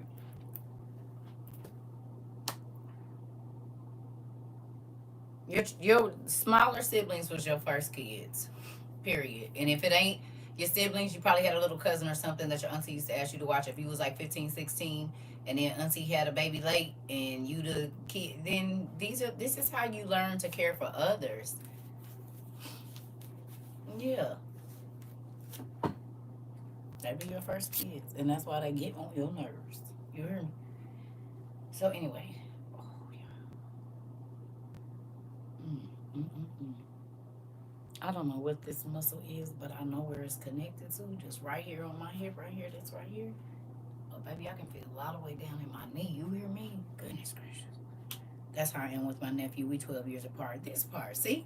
And that's your first baby, and you don't even know. It's your first baby. Listen, this your first baby. You said that was me. I'm the oldest of 5 siblings. Right. Right. Right. It was training for the parent you're going to become. You said, sorry, I'm working, but yes, that's fine. You have my info. They're my sisters. Girl, I already sent her your email and your, what's the name? She'll probably be contacting you sometimes shortly. Mm-hmm. Hip to knee. Yes, Christina. Miss Stevens.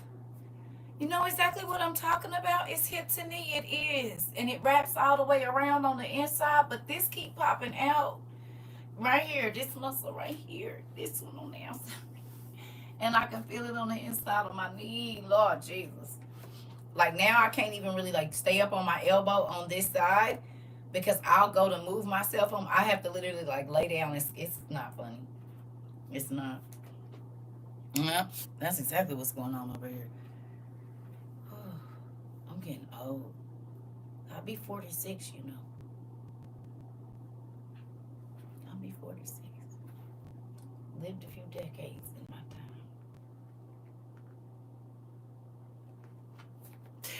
I done lived a few decades, sir. Could try using your ankle weights. Yeah, I put that little pink one on there. I ain't got no ankle weights, but I used that thing that Auntie sent me, that ring. But I gotta be. You remember I haven't had surgery, so I'm sure I'll probably be tearing it more. Raggedy self, me. Okay, I ain't nothing been there, but I just be rubbing some of Queen's oil on it and keeping it moving. So I wouldn't be surprised because you can tell the tension. And I've been stretching a lot more and moving a lot more. So those muscles have been so used to being tight. That's another thing too. I told y'all I've been like stretching and doing my squats and stuff, so it's a part of it. But we gonna get it together. I ain't, I'm about to go rub some of this good old Lions, whatever that stuff is called, on it though.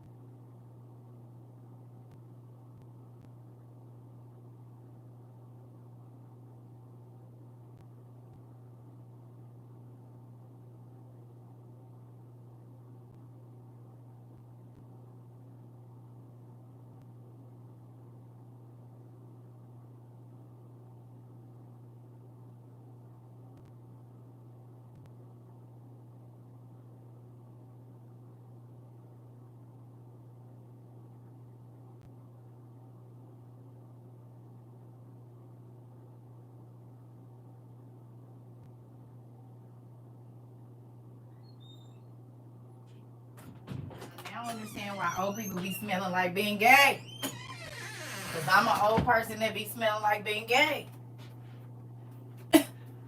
I am the being gay lady with the glasses and a sweater on. Yes, bring me my coffee, please and thank you. And I'd like a fruit salad instead of a side salad with my mashed potatoes and my soft chicken with gravy. Thank you. And I'll have a lemonade, please. And can you move over? My show's on. Listen, I am that person. I used to be like, why old people smell like that? Because they muscles hurt. They've been here a long time. They done been doing a lot of walking and running and everything. Hell, you wake up and stuff hurt. You don't even know. How did I even hurt? What muscle even is this? How do you hurt it? And I didn't do nothing but go to sleep. Baby, I put my regular bonnet on and instantly got a headache. It ain't even tight. Listen, you said my sister would definitely agree. Listen. Ugh. You go to sleep and wake up and got bruises. From what? It's just the covers. You said I hurt my muscles just by looking at them. I'm trying to tell you, when you get old, you be like, what in the world is this? Like, what? It's ridiculous. Ridiculous. It's crazy. Anyway, it was supposed to be reading, and we still ain't did it. So we just gonna get to the parts, okay? Goodness gracious. Yeah, we've been on here a long time.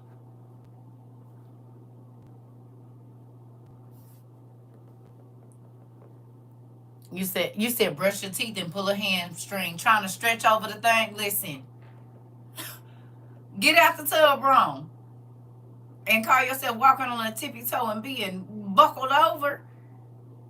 I sit a listen. It's a hand towel.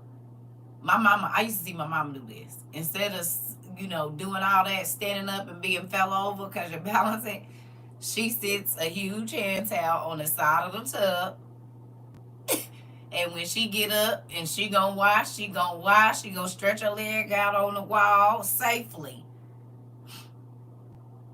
You hear me? Safely.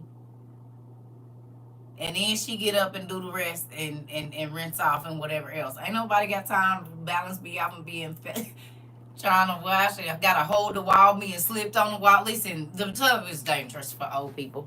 You hear me? You gotta be careful. Cause I done got up out the tub and got real dizzy and had to just sit there. You said, yep, sounding like Rice Krispies. I'm trying to tell you. Mm-mm. Getting old is different. You can't move as quickly as you used to, or you can get dizzy. Crazy.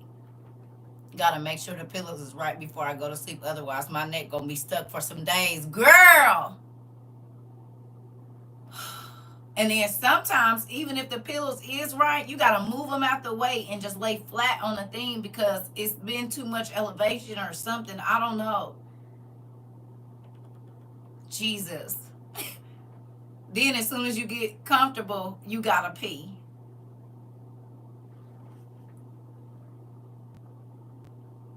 And you'll tell yourself, I'm just gonna hold it. And then your body said, you're not. You're not gonna do that. You thought. Danger everywhere. Step on something wrong. Listen, and then after you get your pillows just right, your child comes in and puts his feet in your spine. This part. This. Yes, no pillows, please. It's too much. Listen.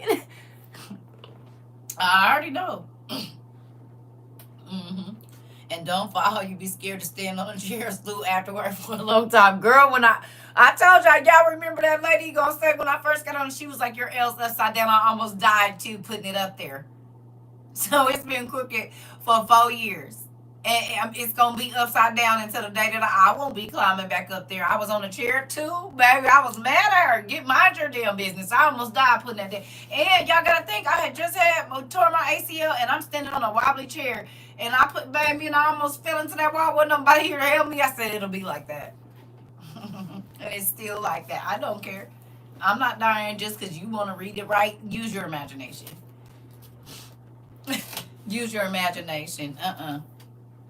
Not this. I got a sign in my hallway.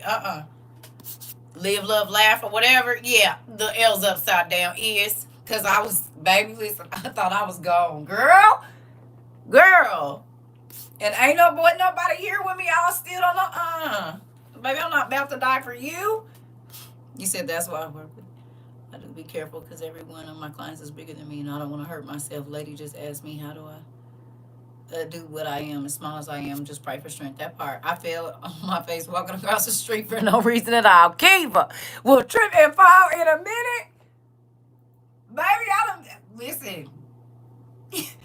Listen, dude, and my depth perception is off now because I wear glasses, baby. I done ran into a wall, hit my shoulder on a wall, like, damn, what? When did this wall get here? It's been here the whole time. Literally. Listen, about to run over here. Listen, you said just be tripping.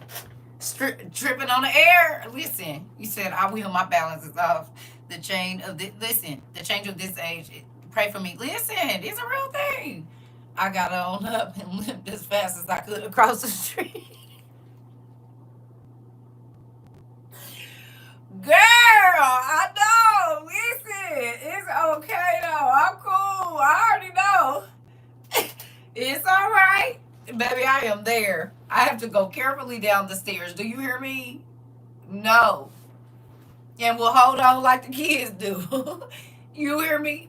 I will hold on like them toddlers do, one step at a time, because this need to give out on me at any time, baby. I am going nicely. You know how you be like, come on. They go one and then down and one wheel.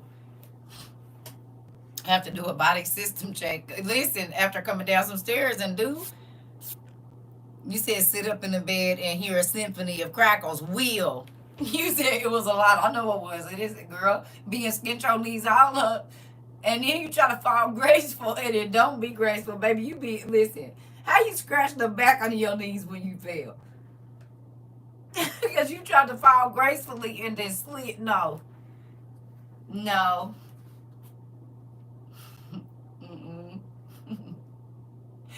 Your knees be hurting, but your pride do too. Hello. Listen.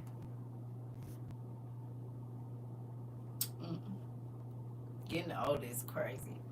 Some dude almost fell on his face yesterday and tried to play it off. I told him, don't fall. That part. You can't help it. It be real. Like, he said, the back of your knee, baby. Try to turn yourself so you don't hit on them knees and being scuffed up the back. He said, I fell in service. I fell in service one day. My knee went out, and all I heard was someone say was, she fell hard. Auntie. Wait a minute. Wait. She said, she heard somebody in service say, she feel hard. Why you didn't come over here and help me? Oh, goodness. Some dude don't listen.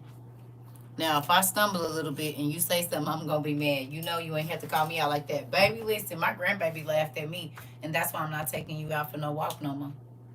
Tell your mama come take you for a walk since you're going to laugh at grandma because she fell because I got these rubber sandals on. And I slide my feet, and sometimes that front part, it goes down and under me a little bit.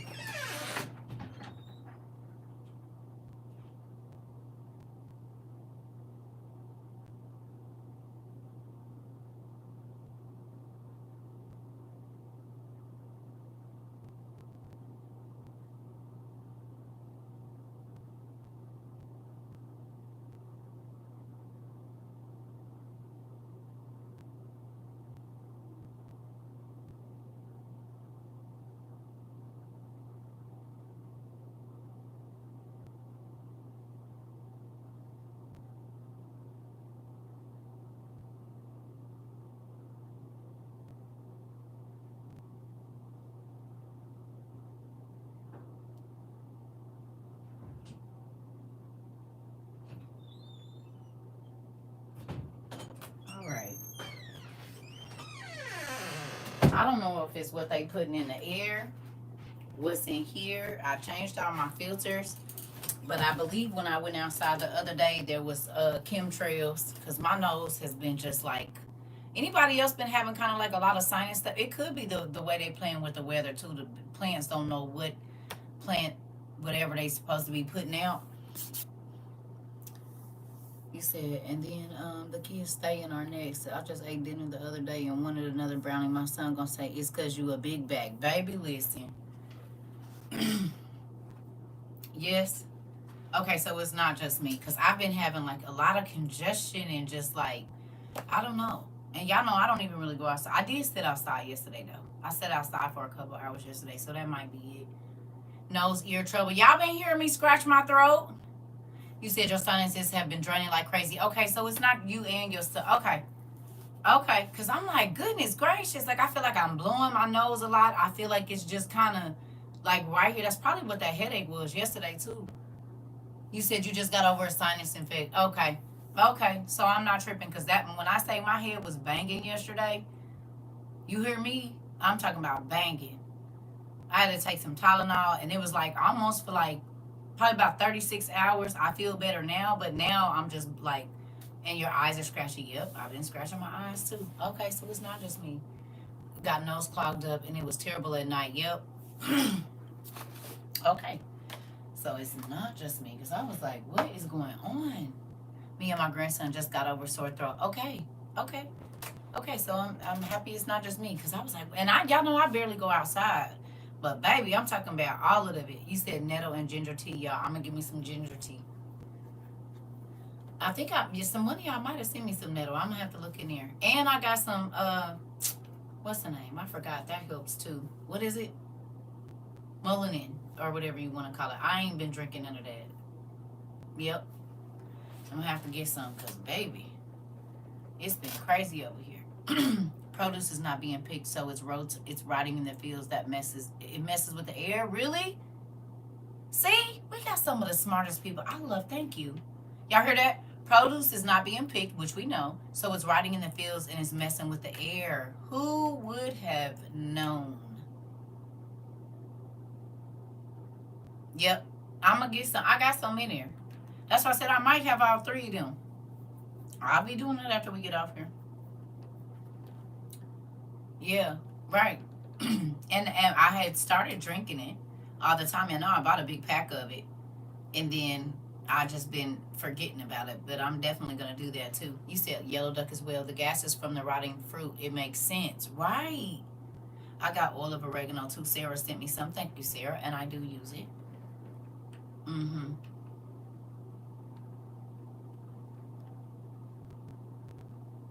Interesting. That's so crazy that we all in different places and we all are having the same symptoms and stuff of certain things. All right, let's go.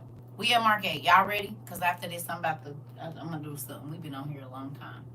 It's already 12:30. Yes, I do use it. I do. I put the drops under my tongue or on my tongue or whatever. Okay.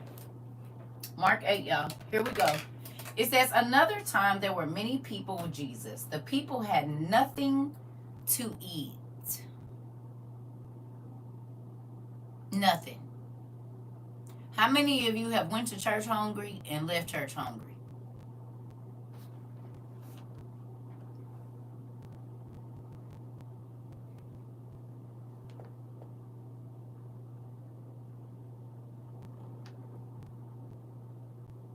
Oh, yeah, don't do that. In more ways than one. But we talking about your stomach. You went to church hungry and you was there and you was hungry when you left. Okay? Right? Okay. Okay. It says, so he called his followers to him, and said, I feel sorry for these people. They have been with me for 3 days, and now they have nothing to eat. I should not send them home hungry.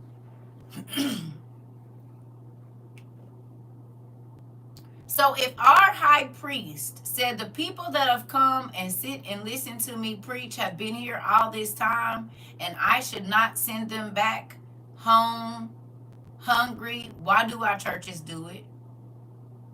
Back in the day, after church, they served you a meal. Everybody could eat, whether you had money or not, because that's what the tithes and stuff went for. Y'all remember this?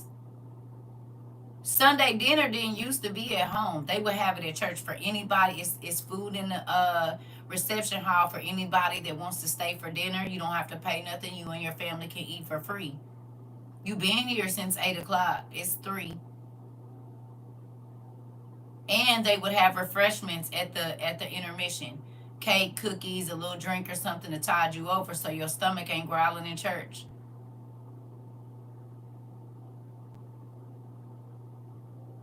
You said they don't want people to get sick and sue. I don't even know if it's that anymore.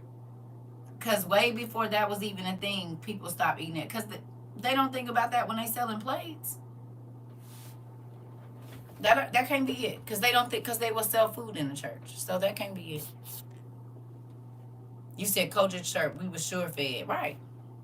The church that I visited feed people on Wednesdays for free. Okay. You see what I'm saying? Because how are you coming and asking him this? Because they'll sell you a cake or a pie and all of that. They'll sell plates. They're supposed to be giving them away. Everybody that comes to service is supposed to be able to eat for free. Breakfast after AM prayer. Before Sunday school. Lunch after morning portion. Service about 12. And you could get a plate in the evening when afternoon portion was over. Yep. My church always charged for breakfast and lunch, and I didn't like that. Ain't that crazy? That's supposed to be, that's what your tithes and offering is supposed to go to feed the people. Jesus didn't let people go away from him and their needs wasn't met. You said we had breakfast for free and we would have lunch after Sunday school. We was in church all day. Yeah, we was too. 25 cents for a meal. Okay. That's still not bad, but I'm just saying they're not supposed to charge you anything because the tithes that come into church are not supposed to buy a pastor a brand new car. It's supposed to be able to feed the people. Because Jesus did not let people go away from him hungry spiritually or $25. Oh, Oh, oh, oh, oh. Okay. Ain't that crazy? You can't pay attention. Even teachers agree. We got teachers in here. Your students cannot learn when they're hungry. This is why teachers have started to spend their own money, because they know a lot of kids don't get breakfast or whatever, and they know that the kids that don't have anything on their stomach are going to be the ones to cut up in their class because they're hungry, so they can't focus, and they trying to clown so nobody hear their stomach growl. Hello. A church member cooked for us at church, and my old pastor told us not to bring food unless it was catered. Interesting. Interesting. I get it. You said breakfast for kids $2, adults $7 was the cost when I was 10 years old. I would hate to have to see what it costs now. This part. They gave us snacks in children's church during the regular service too. Exactly. That's what the money of the church is supposed to go for. Yes, keeping a church open, but not making it the most high-tech church. People are supposed to be able to come and get food and whatever else they need. They got these big old churches but no kitchen. They got big old sanctuaries and this and that, but no clothing room for people to be able to come and get new clothes, because Walmart and stuff like that, if they opened a clothing closet, they would donate to them. You always want to tell somebody how you don't dress. Why y'all don't got a free clothing closet for the clothes that you feel like is appropriate for your church? You got a 501c. Walmart, Kohl's, places, they donate to churches, clothing and stuff. So why y'all don't got a free clothing closet for the people that's coming off the street? That's coming from the DV home or something like that. These are the things that people are supposed to come and be able to get, their sanitary needs and stuff like that. That's what the church money is for, to take care of the community. You said this mega church by me doesn't have any of that. Alyssa, they supposed to. That's what your money is supposed to go to, not jets for the pastor, not big gold rings and all of that stuff. No, that's why we do what we do here. And it is changing drastically, but we still try to do what we can do here. You hear me? When we can, out of what we get. My mom didn't have a lot when we were growing up, so she did the best she could for the tithes and offering. So she would bake cakes for the kitchen, and they would take the cakes home. Right? Yeah, right, exactly. Taking stuff, not giving them, putting the good cakes back, giving people the. I didn't see it. The culture church I went to as a kid just got pews a few years ago. Oh, new pews a few years ago. Those were the first updates in like 30 years, but they fed the community, and service goers don't pay for food either. This is exactly what I'm talking about. And if it's leftovers, because you serve the people, you can take it home to your family. That's how church is supposed to be, and we about to read about it, because if Jesus is the high priest of the church, look what he did. Look what he did. Hello, they tell you about the gold and riches, but they don't tell you about this. You said, I know church. I didn't know churches were charging for women's meetings now, $25. Jesus, come on. I told y'all they made his church a den of thieves and a marketplace. Do you see it? You can't get nothing in there for free, not even parking. Hello. All right. I should not send them home hungry. If they leave without eating, they will faint on the way home. Some of them live a long way from here.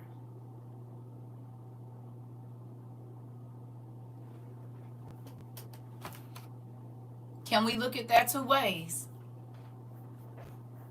We can look at that spiritually and naturally, can we not? Some people travel 45 minutes to church, barely be having gas to get there, and pastor didn't feed them nothing. And I'm not talking about physically. They left not feeling full of the word.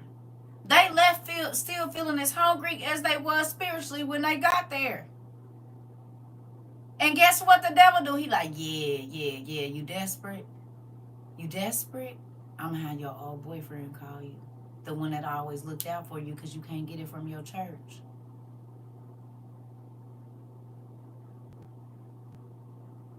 I'm going to have him ask you to come see you. Yeah, that girl, I know she give you a whole bunch of hard times, but you need it, and you can't ask your church for it. So I'm going to let her call and ask you, do you need anything?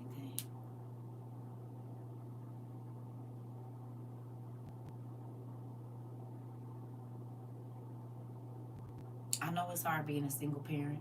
I know it's hard this, that, and the other. I got you. Don't worry about it. It's didn't happen to me. But then you would tell me, don't take this nigga money. Who is you talking to? I can't come in here and get no help, and this is where I be giving my money to. Nigga can't get $1 on rent. Do you got $2.50? And then want to tell me how to dress my kids and what I need to be spending. I'm barely making it here.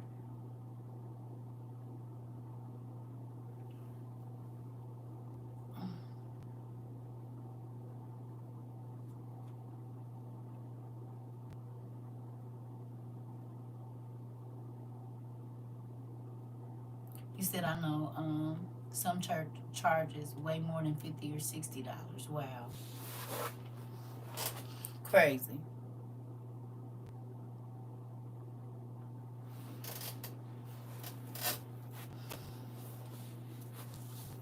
And that's why we do what we do here.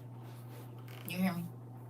It's free for any class we've ever had. Like I said, even my meet and greet, you didn't have to pay. You had to pay for your own lodging and your own food and your own transportation, but you're going to have to do that. You do that every month. I didn't charge nobody nothing. Nothing.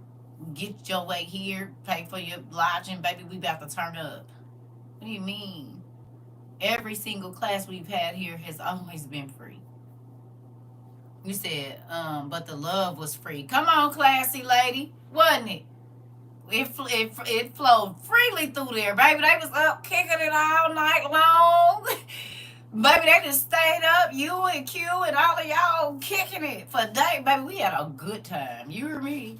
And ate good, traveled around up on the mountain, looking around and stuff, worried about bears and stuff. It was good.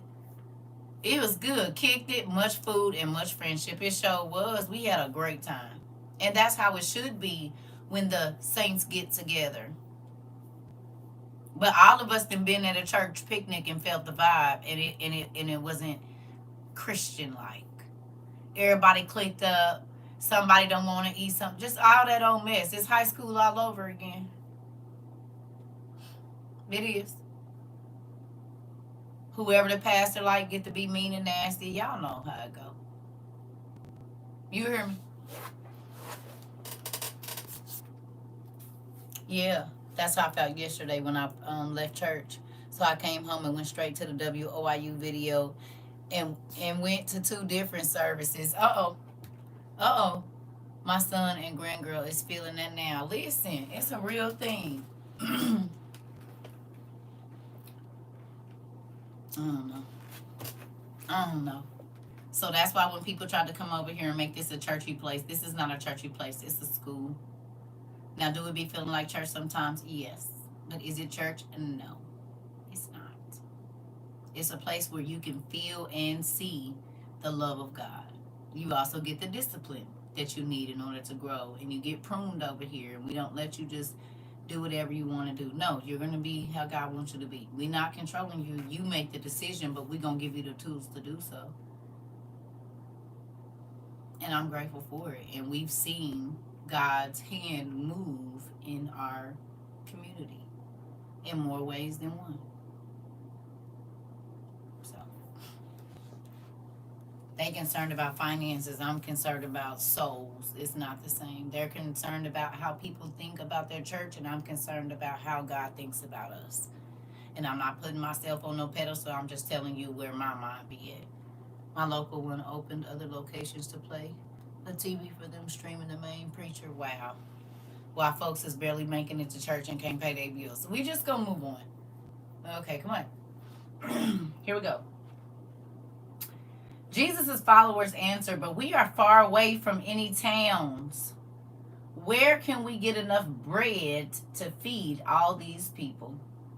Then Jesus asked them, how many loaves of bread do you have? They answered, we have 7 loaves of bread. Jesus told the people to sit on the ground. Then he took the 7 loaves and gave thanks to God. He broke the bread into pieces and gave them to his followers.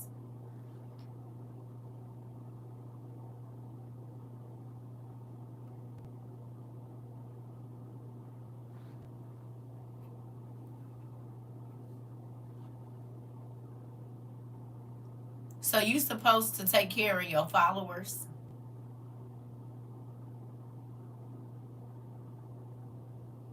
You're not supposed to be taking every single thing that you can from your followers. If they bless you, they bless you. But you're supposed to take care of the people in your church. You're supposed to help them with whatever they need. And if they have a need and the church can feel it, that's what you're supposed to do. Interesting. How is it that all these pastors expect the church to take care of them, but they don't take care of their church?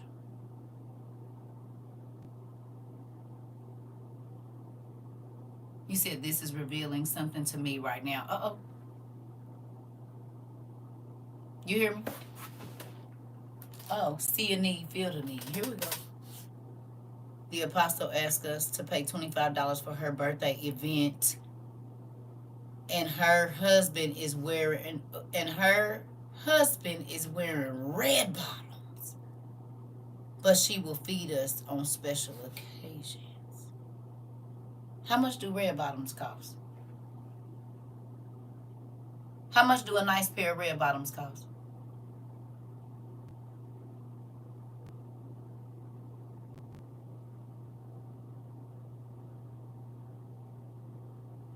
Over $1,000?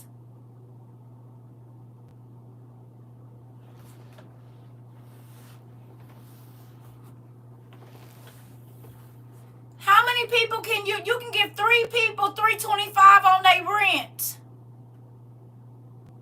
Or pay somebody's half of their rent, or $1,500 regular price, $1,700 plus.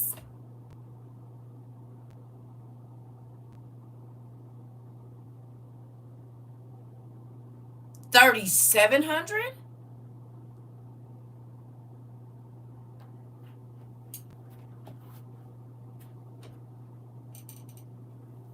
My mom's friend's pastor just bought a new Range Rover, but wouldn't help a homeless woman in his congregation get an apartment. Mind you, he just flew him and his wife first class to South Africa.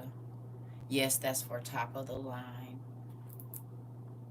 I just looked, and they're all over $1,000, and they can go up to $7,000 from. And most of them you can't wear in the rain. $7,000 for a Jimmy Choo ring.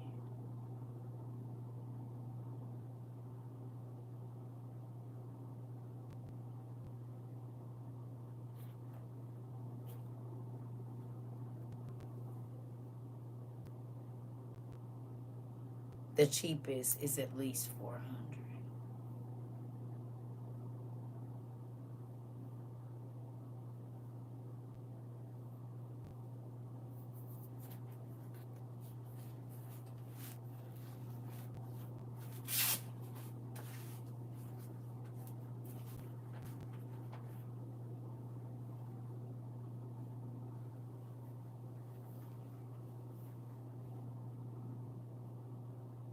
On sale $3.99. And that's probably worn, and that's probably been worn a few times for $400. So like consignment.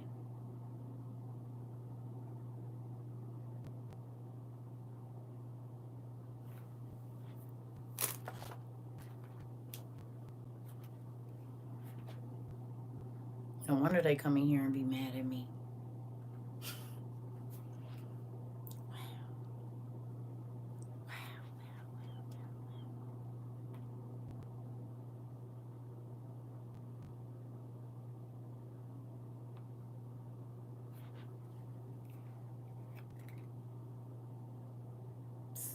That's crazy. You said ChurchNet collects extra for pastors' B-Day. They got him a Rolex one.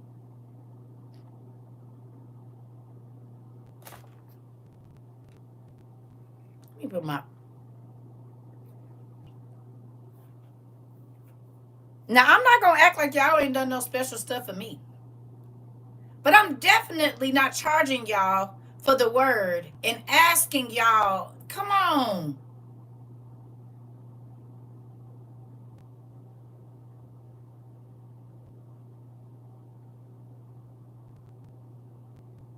You all have blessed me with things. But I haven't said, if you want to come to this class, it's going to be $35. And then you going to have to. So the Lord, what this? Oh, they sent out a group message.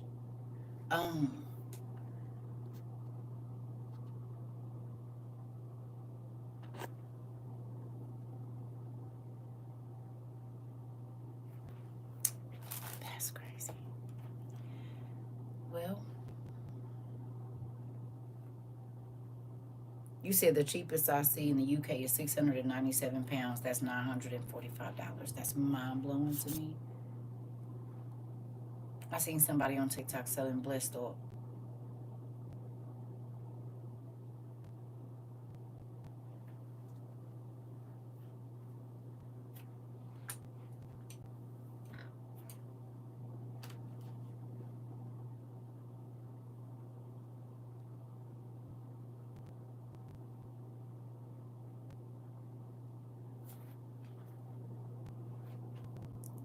I appreciate that, Marie.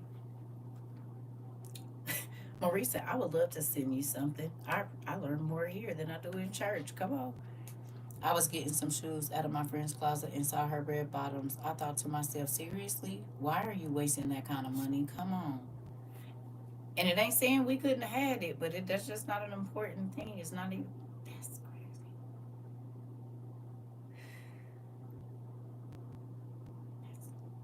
She still hasn't prepped, but she got some red bottoms, auntie. Expensive versus valuable. Expensive versus valuable. We talk about it all the time.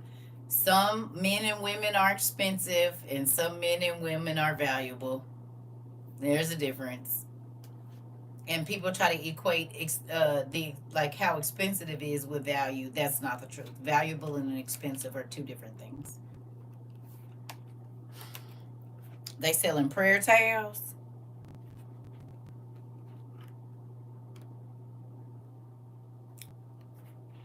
It's crazy how people hate going to church because they're making them pay tithes, but then we come over here and we'll spend our last for everybody. And do? And do. Mm-hmm. And do. And do. And do. But guess what? The crazy thing is, we happier for it. We happier for it. Everybody around us is going to be good if we can help it. Not just the royal family of the church. We going to make sure, if we can, right? Now things have changed. So we're not able to do a lot of what we used to do, but we still able to help in whatever way that we're allowed to. You hear me? And I'm still wearing the same $2.50 Walmart shirts. Now, I done bought me about $60 worth of bras since we've been doing it. And a couple other little shoes. You see what I'm saying? But for the most part, you know. When I had nails, I was doing it myself. My car is still a bucket. Matter of fact, I think I done threw a ride in it or something. Something's not a ride, but it's something's going on because it smells like it's burning and it's not oil. Hello. We said even when we don't have money, we tithe our time, love, and information. I really love you too. I do. That's so crazy. But that's what makes, like I said, that's why I said I love what we do here.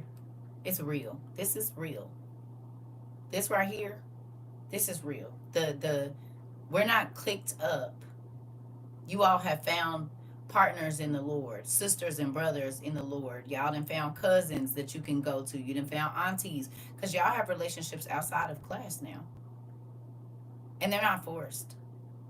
And you can be free when you talk to your siblings in the Lord over here. You don't have to worry about somebody calling and telling you somebody else's business, because we don't even let that go down over here. I wish you would. Let me find out about it. We're going to have a problem. We don't sit up and talk about people. We don't care what you did before you came here. We don't even care what you did while you've been here.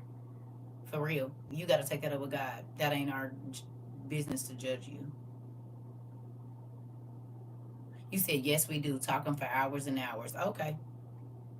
Okay. I know.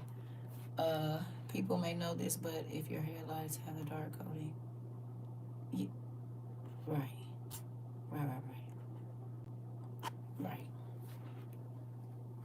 Okay. Calling themselves saved, sanctified, and Holy Ghost filled. This part. And that's why I said, like, they be mad when they come over here. Now y'all see why they be angry? You about to see why. Come on. Let's just read this. Let's go. Here we go. Okay. He told them to give the bread to the people, and they did as he said. The followers also had a few small fish. Jesus gave thanks for the fish and told them to give the fish to the people. So somebody brought in some blessings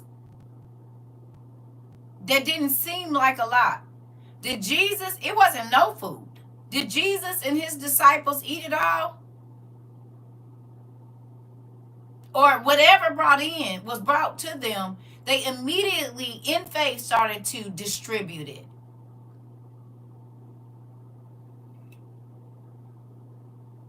Somebody brought what they had, and immediately they started, what was brought into, at this point, the storehouse, started getting distributed to the people. Period. This. Okay? They've been there 3 days, and they ran out of food. They in the wilderness. They not even close to no cities or nothing. He said, where we supposed to get some bread from? We ain't even close to no cities. We out here in the wilderness. We outside. Hello. They all ate until they were full. Then the followers filled 7 pieces of food that were left. There were about 4,000 men who ate. After they ate, Jesus told them to go to a boat of, is it Dalmanutha? I believe that's what it is, Dalmanutha. Okay? The Pharisees came to Jesus and asked him questions. They wanted to test him. Do y'all see I go through here that about every day over here? You see why it's easy for me to pick up on the Pharisees and the Sadducees when they come in here asking questions, and then they say, I was just asking a question. No, you came over here trying to test me. Because you see these books behind me all the time. Or whatever it is that I'm talking about, you don't have a revelation on it, and so you try to come in here and get people, try to trick me up and make me answer wrong, or whatever it is that you want to do, making yourself look silly. Okay, the Pharisees and the Sadducees haven't changed. I'm telling you, they still act the same. They don't ask questions because they want to know. They ask questions because they want to try to make you look silly in front of people. Hello. So they asked him to do a miracle as a sign from God. Jesus sighed deeply.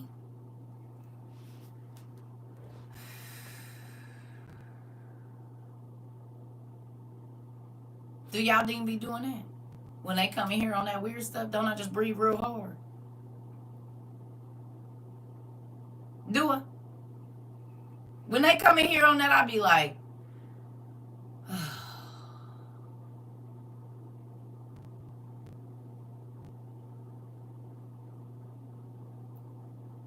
take a deep sigh. Silly little mouse. You said, and roll your eyes, and do, and I'm sure my dad probably did that as well. And said, why do you people ask to see a miracle as a sign? I want you to know that no miracle will be done to prove anything to you.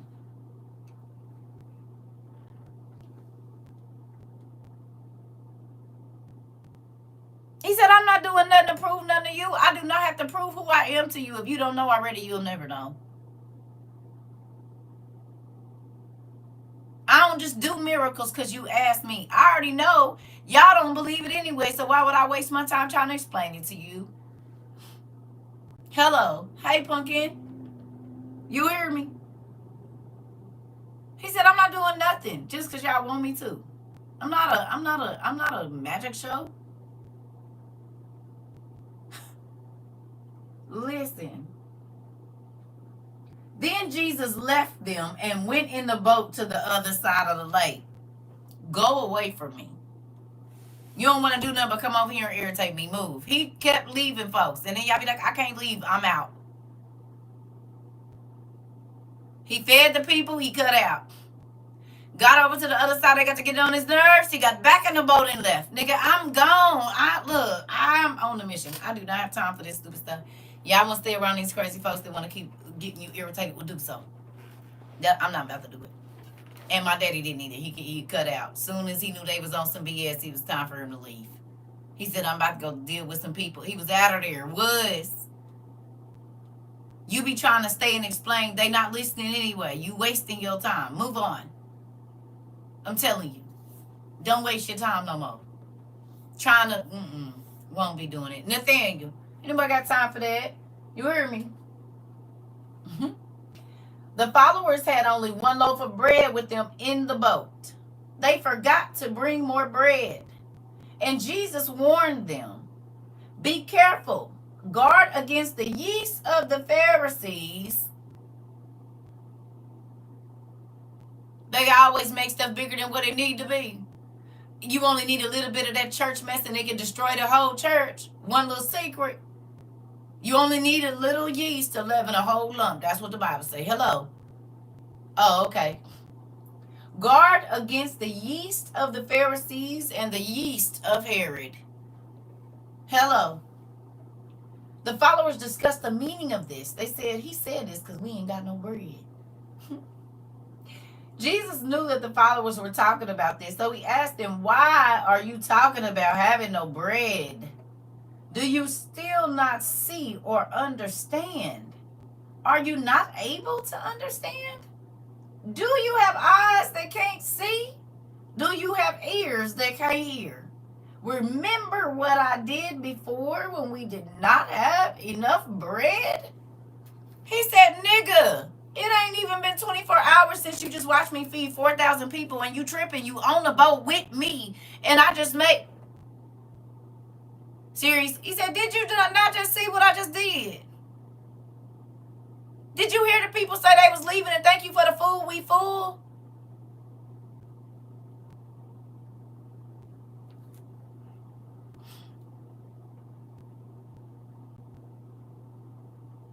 For real? You can't tell me if you did that and then you got on the boat and people like, oh my God, we don't have enough bread.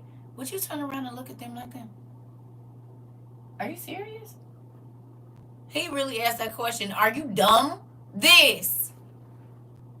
Nigga, I just... And it wasn't only 4,000. They counted the men. It was still 1,000 more people. So maybe 500 children, 500 women. It was 5,000 total that he fed. They just said the men, because we live in a patriot, but it was actually 5,000 people that he fed. They counted the men, which was 4,000, and it was the women and children in there as well.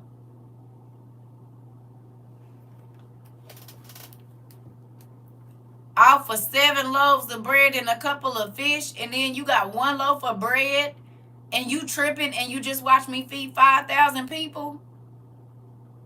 For real? Like you didn't, it wasn't y'all just here? You heard everybody smacking, right?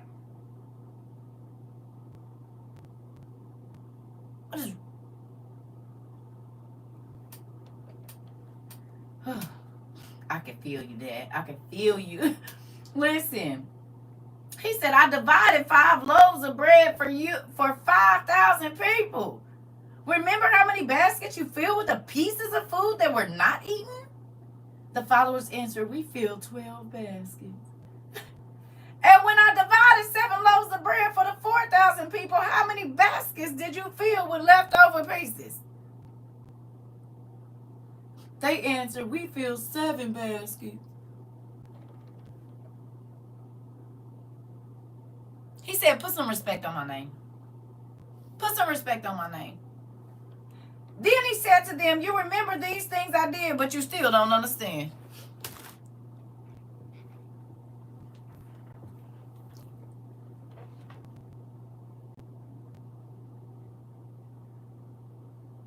You still don't get who I am.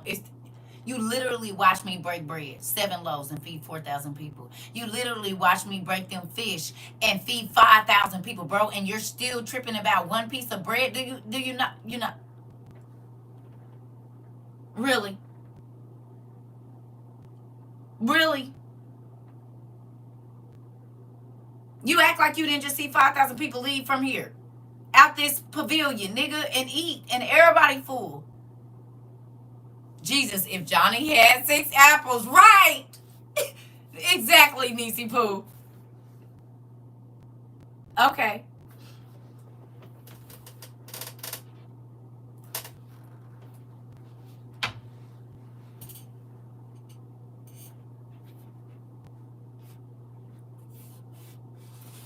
Thank you, Joy.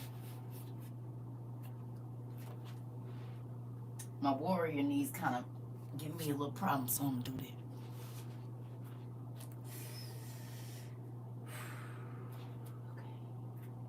Swing and bop. Okay. Swing and bop. Okay. All right, I'm ready now. Okay.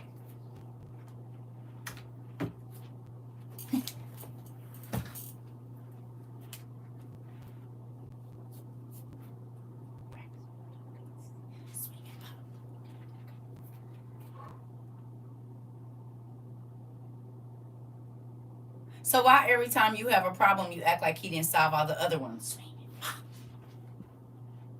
You still don't got your eyes to see that he gonna take care of every one of your needs. Every single time you have a problem, you gonna have a problem. Okay. You gonna complain and have an attitude every single time, and you didn't seen him work it out, even when you didn't deserve it. How many times you gonna do it?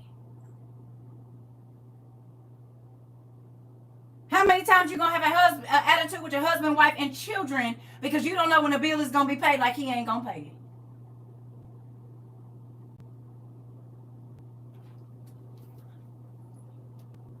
You act just like them. You said, dang, I almost threw my phone.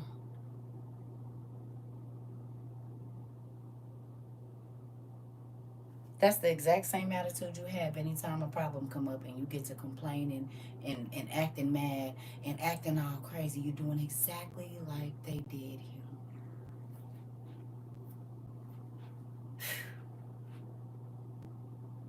You are your ancestors' children.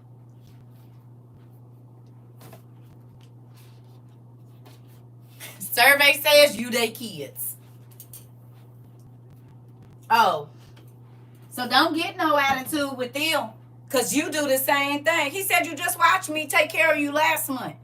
You didn't have no job. You didn't have no car. You didn't have no husband, no wife, no baby daddy around. And I took care of you. Why do you keep doing this to me? How about you praise me?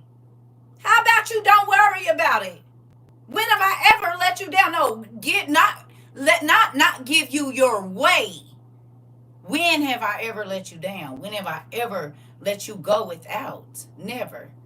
Even if I had to bring it all the way from another state, a stranger, I brought it to you. How many times are you going to keep doubting me? How many times are you not understanding that whatever it is you have, I can make it enough? This part, Lady G. You think you have to have a lot, and I'm telling you, I only need a little. And I'm going to make it a lot. You said, see, what had happened was, oh, okay, Mr. Zion. We would never be stressed out if we really believe, but we act just like them.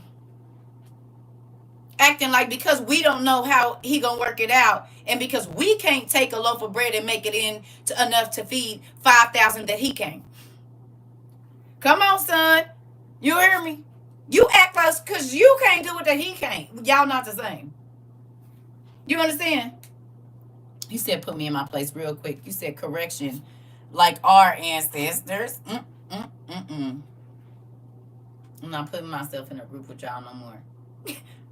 No, not that kind. Y'all was ready to talk crazy about him until y'all knew. Then was y'all uncles and aunties. Yeah.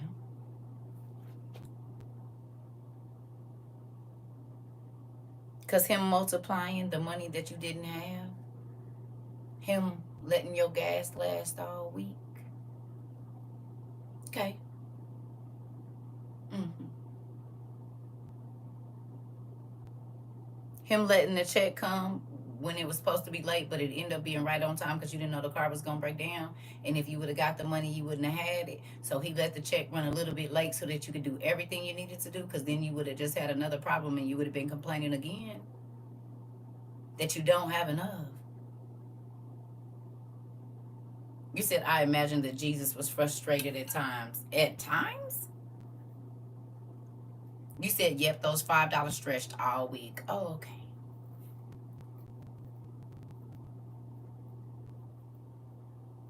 Even if you're not driving your car, do you got a rental?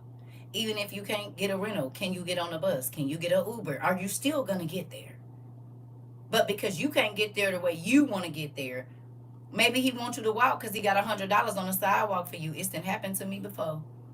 Call somebody, ask them to give me a ride. They couldn't come give me a ride. Bet I'm just going to have to walk. And found money on the way. Blew right up in my way. I said, is that $80? Show you. No, not you putting coins on. I sure did need it. Thank you. And I'm talking about on the street, baby. Cars blowing by. Got you blew the money out the window for me. I actually needed 65, and you done gave me $15 over what I need. That's for me to pay my tithes, $8, and give somebody. Bet.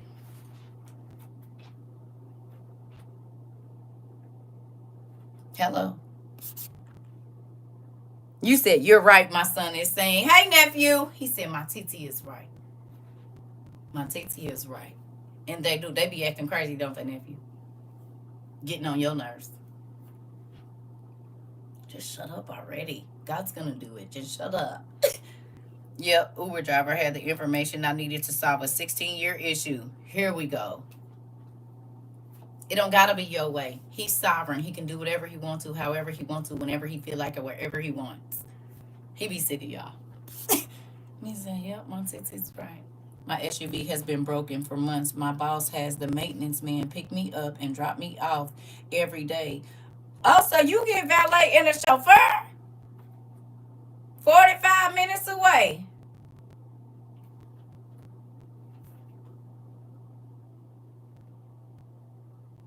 You get to get valeted is what you say. Oh, you get the chauffeur. You get the town car coming to get you. Oh, okay.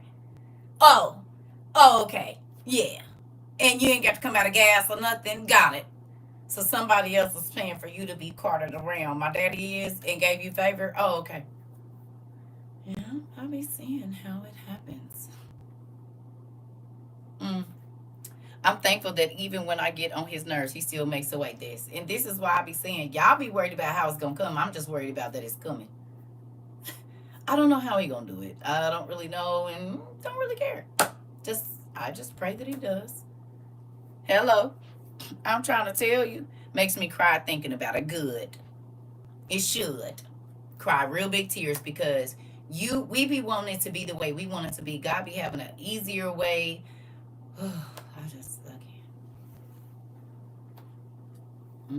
And it was a learned behavior too. You said don't care about the package. That part. You said I'm working on it even now. Come on, desirable. Listen, you cheat yourself trying to do it. Listen, however if you a princess or a prince, you don't worry about protection. because your parents are already taken. If your daddy is a king or a queen or even a famous like type person, you have your own security.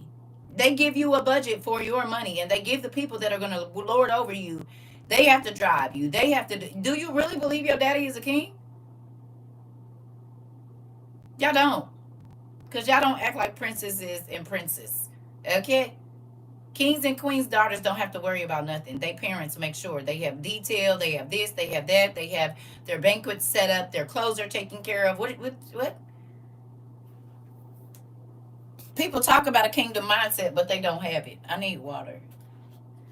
Hey, Auntie, I just want to know the grade of camera you use to spy on me in the conversation in my head. I be stuck on how, but that's not my place. And girl, it's called the Jesus 101, and the brand is God's positioning camera. Uh-huh. See, there's different versions of it, but this is the one. Jesus 101 and God's positioning camera. That's what it's called. And then let you see through the fiery clay and the between the bone and the marrow.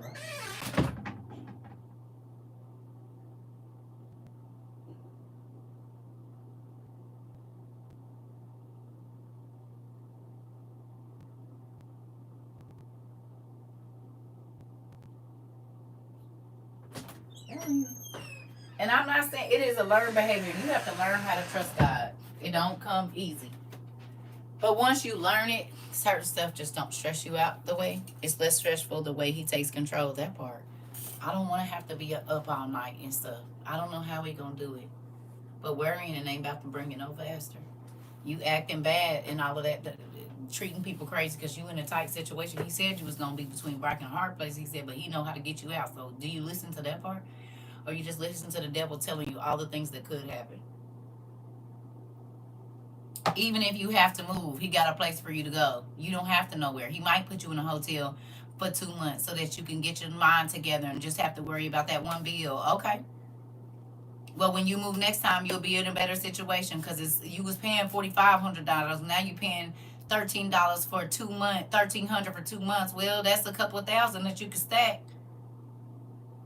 Put on your car or something. Everything ain't the end of the world just because it don't go the way you want it to go. And his plan is always going to be better. I did not want to move back to Missouri. Baby, I'm so happy I did. I had a whole nother plan. I was going back to the West Coast. I was like, I don't want to go back out there, but I will. Go back where my family is. He said, no, I'm about to send you another family. You don't got to run back to them. Not that I was going to be where I always move far away where they have to call me before they come. But I was like, I'm going to go that way. God said, no, you're going to go west, but not that far. Because I did come on west, but not out west. I'm west of where I used to be. You hear me? You said facts. He hasn't failed me yet and ain't going to. Former warrior here. I look back and feel foolish because he always took care of me and I did all that worrying for nothing. It ain't help you do nothing but not sleep and not eat. Crazy. You should have been making you a plate. Been sleeping every night since learning to let God be God here. Right. Anybody got time for that? Go away if you want me to be stressed out. I don't know what you want to do. That ain't my life. And I'm not saying I can just listen. I had to learn to be okay with God's will. And once you do, you be like, you want me... You'll get to the point where you don't even want to tell people your problems because you know that they're going to start saying, oh my God, what are you going to do? You be like, I just ain't going to tell nobody. I'm going to write it in my journal and I'm going to wait for you to do it. Because you will be fine with waiting on God and then tell somebody and then they put all that crazy mess in your mind and you be like this. Oh, what am I going to do? Why did you think about that?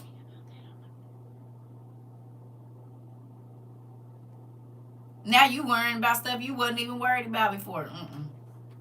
You said, yes, my grandma taught me not to speak on nothing that you don't want. This part. This. I ain't about to keep talking about it. Listen, losing 10 pounds because I'm stressed whole time. He already worked it out. Not working it out, worked it out. He We be having to work it out. He didn't already worked it out. He knew before it was gonna happen, before you was even conceived in your mama's womb, girl. It's already worked out in the plan. It's already like the production budget is already. It's already. He already bought all the props and all. Already paid all the actors in your life. They've already been paid for. He did that on Calvary. You said I was homeless when I came here last year, and is that not the same situation now?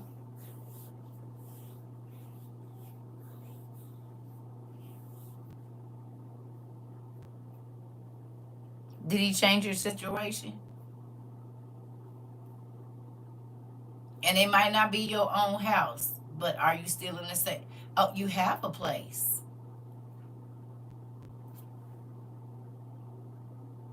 Y'all heard that? You heard that? You ain't the only one. It's some other people that's been here. We got some people that's going through some stuff right now. His plans are always better than what we imagine for ourselves every single time.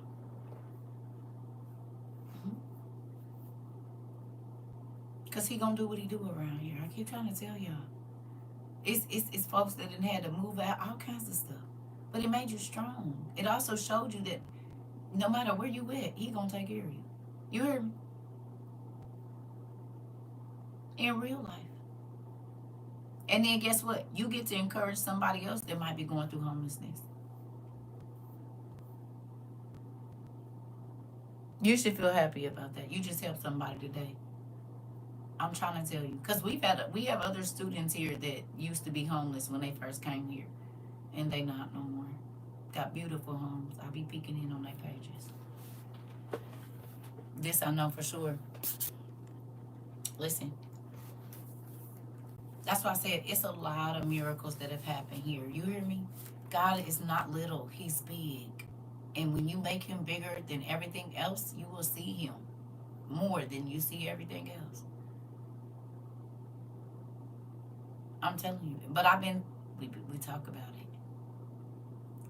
We talk about it. It's a real thing. My mom's car wouldn't start, and a man in the lobby offered to pay for an Uber so she could go to work. This why I be trying to tell y'all. Y'all act like y'all gotta know where it come from. I don't care. People like, oh, I'm not gonna let such and such. Baby, God make your enemies bless you. You tripping. You said God picked me up and put me back together again, and will. You was on the potter's wheel. He had to start you over. Like, listen, I'd rather him start me over than let me stay the same and I bust hell wide open. You said, and her coworker brought her home. You act like you gotta know where it's coming from. You don't. Just believe that he's gonna do it. I don't care where it comes from. I don't. It could come from somebody that I know who hate me. I'm still gonna take it because God told him to give it to me. Whatever the help or whatever. I can know you can't stand me, but I know God, you will not be able to stand me, and God will make you come help me move my house. This is the kind of stuff he do for me. He said he'll make my enemies my footstool. Y'all don't be using the word the way you need to. He didn't make people that don't like me buy my kids stuff. I'm talking about really don't like me. Had them picking stuff out for my kids. Ooh, wait. Y'all done seen it, honey. Like, wait a minute. Who bought this? Are you serious? Okay. Yeah, they'll take it. God moved me and my oldest child to another state. I didn't have a driver's license or a car. Come on. And you're doing just fine. Great. Listen, I don't want what the devil has to offer. I will wait. Waiting on God is harder, but it's more valuable. Yes, you can go out and get it yourself, and yes, you go do something wrong. You could. Everybody could. But how long you gonna keep it? Hey, how long you gonna keep it? You're not gonna keep it long. So I'll wait. I'll wait on the job that he want me to have. I'll wait on a partner he want me to have. Because he said the things I give you, they don't add no sorrow. And I had to learn that. Yes, you can go get it yourself. And it's also going to add sorrow and pain. And no, I don't want any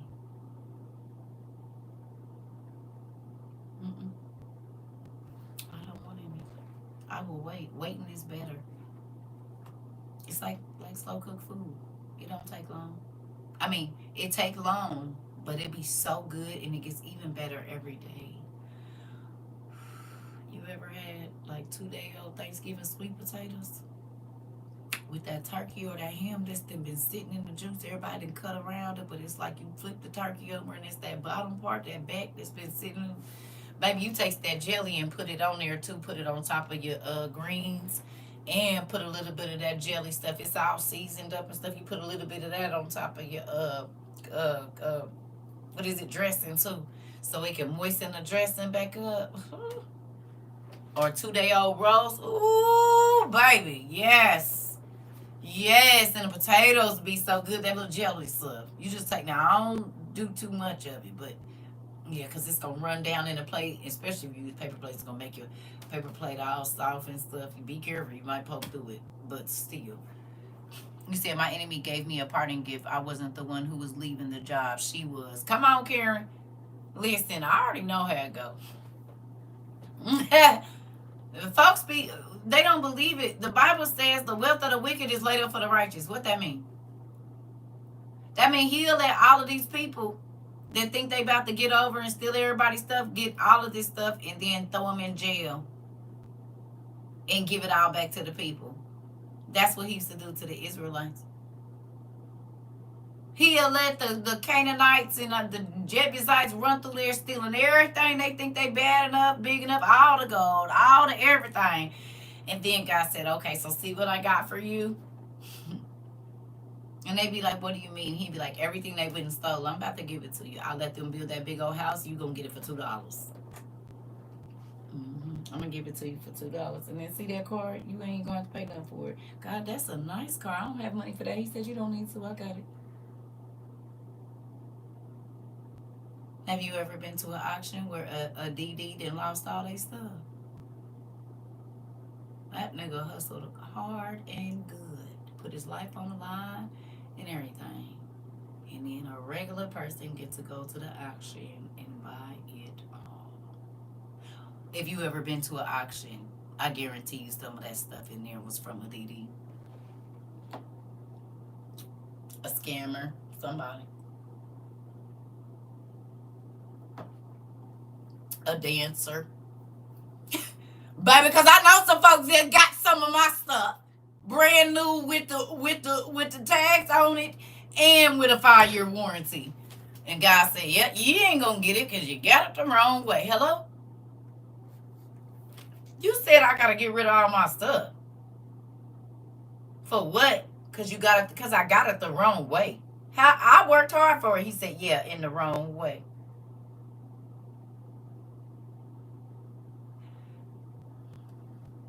Nah, girl, go on and take it. I don't want nothing for it. Just go on. I just got to get this stuff out of here because I guess I'm moving. No, and I ain't got the money to take none with me. Couldn't find the truck, so I'm just getting rid of everything. Give me $100 for it. That's fair. And it's worth $5,000. I've been on both sides of the fence, Lord. I've been on both sides of the fence. Woo! You heard me? Yeah, no, I didn't steal nothing. I just hustled and got it in a knot. So you're not supposed to seduce people.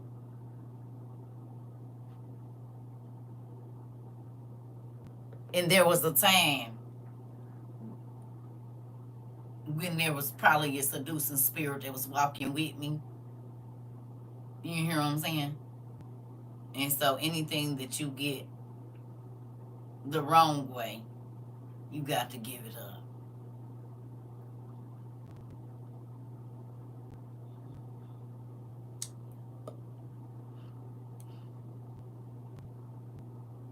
Yeah.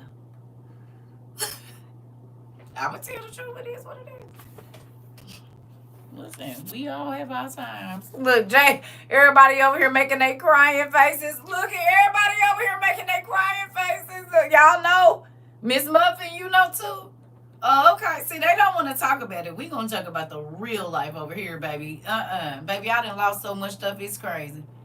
And all of it I didn't get wrong. Sometimes he just didn't want me to have stuff that had memories. Like, you know, you be holding on to something because it make you think about somebody you wasn't even supposed to be around or with. And you don't know that that spirit is tied to you because you still have the items. This, you keep the shoes, and so they keep walking back in your life. You kept the jacket they gave you to cover yourself up, and you keep covering yourself up because you hiding from God, like that kind of stuff.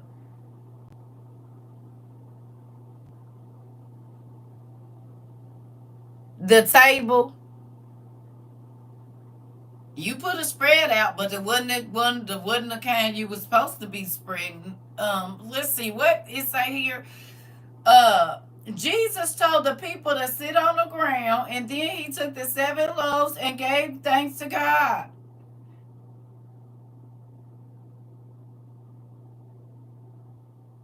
Get rid of it.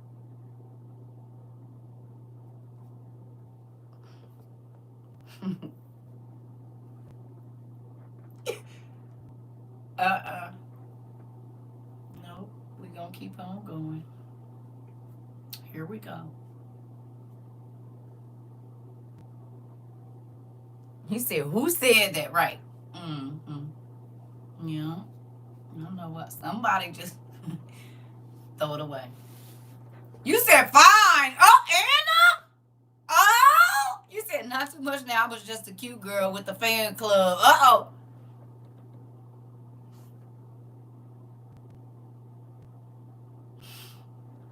You said, oh, I said you want to yell at me today. Uh-oh.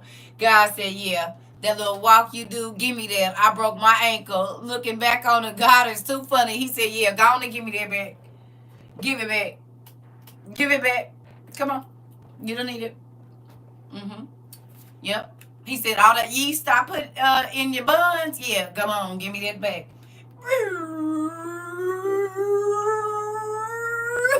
Skinny, so thinny. There you go. You said what? You want to use that yeast to be... No. Won't be no buttered biscuits over here. They all stale and stuff.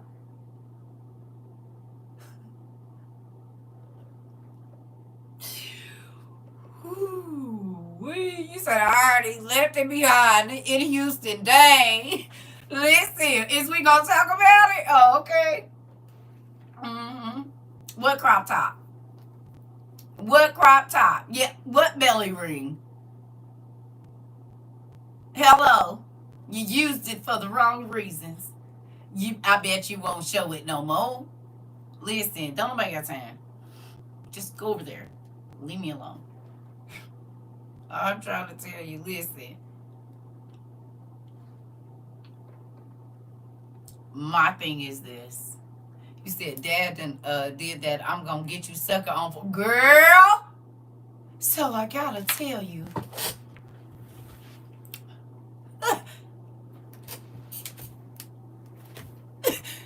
This ain't real. And that ain't real. And I love you though. Baby, listen, no. No. Listen. Harry standing up looking like Sideshow Bob or whoever it is, and they come back and be like, woo, what happened to you?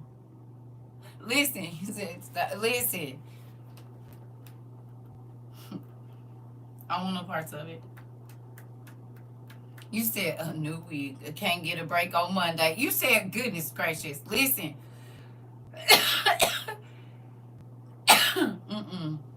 Fire Marshal Bill, all you said Sideshow Bob, all of them. Fire Marshal Bill, everybody. Have you all the way snatched smoking. Skin smoking, he being snatched your stuff back so quick. He said, oh, you gonna take the beauty I gave you and use it for somebody else? You gonna take the skills I gave?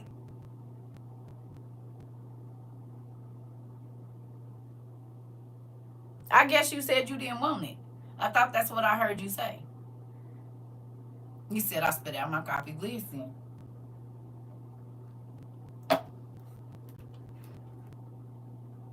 God gave it to you, and yet you keep trying to give it to everybody that don't deserve it. Whatever that is, your skills, your whatever it is. You said, TT, I'm on the floor. Listen, it's a real thing out here. It's a real thing. It is. It is a real thing. Now, we're going to skip down, y'all, because I'm about to get off of here. It's been a long class. I'm excited, though. Go down to 8 and 31. You hear me? He did start running. Excuse me. Go down to 8 and 31 real quick. We at Mark 8 and 31. Come on. Y'all ready? Because I'm about to go eat. We've been on here for 353 minutes and 29 seconds. Y'all over there? Say over there when you over there. Come on. 8 and 31.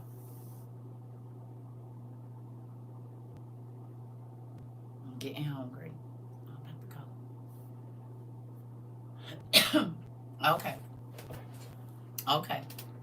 So it says, then Jesus began to teach his followers. Did he say the Pharisees and the Sadducees? He said, surely couldn't fit nothing in my closet. He gave me, because you was out there. Did he say he was teaching the Pharisees and the Sadducees, or did he say his followers?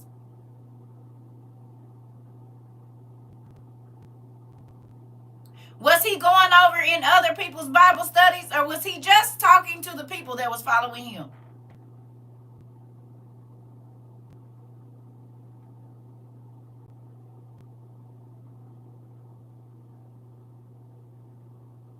Huh?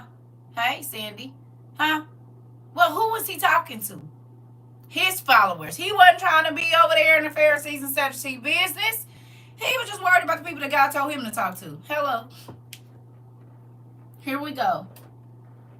It says, then Jesus began to teach his followers that the Son of Man must suffer many things. Interesting. He taught that the Son of Man would not be accepted by the older Jewish leaders, the leading pastors, and the teachers of the law.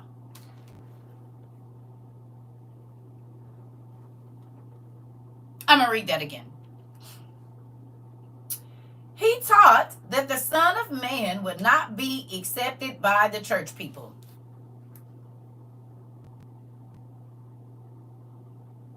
by the religious people. Sound familiar? When you try to take them this stuff that will open their whole eyes, do they reject you? When you try to tell them, when Eve died and the names of Adam and Eve and all of their kids and all the stories in between about the giants and what happened, do they reject it? And they feel like they don't got to listen to you because they a pastor or a minister or a bishop or a leader of the law. Sounds like I've heard that somewhere before. It's in the word. That's why they read this in the King James, because they know you're not going to understand it. This make it plain. Hello. He said that the Son of Man must be killed and then rise from death after 3 days. Jesus told them everything that would happen. He did not keep anything secret. So the people that really follow him, he tells them everything that's going to happen. He don't keep it secret from them. Can I ask you a question? Since you've been at I'm just going from since you've been here. With the stuff that's going on in 2025, did he tell us everything and he didn't keep no secrets from us about how crazy he was about to be?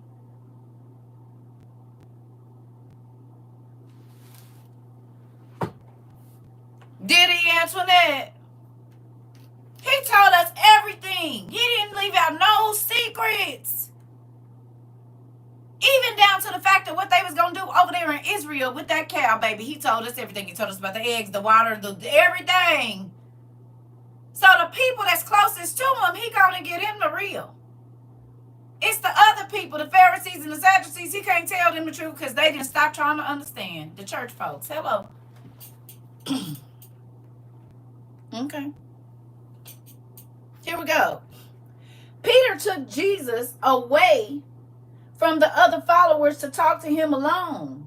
Peter criticized him for saying these things. Interesting. But Jesus turned and looked at his followers, and then he criticized Peter. He said to Peter, "Get away from me, Satan. You don't care about the same things that God does. You care only about the things that people think are important." How many times y'all heard y'all dean say that around here? And people keep saying we don't know, but those who walk closely will know the season, this part. How many times y'all heard me say, y'all worried about how many people you got in your church and bishops, and when the church folks come in here talking crazy to me, the pastors and whatnot, that feel like, or the ministers or whoever they are, the 66ers, okay?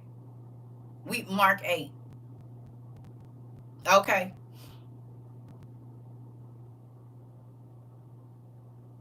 We ain't worried about the same stuff. You worried about trying to make them give you some money. I'm worried about if they soul is gonna get into heaven. You worried about people thinking your church is big. I don't care. I'm worried about my Father's business. You worried about people, making sure everything is perfect and edited. This uncut and raw over here, everything. None of my shows have been able to be edited, one, because I don't know how. So I just got to do it. We get one take, one hitter quitter, and that's it. Everything is raw and uncut. Everything. But we get the truth over here.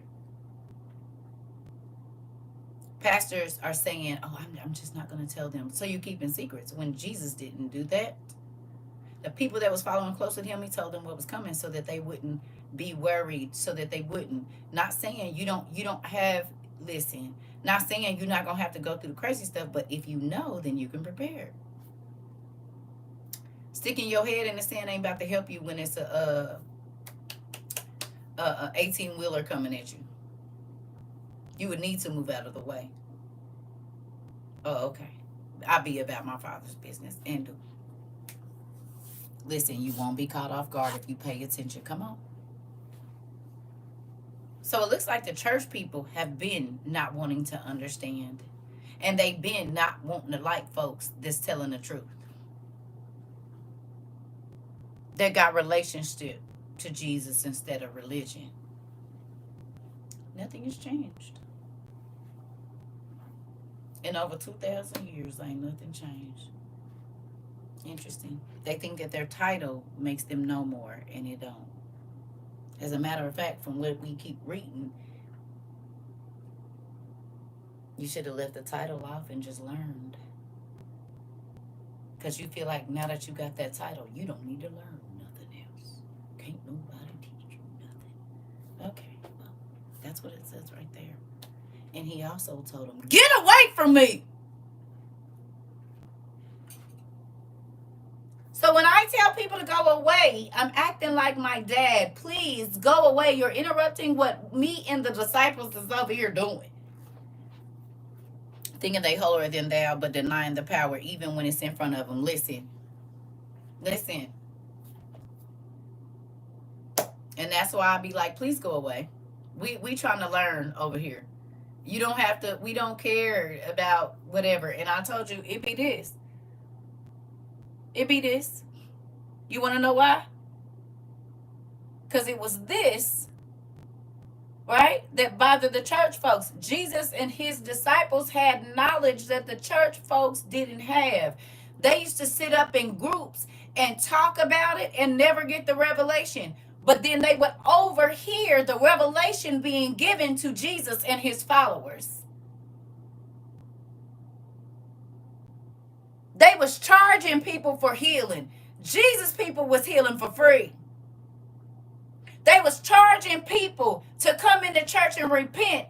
Jesus then was letting them repent for free.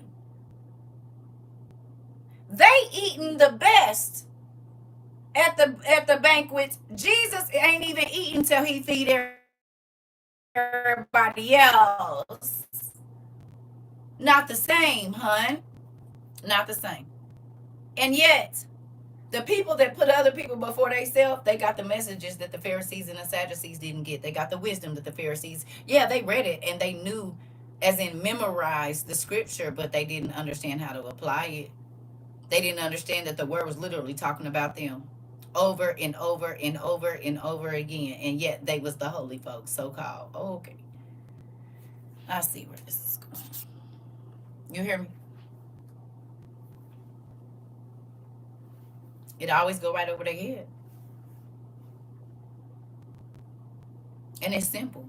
Once you have all the pieces, everything makes perfect sense. And it still be going over their head. But they are also skipped all the content. They are also the people that tell you just gonna come in and tell you, I don't need to know no more. I know what I know, and you can't tell me what I know, and you can't open my mind to nothing else either. Oh, so you the people we was talking about in here that just failed to understand, and you stopped trying to understand in Hebrews. Okay, well then that's all you had to say was you were the people that stopped trying to understand, and then I know I'm wasting my time trying to show you Adam and Eve and the Testament of Solomon so you can help your schizophrenic child get better. You're right. You don't want to understand. You want to keep hooping and hollering and begging God to save your baby or to deliver your baby when He is giving you the tools to go find the information for yourself.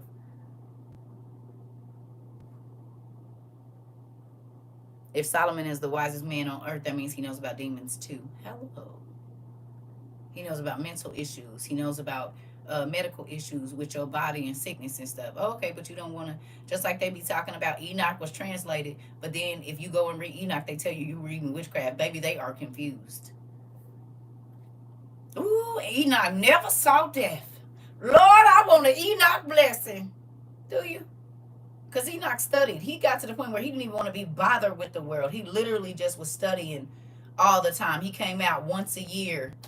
He wasn't at the convention. He wasn't at the council. He was too busy asking God questions. Okay, do you really?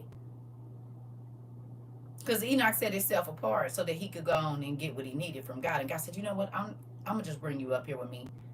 I'm going to just bring you so you can know all of it because it would take me too long in human years to tell you. So I'm going to bring you up here for 60 days because we're outside of time. You can write this real quick and then I'm going to send you back and then you're going to come up here with me for good. Enoch will see people once every 365 days. They can't stay out of people's face. Girl, talking about you want an Enoch blessing, but do you though? But do you? They don't. Too nosy. You hear me? No. Anybody got time for that? So that's all. We about to go. And I'm about to I done stayed in y'all face all day today. Hopefully y'all enjoyed this class. I did. I did. I did enjoy this. Uh-huh. I enjoyed this class for sure. All of it. Some parts I don't enjoy. Sometimes I be, but I love this class. It was good all the way around.